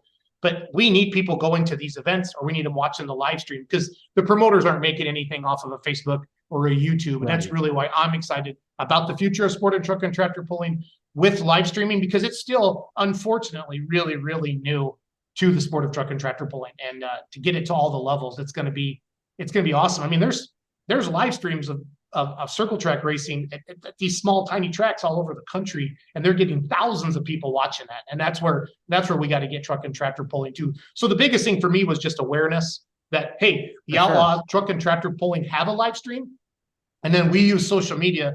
That's where I got hired. Kurt Van Beek is the owner of the Outlaws. Very, very smart guy. He's a business guy. He doesn't run it like a fraternity. He runs it like a business. I feel like too many motorsports want to take care of their buddy, even though their buddy's a ding dong and he's maybe not the best person for the business. And that's where Van Beek doesn't take any crap. He brings in good people. He recognizes the talent with us and our ability with social media. You know, we have, with Beer Money Pulling Team, we have 1.2 million followers on Facebook. couple 100,000 on TikTok, couple 100,000 on Instagram, 200-some thousand subscribers on YouTube. It's like, if I can take the power of Beer Money Pulling Team and merge it in with the Outlaws and take this thing to the next level, and we're just getting started. But this last year was really, we were up 30% in live stream views over the year before, Mike. And that's just honest to God, with just us just trying harder than the people before us. We haven't gotten fancy yet at all. And I really, really want to do that with more, like the cameras in the roll cage, showing the RPM, showing the throttle and stuff like that. We've really just been doing the standalone stuff to track. We did introduce a wireless camera to the starting line. Chandler, one of the guys who works for us, and a couple of other people really get right up in their faces. They're backing up. And obviously when it's time to compete, they back away, but really showing the up close. And you can see the feet shaking on the clutch or on the brakes. They're nervous, and that you see the high fives, and you see the dad, the son's driving for the first time, and you see the dad grab the roll cage and get up there and fist bump his son, and you watch their eyes. Bringing that to life is really what I'm excited about the live stream more than anything. Just bringing it to your living room or your computer or your phone. And like with pulling, it's very ag related, Mike. Our world comes from ag. So you're not just a farmer, but you're employed by a farmer. You drive truck, you work at the grain bin. The amount of people, we did a live stream down in Georgia, Diesels and Dark Corners down in early November. And the amount of people that were watching that in the Midwest on their phones while they were picking corn or picking beans, it was incredible. The amount of comments that we saw from people that they could do that just with combines nowadays, they auto steer themselves or whatever, right? So they're watching truck and tractor pulling while they're out harvesting. It was fun to read all those comments. A lot of these forums over the last couple of days, the term fan experience has come up. Tell us a little bit, what's the fan experience like at one of your events? Our pits are open. I would say 99% of them. There's a couple like state fairs, like an Iowa State Fair, which you can't get into the pits, but you can walk through our pits, meet the drivers, talk to them. It's the best. They don't charge. There was a time where they'd be like, we had the pit pass, and then we had the general admission, but most of the pulls that we go to, you can get right into the pits, get there early. And I have never met a truck and tractor puller that won't let a kid sit in their truck or on their tractor, take a picture. We have hero cards, stuff like that. We need to do a better job of probably like what Monster Jam does. They have the drivers lined up and they sign all the autographs before. And that's something we kicked around at the Outlaws. But just like anything else, and this, and anybody watching this, just having enough people to coordinate all that the day of the event. And then obviously the competitor themselves, if they're the first class, they have to get their vehicle ready to compete that night. They don't want to be up there, signing autographs where we can work through all that. But I would say it's laid back, it's easy. You just have to go through the pits and talk to the pullers. And it's some of the big pulls like a Rock Valley, Iowa, a Wisner, Nebraska. You really, really see that in fruition. You see the puller that, the family that comes to one event a year, and that's their hometown pull. And some of them are lucky enough to have it be a big national pull, like a Wisner, Nebraska, or a Rock Valley, Iowa, or like a Wayne, Nebraska. Some of the pulls on the Outlaw circuit that are really growing. These places are adding bleachers. They're adding big screen TVs to the replays. So we don't just have one big screen now, we have two, or they'll have three big screens, one with just their local sponsors and then one with all the Outlaw stuff. So you really creating that awesome ultimate fan experience. You've mentioned your team, Beer Money Pulling, a couple of times. I'd like to know what the inspiration was behind naming that team. So my dad, my parents got divorced when I was a seventh grader, and I lived in Iowa. Mom moved us to Wisconsin because of her job, and Dad had a pulling tractor. And because of that tractor, I went back every weekend. It's hard to go 3 hours to leave your friends and your girlfriends and your sports, but my dad had this tractor, and it was called Blackjack. And I said, someday I'm going to have my own pulling tractor. And in 2012, I bought my own tractor. It was a hot farm tractor. Today they make 1,400 horsepower, kind of the entry level, if you will, to the regional or national level truck and tractor pulling. And I was driving home, and a Kip Moore song came on, Beer Money. And there's a line in there that says, every now and then we're going to raise a little hell. Hope we get lucky and stay out of jail. So that's 10 years ago. I'm 37, 38 years old. And I'm like, that's me and my buddies drinking Busch Light, drinking Crown Royal, doing stupid shit. Hope we don't get caught, kind of a thing. So I went home that night, and this is before Facebook was public. And they weren't selling stock shit. I just created the Beer Money Pulling Team on Facebook. And we just had fun with it. We never posted just about my tractor. We posted everything from garden tractors to mini rods. We posted everything. And it just grew and grew and grew.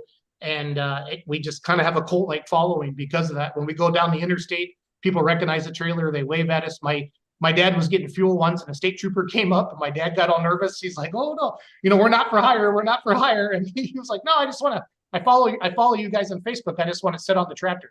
So we have a picture of a state trooper in Missouri sitting on the tractor. So a lot of fun stories like that. And now it's taken a life of its own. Now promoters are hiring us because you know what it's like. Promoters need to focus on getting the racers there. Do we have the porta potties? Do we have concessions? Is the track ready? And then they hire us to run their social media for them. We promote their events hard across all the different platforms, and we've had a lot of good luck with that. I hired a general manager a couple of years ago, Doug Borth, to really help me dial all of this in. And I have 4 full-time employees now, just focused on YouTube, TikTok, Instagram, sponsorship, promotions, going to PRI, any door that we can open. There's companies now in the pulling world and other motorsports that are hiring us to run all of their social media for them because they are small shops and they spend 12 hours in the shop. The last thing they want to do is go inside that night and make a Facebook reel, right? They're just like, I don't want to do this. But we finally, everybody knows social media is for real. It's an easy way to get eyeballs on the sport. And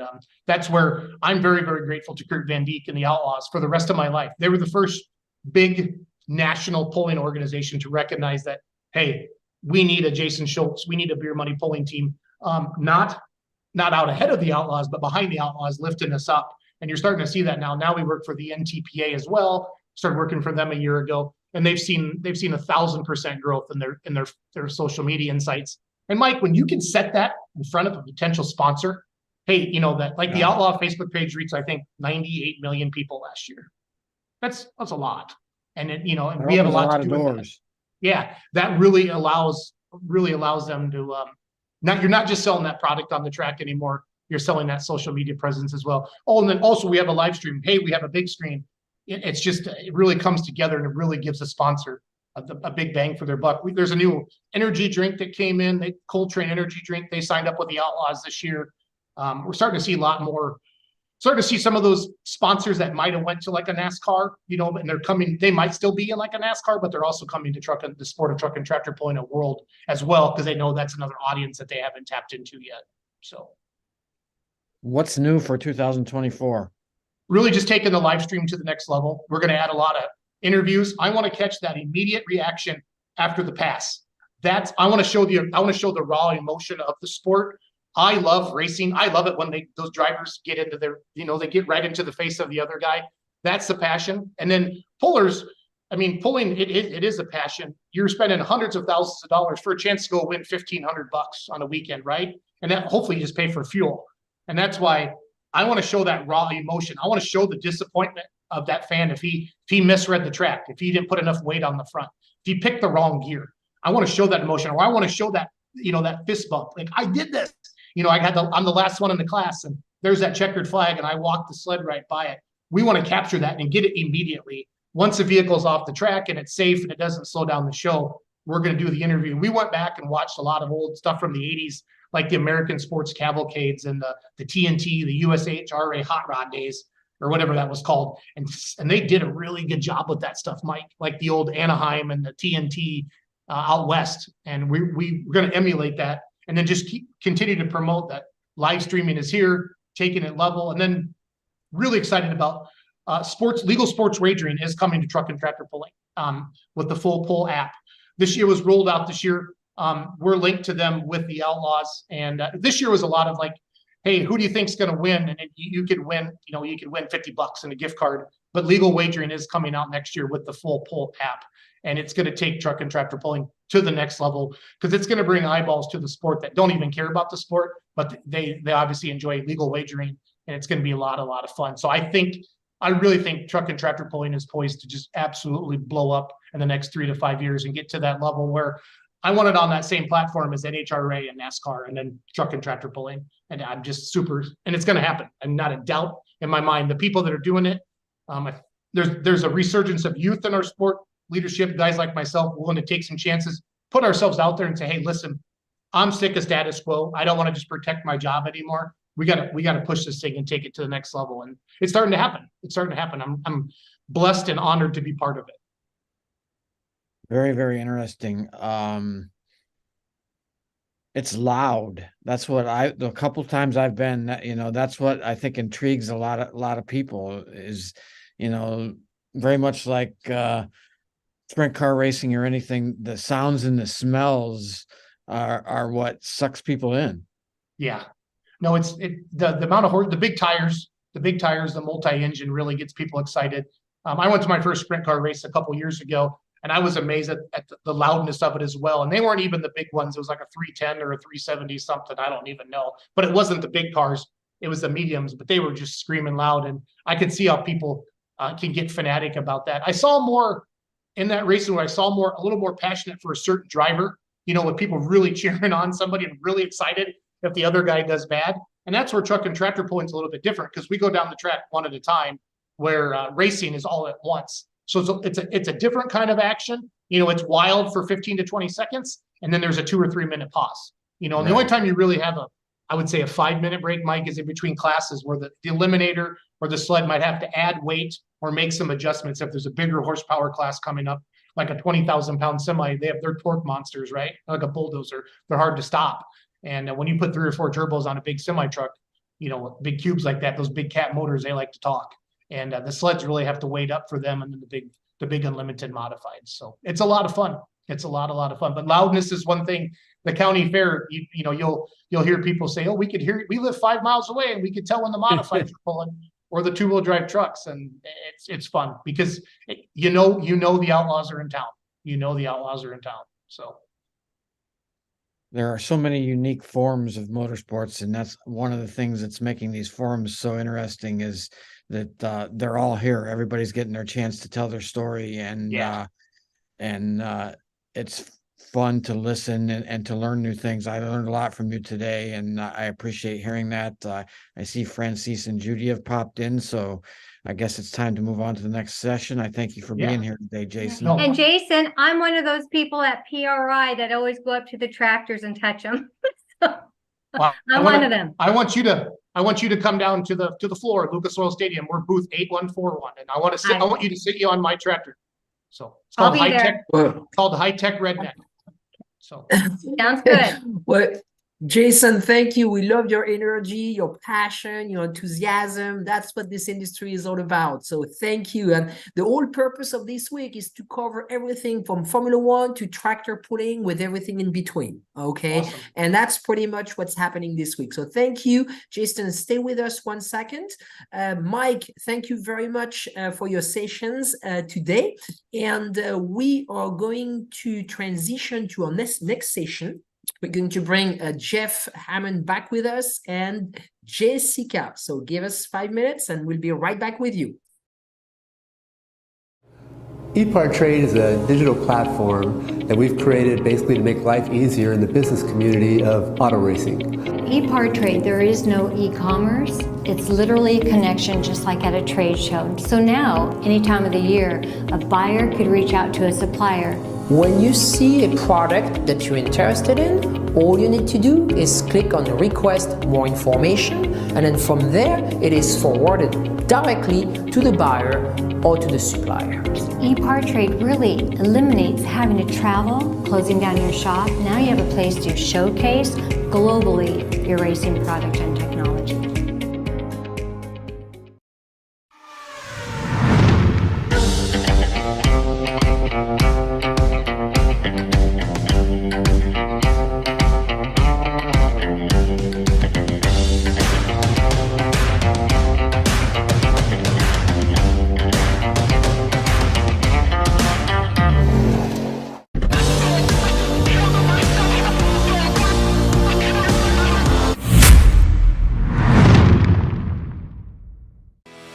Speed Sport 1 is your new home for motorsports. If you're a hardcore race fan, you've got it all on this new, exciting network. It doesn't matter if it's on land or water, 2 wheels or 4, asphalt or dirt.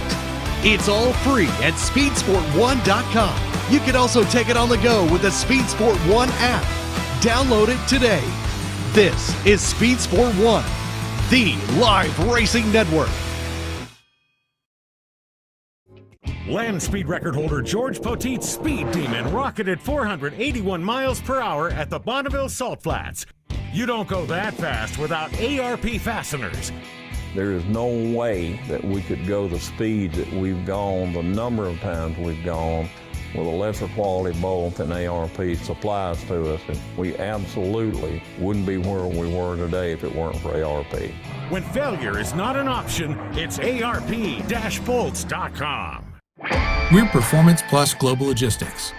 Our team of dedicated performance industry and logistics experts get valuable cars and components to the track on time in top condition.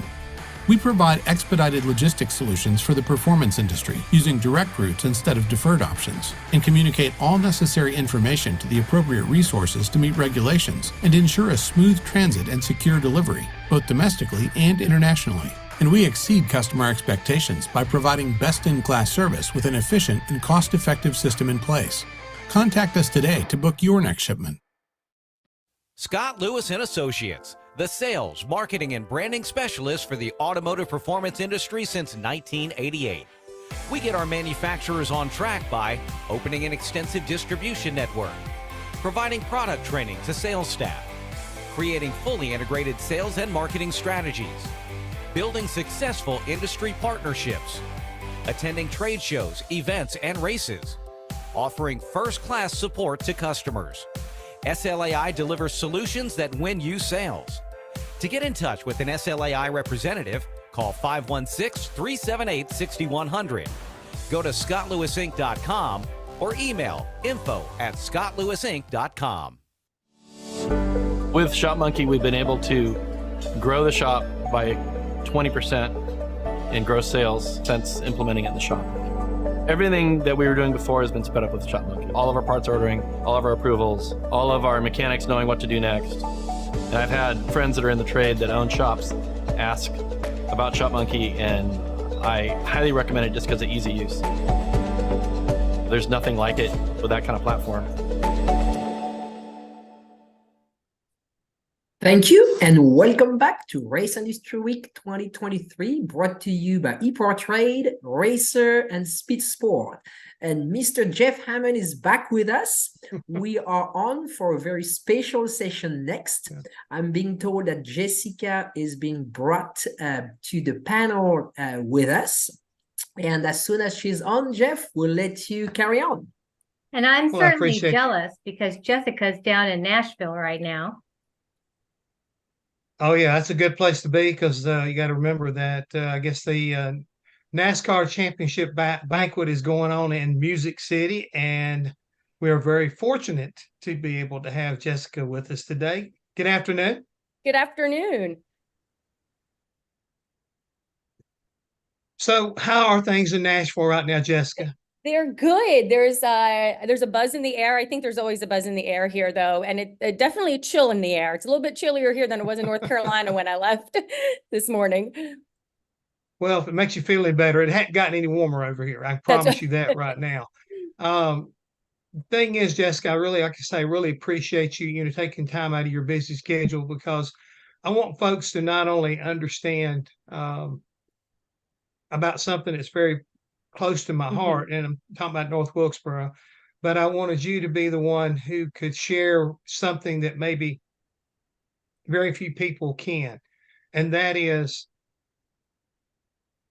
back when you and I really kind of got to communicating was one Saturday at North Wilkesboro, when a group of about 100 to 130 people, maybe a little few more, maybe a few less, but the thing is, there was a group of first responders and people within the county that came out to basically give you an illustration of how bad, and this was kind of like the motto, we want you back, to show you and Marcus, because again, you're a representative of SMI.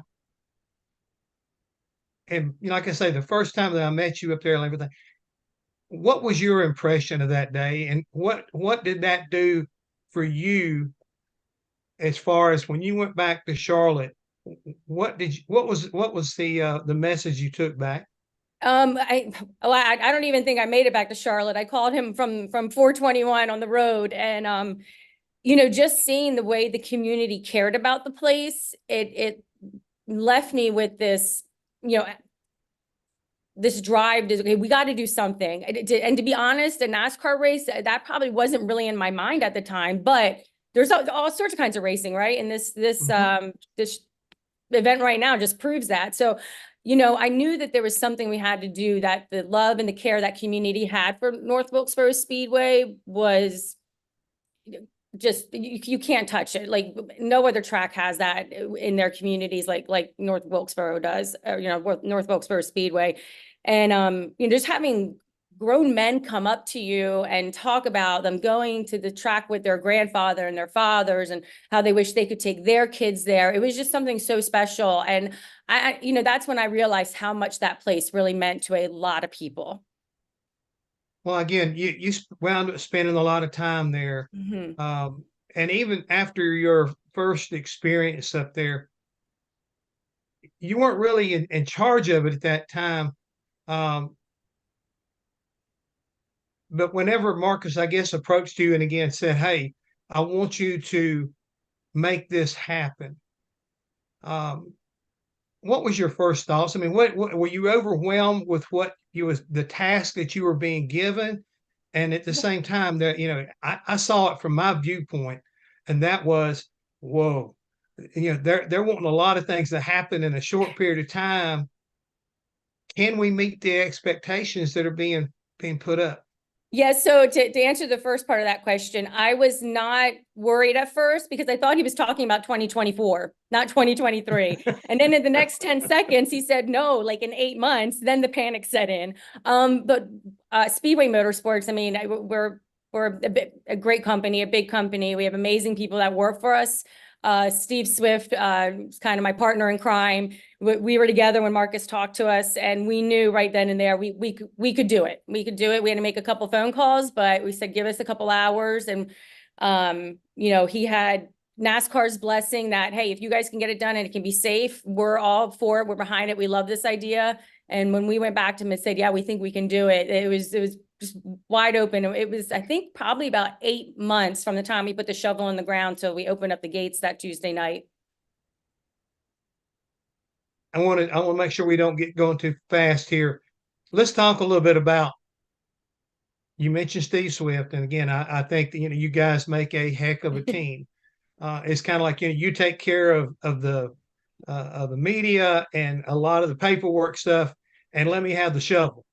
Steve's a great engineer, and I don't think there's a problem or a task that he has ever been given based off of getting to know him and understanding his background that he hasn't been able to do, not only meet the task, but exceed it each and every time. And there was a lot of stuff that needed to be done at that racetrack besides just killing a few weeds before you could think about running a race. Yeah, I mean, we had trees growing out of grandstands, buildings that were completely not safe. When we had Barry's event in August, which was kind of that electric in the air moment, when we had the streets were lined up with cars and tens of thousands of people were walking into that place that hadn't seen that in 30 years. And, I still get goosebumps when I talk about it, but not having, and we told Barry, hey, you guys, here's the keys, but there's no running water, there's no toilets, you got to get porta johns, you got to bring in floodlights. So we really were starting from ground zero. It brings me back when I was reviewing the history of this racetrack, that situation in August of 2022, I think you may have had a little bit of a understanding or better appreciation of what Enoch Staley went through the first time he held a race at that track. I mean, they ran out of money and decided we got to put a race on so we can, kind of keep moving on. And I really kind of like it's daunting when you think about they built a racetrack for $1,500 and rushed through it. It was a dirt track, but expecting a crowd of 3,000 and for it to come out to be 10,000, it's almost like what you did. I mean, you guys were prepared for X, but all of a sudden you got Y. Yep. Yeah. And I think it was the kind of why that, having being there, it was just like, am I having a dream? Yeah, and it was interesting. So when Marcus gave us the green light, okay, NASCAR's on, we're going to announce it in a couple weeks. I felt like I had the first round draft pick out of our company for every facet, you know, whether it be the parking, the traffic, the marketing, and I just called the best of the that we have in the business, and I formed my team, and we were off and running before before the end of that day. So it was a lot of planning, a lot of hands hands on deck, and people having to come in from Las Vegas and California, all of our different tracks, and everybody just fell in love with the place too. It's something really special. From the time in August and the success you had there, the announcements that were made afterwards going into 2023, did you take another step back and a deep breath and saying, we did it once, but can we do it again? Can we meet this here? Because I mean, all of a sudden it went from being, let's just get maybe a cars tour up there, another maybe smart modified tour race here. I mean, that'd be pretty good. But all of a sudden now you've got an all-star event. There again, what was your reaction? And again, you know, I saw the end result, but tell me what the first time when you thought about it, you know, what was going on? Yeah, it was a lot of pressure. I don't want to say panic, but it was a lot of pressure. Because at that point, everything was great with the August race. Now we're having this all-star race, and now everybody wants to know, well, what are you going to do about traffic? Is it going to be like it was in the 80s? I couldn't get in there so that just started coming at you at all ends, and that started to kind of get a little overwhelming. And you've been around for a long time. We've had challenges at easy Kentucky there, easy. Well, I was there too. When we opened Kentucky and Texas, we had Bruton out there directing traffic, and that was the only thing. I'm like, every day I'm like, I cannot have Marcus directing traffic. Like, it's got to be spot on. And I'll tell you what, the local law enforcement, the DOT, we could not have done anything without them. The neighbors, we had meetings with the neighbors constantly. It was a lot of communication, probably too much, but it ended up working at the end. But it would not have happened if everybody wasn't pulling in the same direction. Again, you've worked at a lot of these racetracks. You've been involved in this business. I mean, I think people do not appreciate, but you were an intern in the very beginning, working for SMI, and you have literally climbed the ladder. Everybody, including myself, admire you because of your tenacity, your willingness to work through problems and bring people in and strangers and turn them into a team that has really become very successful. And I think North Wilkesboro has got to be I don't know, it's got to be one of your crowning satisfactions. Because, I mean, you've been through so many projects from Atlanta to Las Vegas, but this one right here, I mean, it's definitely got your stamp on it. Yeah, it absolutely is. If I left tomorrow, I would be a happy person for what I did in my career, just the people I got to work with, like, and not only from my team, but just like I said, the community, and it was really, really rewarding. And I remember Winston Kelly, who, for those of you that don't know him, he opened up the Hall of Fame, but around for everybody probably knows him. He pulled Steve Swift and I aside, and he said, when that race starts, you guys step away and take a minute and just, take it all in. And I'm so glad we did that, because you're going so fast, and at the end of the day, you don't remember everything. So he and I did that, and that was really a really special moment. And I'm glad we got to do that. If I had to make a comparison, I did something like that at Charlotte Motor Speedway the night they turned the lights on. Yeah. And the first time we raced under the lights there, I was totally overwhelmed, and my mind was blown, because number one, there still were a lot of naysayers. Can't do it. Yep. And this is something that SMI has been kind of like known for. Tell me we can't, and we're going to sit there and rub your nose in it when we did. That type deal. And I think that night, when they said, "Gentlemen, start your engines," I don't think that I've ever had more of a lump in my throat than I did that particular moment. And seeing how wonderful everything turned out was it was almost unimaginable. Yeah. And I think the other thing too, and I want to see what your take on this is, the community continued from the prior to that August event all the way through. It seemed like the momentum of the community grew and grew, including the All-Star Parade downtown, the Hauler Parade. Everything just seemed like, we're in Las Vegas, we're in Charlotte, we're not in the hills of North Carolina, because all these people were, out in force. Yeah, they were. And I, that Hauler Parade, you bring that up.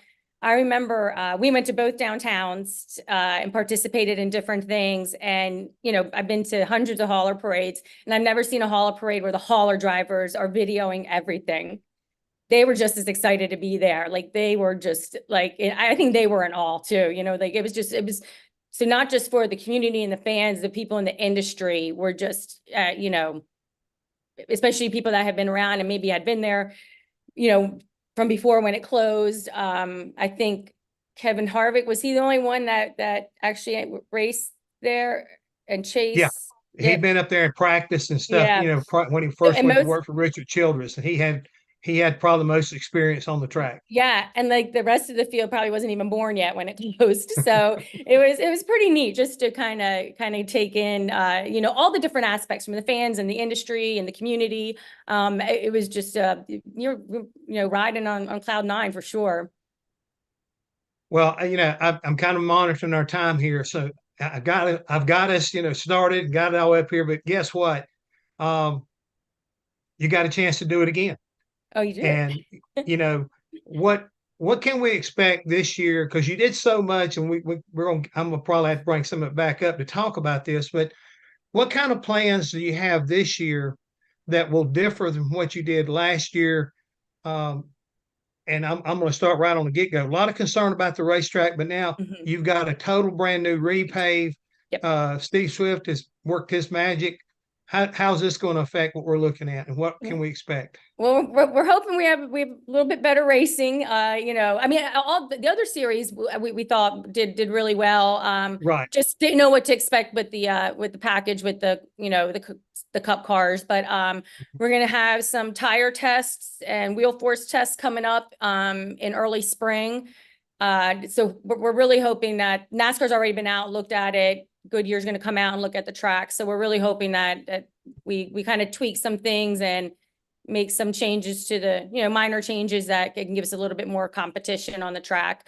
As far as how the week is going to go, it'll probably look the same. We're going to fill it with lots of racing. We've got the Cars Tour schedule that came out yesterday. I'm not sure if everybody saw that, but they're going to be there 2 days, All-Star Week, and then their season finale is going to end there in October 18th and 19th. So we're super excited to have them there twice. And then we'll have, the pit crew competition again, the concerts like we had before, the hauler parade. So we're pretty much going to mirror everything. It hasn't broke yet, so we're not going to fix it, but we're going to tweak it and make it a little bit better.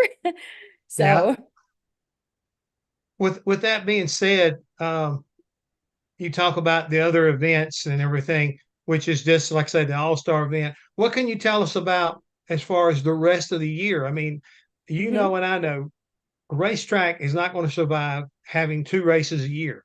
Yep. So what other things can we expect out of North Wilkesboro as far as, the track is concerned? So we've got a modified race on the books for the fall. And then, like you said, we got the Cars finale there in the fall. We're working with, I saw a couple of the other panelists throughout the thing, these sessions, and we're working with some of them on some announcements coming soon. We had a car show last month, 2 months ago now, I think it was. And we're going to do more car shows. We've got a couple Corvette clubs and coming down. I think one guy's got 2,000 Corvettes coming down from Pennsylvania. Whoa. How many? 2,000. So they're 2,000 Corvettes. Yeah. So they're doing a tour from Pennsylvania all the way down to Florida. And they want to stop at Norfolk. So we're talking to him. And so, we want our doors to be open. I think all of our Speedway Motorsports tracks pretty much are are great examples of we don't shut the doors and just have races. We try to do a lot of things, especially around the community. Speedway Children's Charities, which is our charitable arm. Each track has their own Speedway Children's Charities. And in a couple of weeks, we're going to give away a little over $200,000 to kids in need in Wilkes County. So, Phenomenal. a lot of events. We're going to get a lot of series, a lot of racing in there. Talking with, people like Chris Williams, and we're talking to Kevin and Dale the other day at the press conference, and you have to have tracks open. Like it makes everything succeed. We're not taking away anything from anyone else.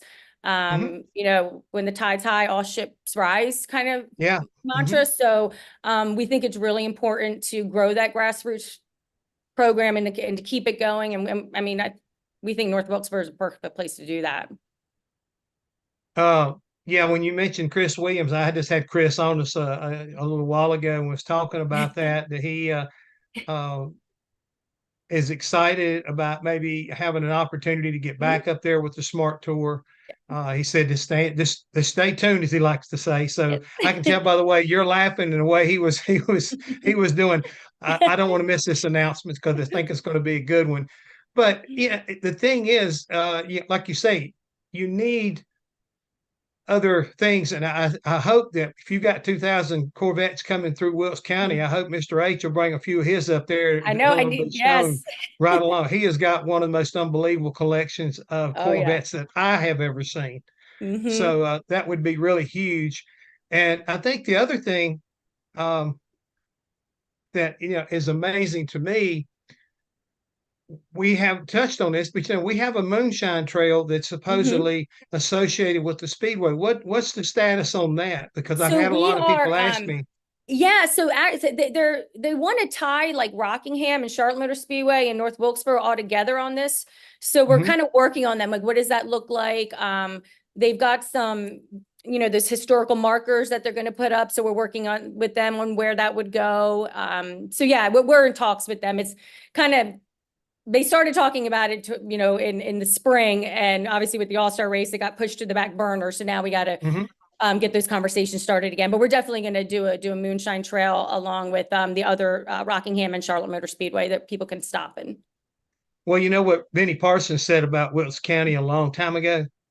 He said people in Wilkes County either worked in the furniture business, the hosiery business, or the whiskey business. and that right there is what most people sustain their living by, including the late Junior Johnson. I mean, like I say, 1957, he returned to Wilkes County after 11 months at Chillicothe prison for a moonshining violation, and eventually got pardoned by Ronald Reagan. So I just wonder what Junior would have to say right now about how things have turned out so far. I hope he would be happy. And I hope Benny would be happy too.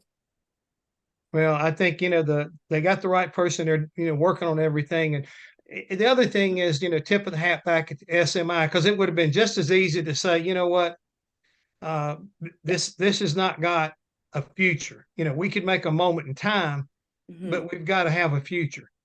And what I love about it, you're showing you're trying to give this place a future. And I know every time I've talked to the folks up there, whenever I've been up there, I always remind them, you got to go buy the ticket. Even if you don't go to the racetrack, you need to buy the ticket and support the racetrack, because you got a second chance, which is unheard of in this industry. We don't normally see a racetrack come back from the dead. And to me, it's what has happened here.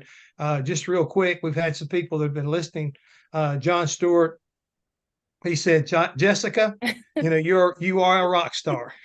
So, you got a fan out there. And Joseph Zalek, he says, love modified. So I guess if you can get some more modifieds up there in North Wilkesboro, that would be a positive as far as they're concerned.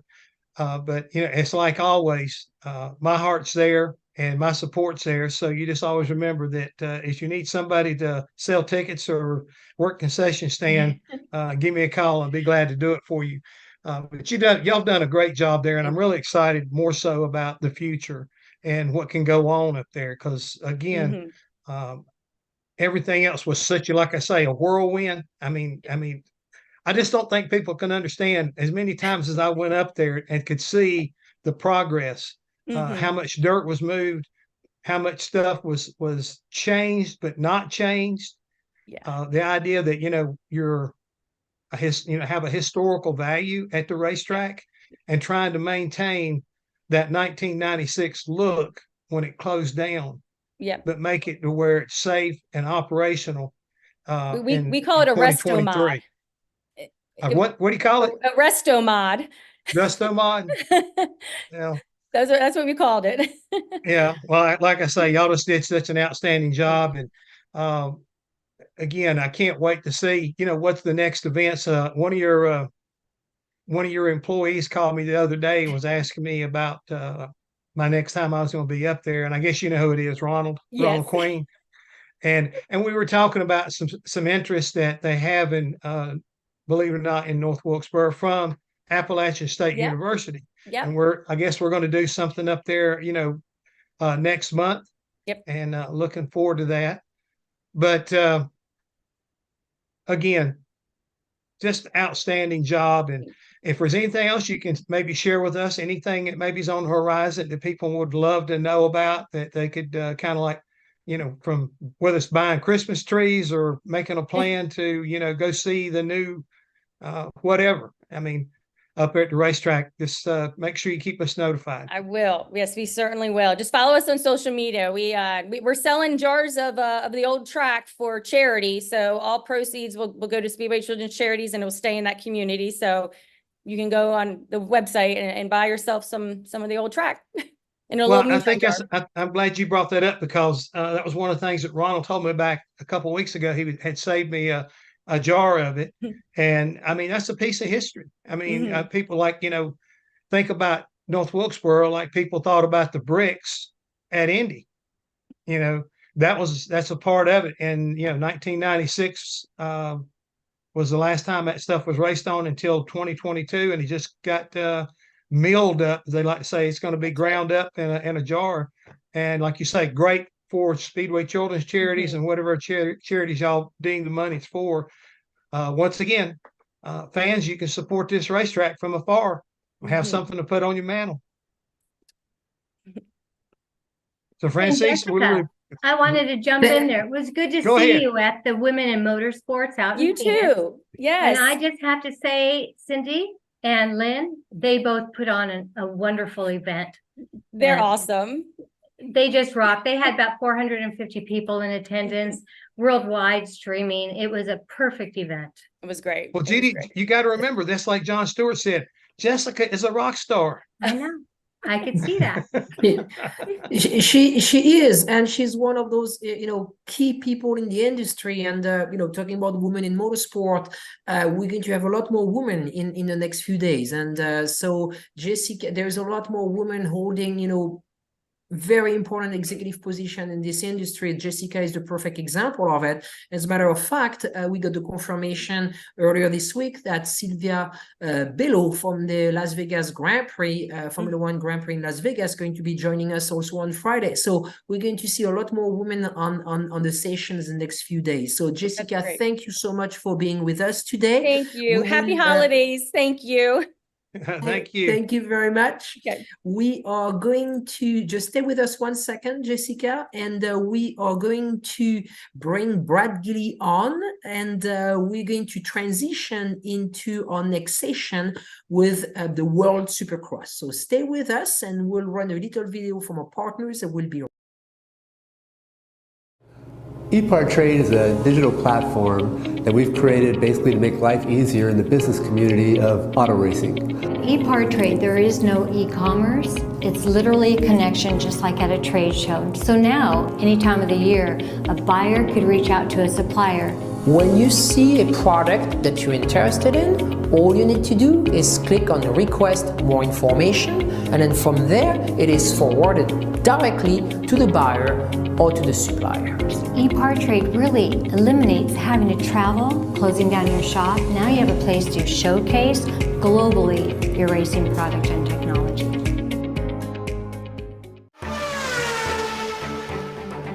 There are two types of people, racers and everyone else. In a sport driven by passion, excellence, courage, and ingenuity, Racer Magazine is for those who believe that racing is a way of life. Get 1 year of Racer's print and digital editions for only $50, with instant access to our digital issue archive. Subscribe now at info.racer.com. Speed Sport 1 is your new home for motorsports. If you're a hardcore race fan, you've got it all on this new, exciting network. It doesn't matter if it's on land or water, 2 wheels or 4, asphalt or dirt. It's all free at speedsport1.com. You can also take it on the go with the Speed Sport 1 app. Download it today. This is Speed Sport 1, the live racing network. Thank you, and welcome back to Race Industry Week 2023. This is our last session of the day. We're going to be talking about the topics that Mr. Gilly loves, motorcycle racing, right, Brad? Oh, you on mute, Brad. We can hear you. Sorry about that. There we go. Anything on 2 wheels, I'm a big fan of for sure, and looking forward to talking about World Supercross here in just a few minutes. Excellent. And then we'll have you again for a few sessions tomorrow. And after that, you on to the NASCAR ceremonies. So again, it was a great honor to have you the last 2 days and a few more sessions tomorrow. And anything you want to share with the audience, Brad? It's been really neat. Doing everything that I do in motorsports and following things and all of that, and seeing a lot of the news that's come out of Race Industry Week already, really just in a day and a half and 2 days, if you think about it, especially what we opened up with Steve Phelps yesterday and a lot of the things that he's talking about. This has become a very big news-making week as well, and it's coming right here from Race Industry Week. Yeah, I've noticed that too, Brad. I mean, articles all over the place and people are sending it. So it's nice to see. And there's more. Including NBC News, correct, Julie, if I'm right? Yeah. Well, that's a big deal, and thank you to our partners at Racer and Speed Sport, because they help us reach a much bigger audience, and so being live on speedsport.com, on racer.com, on Speed Sport 1, and all those YouTube channels help us, and thank you very much. So we are going to be bringing Adam Bailey any second. I know he's on. I got a signal from a producer, so as soon as Adam join us on the panel, we'll leave Adam in your hands, Brad. So I don't know if Adam is in Australia right now, if he's in the States, but thank you for him to be joining us. Awesome. Thank you, Francis. Thank you, Judy. And Adam, welcome. And look, I know you guys are coming off of a big weekend in Melbourne, so where are you now, and how was that great round?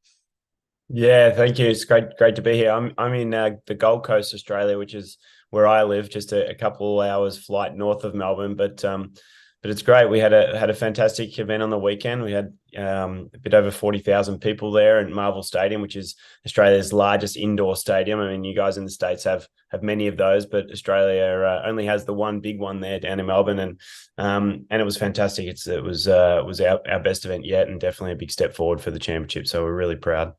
Yeah, definitely very thrilling to see everything that went on. Congratulations to Ken Roczen and everything else that we've seen. It's been pretty incredible. So tell us about 2023. Tell us about this year and how things have gone for World Supercross.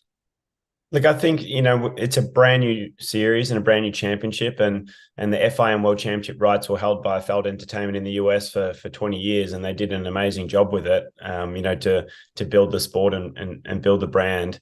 But for us to truly take it around the world and take it to other countries around the world is a big challenge, that's for sure. When you operate, and I've promoted events in Australia since around 2015, but to try and take something truly global adds a whole different raft of challenges, and we've definitely found that. And from country to country, there's different ones no matter where it is where you're going. So it's been a challenge, definitely. But one of the things we're just wanting to do is just build kind of credibility and momentum for the series. We've got some amazing riders and competitors, and the goal really is just to showcase this sport to new audiences around the world, not to try and necessarily do what is already being done in the US, but to take this product around the world, and we've managed to do that, particularly going to the Middle East for the first event that Supercross has ever had in the Middle East in Abu Dhabi, that we had at the start of November, was amazing to see a whole diverse crowd there that have never seen anything like it before, motocross or supercross racing at this kind of level. They were blown away, and that was a really positive sign for us, that there is new audiences around the world that we can convert to supercross fans. Yeah, I think that's really neat. And I cannot imagine what the logistics are like for all of you at World Supercross Championship, bringing everything that you bring. You mentioned Melbourne, Abu Dhabi, the United Kingdom, and all of that. That's one heck of a big show to be carrying around the world.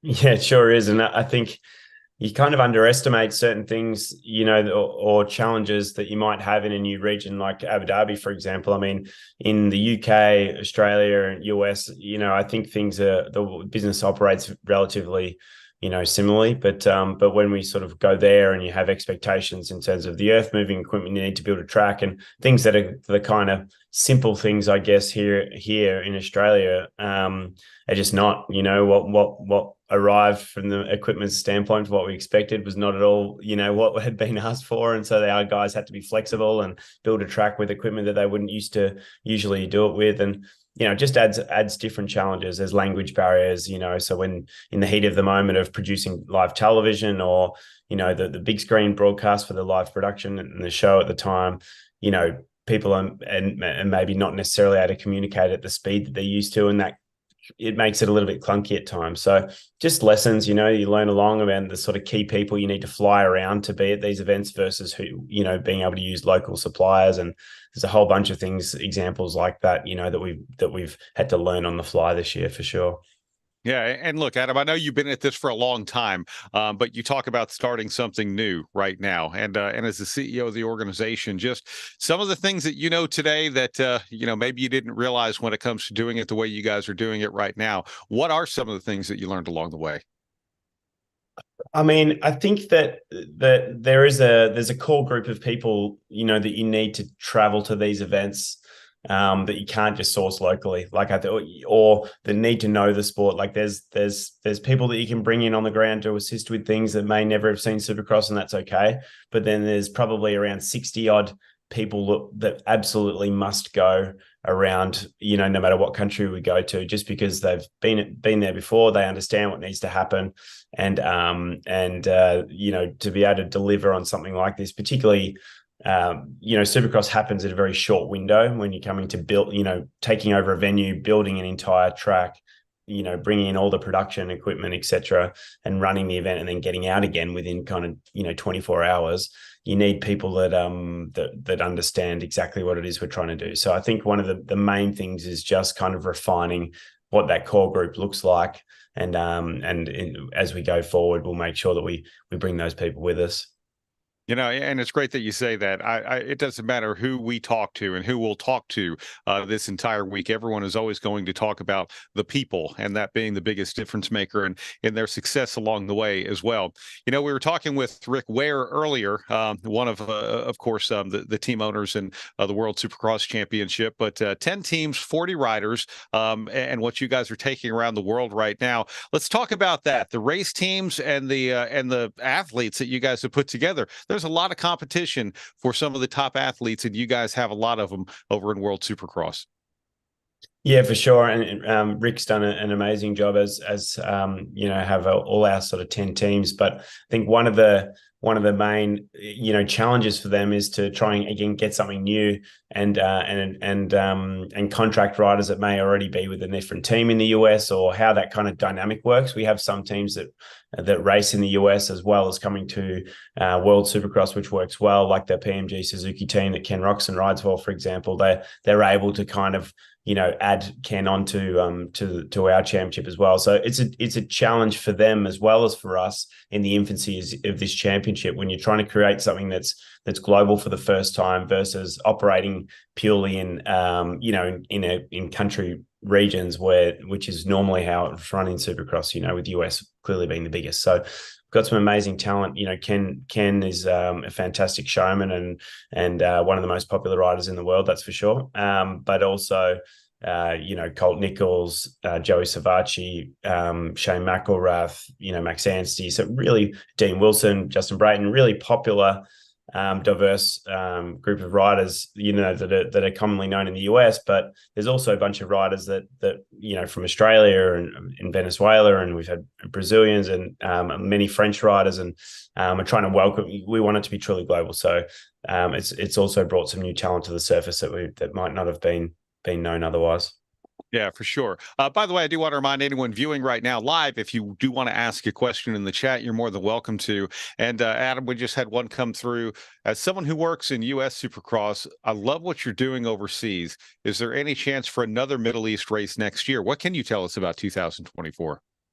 It's definitely on the cards. We've been talking to a couple of different Middle Eastern regions, you know, since we started the project. So I think, you know, as a motorsport championship, you can't ignore that region. I think we all here know that the Middle East kind of underpins, you know, Formula One and MotoGP and international, you know, motorsport championships. So we definitely will look into that. We've had quite a few discussions, and that the success of that event in Abu Dhabi definitely helped, you know, seeing again, you know, it was 7,000 fans in the Etihad Arena, which, you know, in the US or Australia would be very small, but in the Middle East and a completely new region like that is actually quite a lot. So that's been really helpful to grow in that region. But you know, we aim to have at least one, maybe two events in Europe. Where South America is hugely important to us because there's so many motorcycle sales there, and it's underserved when it comes to Supercross. Brazil in our research has the largest amount of Supercross fans in the world, but there's no, you know, international Supercross standard events. So there's a couple of markets like that we'll definitely be focusing on to try and get it to around, you know, 5 to 6 events next year is the goal, and we hope to have that sort of locked down in the next 30 days. Wow, that would be great. And when you're looking at events, how much of this is looking at regions? How much of it's looking at venues? How much of it is maybe driven by sponsorship? And you talk about a lot of motorcycle riders down in Brazil. You know, you've got some great factory teams that are out there running in the World Supercross Championship. You know, are they knocking on your door saying, hey, we sell a lot of motorcycles down here. What can you do? Maybe moving some events? Yeah, it's a combination of all those things, to be honest, and it kind of depends on. I guess we're looking at strategically what's the best for the series and the sport, you know, to move to, you know, to help grow the championship, and what would be strategically great moves versus also what's commercially viable and successful also, which is important for the business, obviously, as well. So I think, you know, on one end of that spectrum, you have, say, Japan, for example, you know, with the manufacturers, you know, being based from there, or so many of them. And then the other end of that spectrum, you have the Middle East and places that commercially, you know, make a lot of sense for the business. So, and then there's a whole bunch in the middle where you've got kind of potential for government funding, you know, and host city funding, which is very important for an international championship like this. And then others where sponsorship may be stronger, like you said, like Brazil, you know, due to the fact that there are so many sales there and strong brands that operate in that region. Australia is like that too. You know, there's very strong brands here and that like to market and be involved in Supercross. So yeah, the answer is that it's not a simple one. It's probably the most complex thing of what we do is trying to figure out how to, you know, pull a series together on the basis of a combination of, you know, commercial viability, but also strategic importance, I guess. So that's the tightrope we're kind of walking on a daily basis, I guess. Wow, that's a lot going on right now. Adam, you know, a lot of great people in sports will say that you make your season in the off season. And I know you're just coming down off of a big race weekend. And sometimes it would be nice to say, I just need a couple of days to exhale. But typically, as soon as you wake up the next day, all of a sudden the wheels start turning for what's coming up next. And it could be anything from, you know, event ideas to sponsorship. What are some of the things that you're working on? What are some of the immediate things for the World Supercross Championship that is more of a now thing as opposed to maybe I can look at that a month from now thing? Oh, well, I guess for us immediately is reporting on what's just happened, pulling data together, providing that to our government partners, particularly in Visit Victoria in Australia, to try and to report back on the results of what's just happened, producing a bunch of content and highlights and, sponsor deliverables and things like that we want to make sure that we maximize all of the amazing content that was captured over the weekend. But then, as you said at the start, really working on next year. I mean, we had an hour and a half long board call last night, really fleshing out what's next. What do we need to do? What resources do we need, and where around the world do they need to be based? Because that's the other thing, there's being international, being in Australia for all parts of the business doesn't make a lot of logistical sense. So, where do we need to base people to be able to be as efficient as possible to build the series quickly for next year? And it's all about trying to get that calendar locked and announced as soon as possible. That's our number one focus for next year. Yeah, I have to compliment you guys on the multimedia content that you've already pushed out there, whether it's directly on the website, on YouTube, and the fact that it doesn't matter really where you are. You've got a great subscription service to be able to watch these events live in different tiers of the subscription service as well. How can you tell us about how that's gone for you guys? And is that a model that's really working in the way it's set right now? Yeah, I think it's our strategy is kind of very similar to Formula E in the sense that we just wanted to get eyeballs on the series, which means that rather than sort of chasing revenue at this early stage, we want to make sure that we can be broadcast on as many linear channels as we can around the world to maximize the reach and the eyeballs. And we have FS1 in the US, which is amazing for us. It's such a well-known and prestigious network. So, but then we also have and we have 7 in Australia, which is great. And DAZN, which is a well-known sort of paid subscription platform, and Eurosport in Europe as well. So there's many networks that we're sort of broadcasting us, but we also wanted to create our own platform just to make sure that for anyone else that slips between the cracks, that they can always watch WSX live. And so WSX.tv we created just as that streaming platform. And it, I think it's gone very well, but as with anything, it can be much better. There's a lot of refining to do. We're proud of our broadcast, but I wouldn't say that we've hit the peak. We definitely want to continue to improve and make sure that next year it's even more seamless and even more eyeballs. So, part of that is just getting that schedule locked down and announced nice and early so that people know when to tune in, and that's really important. Next year's season will be a lot more condensed around the kind of October to November. We want to put all kind of 6 events within that 2-month kind of period, or 2 to 3 month period, and that'll help us get the visibility because it's off season for any racing in the US, so no clashes with anything that's happening there, and at a time of year that we feel like people are hungry for racing. So we'll try and serve them during that window and do the best job possible. Oh, that'll be fantastic. And we definitely look forward to hearing about that. Sponsorship. What's it like, number one, selling sponsorship for an international sport that's racing on several countries and continents? And what's the market like out there for WSX? I think you hit on the most difficult part is being international, because most brands operate, on a regional basis, and you have, obviously we have fantastic support here in Australia just because we've had events here and a lot of relationships here. But, the manufacturers being Honda, Yamaha particularly are hugely supportive in Australia, for example, but to have that support in the UK is a completely different subsidiary, completely different relationships. And, you kind of have to start from scratch. So I think there are some brands that extend, globally that have been great for us. I mean, GoPro, for example, is one that's a truly global brand and seems to operate on a global level.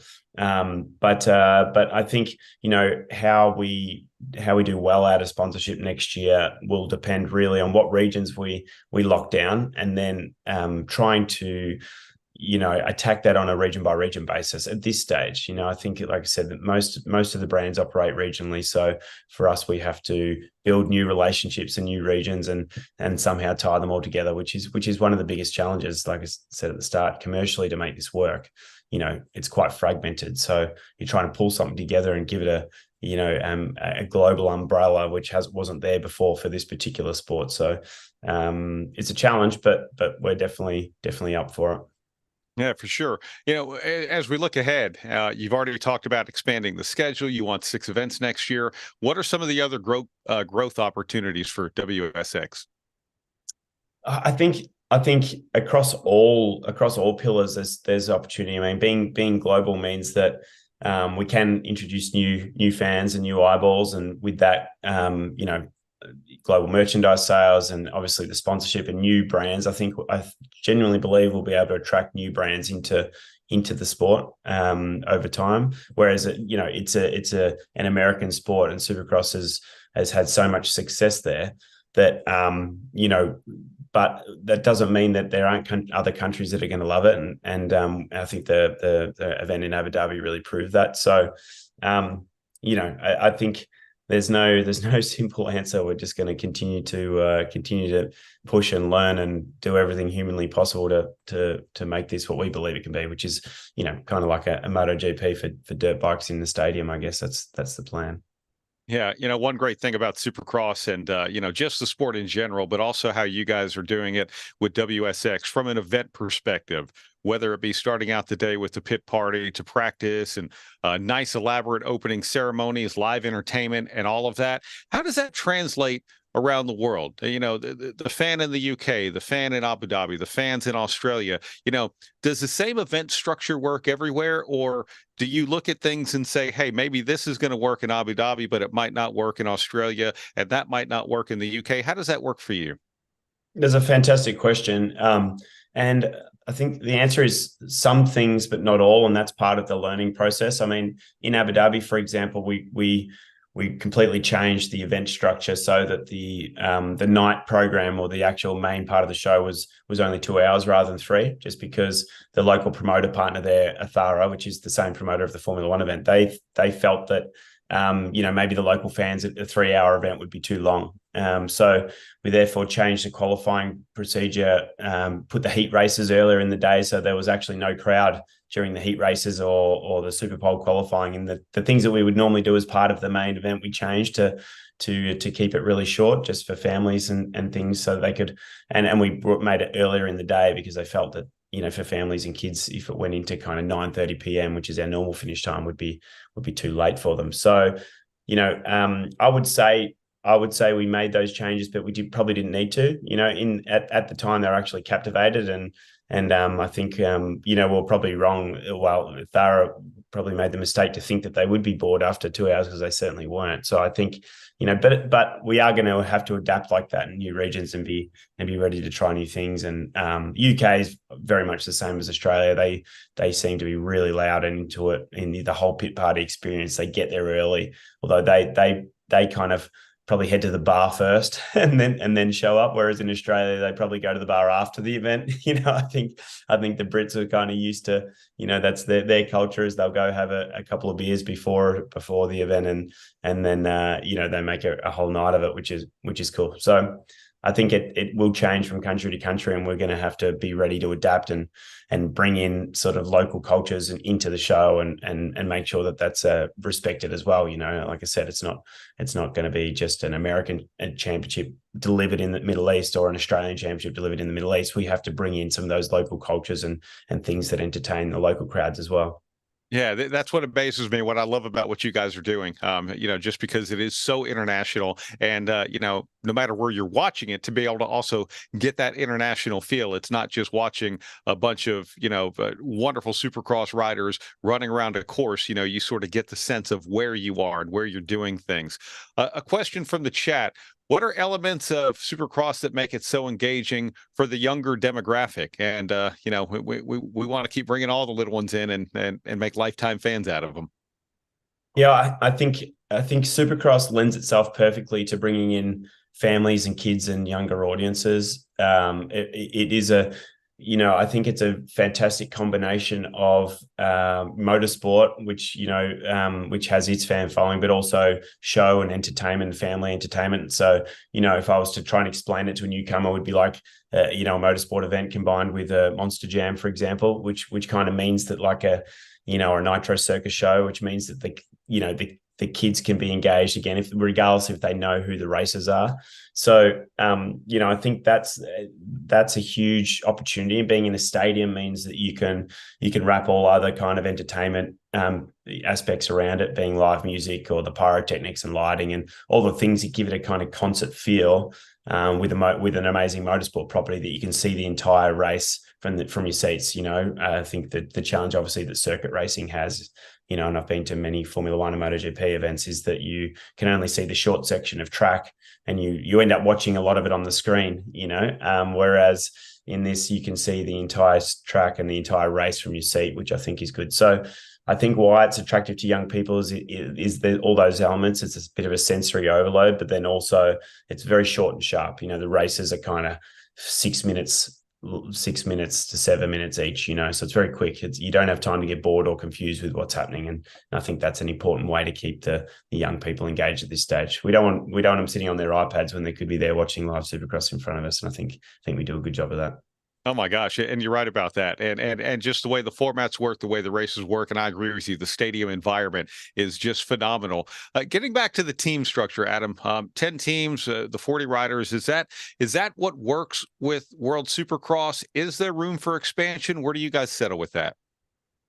That's a great question. Again, I think at this we're reviewing that as we speak. I think what we really want to do, though, is build value in those teams so that, if we have, 10 teams, it really is designed to be like a Formula One type model, which is then we want to help build the value of those teams. So by doing that, scarcity is the number one way to do that. And we want to make sure that, so we're not going to just continue to introduce new teams. Instead, we want to figure out how we service the ones that are there and perhaps introduce new partners to join with them and support them. If manufacturers, want to continue to get involved, then how do we connect them with those existing team owners and those 10 licenses? So the plan is really just to grow with that 10 or introduce new ones. If any want to sell, then there's the opportunity for that to happen too, and trade in and out of those licenses. But ultimately, the whole plan is to lift the value of those 10 licenses so that we have 10, really quality global teams competing in the championship.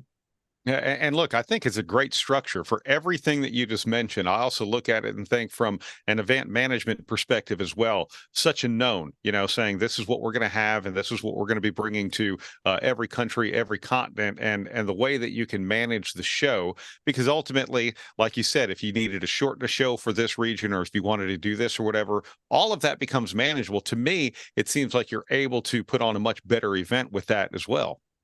Yeah, totally. It is. And it's actually it's creating a really cool community around what we're doing. Like I think that, and whilst, it's a fine line because you don't want everyone being all buddy that competes against each other, right? Like you want there to be some fierce rivalries and battles and controversy and there's plenty of that. But it is creating a cool sort of community around these men and women that are traveling around the world, to race in the series. And it's unique because you're bringing all these different cultures and countries, together, traveling around. And it's quite a close community of people that are all obviously love the sport and have a lot in common. So it's creating this cool little community and vibe around it. But ultimately, I think that, we need them to be passionate and enjoy what they're doing as well. And I think this kind of small group definitely helps create that community, which I think is really important for us all to move forward together.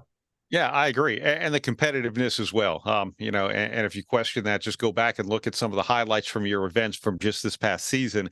And it's really incredible. Adam, congratulations on a successful year. And more than anything, I actually look forward to a year from now, looking back at this conversation and seeing just how far you come with the World Supercross Championship. It sounds like there's a lot of great things ahead. Yeah, thank you. No, I really appreciate it. There's a lot of great things ahead, but a lot of work to do. So there's definitely no rest for the wicked, as they say. We'll be working hard between now and next year. I should have a few more grey hairs by then. I'm imagining. Well, thank you very much. Thank you so much. Thank you, Adam. Thank you, and great job. This is a brand new series. You build it from scratch, and it's amazing what you have done. So thank you very much for being with us, and thank you to all of you watching us on Zoom, but also on racer.com, on speedsport.com, on Speedsport 1 TV, as well as on our different YouTube channel and social media channels. This is the last session of the day. We are going to be back tomorrow morning, sorry, at 5:45 a.m. with Mr. Chip Ganassi himself. Then we'll be talking to the MotoGP team out of Spain. We're going to have a session on the emerging Indian and South Asia racing market. We're going to be talking to Extreme E, TRD, Ford, General Motors, Ricardo Juncos, Mr. Rick Hendrick, SCCA, Trans Am, SVRA, Richard the King Petty, Pikes Peak, Rally America, and we'll finish the day with the Super GT Japan. So an incredible lineup again tomorrow. Thank you to all of you for watching us today. Thank you, a big thank you to our sponsors, Judy, because they make this possible. So thank you, ETS Racing Fuel. Thank you, Fifth Third Bank Motorsport, Peak, Penske Racing Shark, Scott Lewis Associate, Total Seal Piston Ring, ARP, Performance Plus Global Logistics, Shop Monkey. And thank you to Brad and all our hosts for making this event so wonderful. Thank you very much.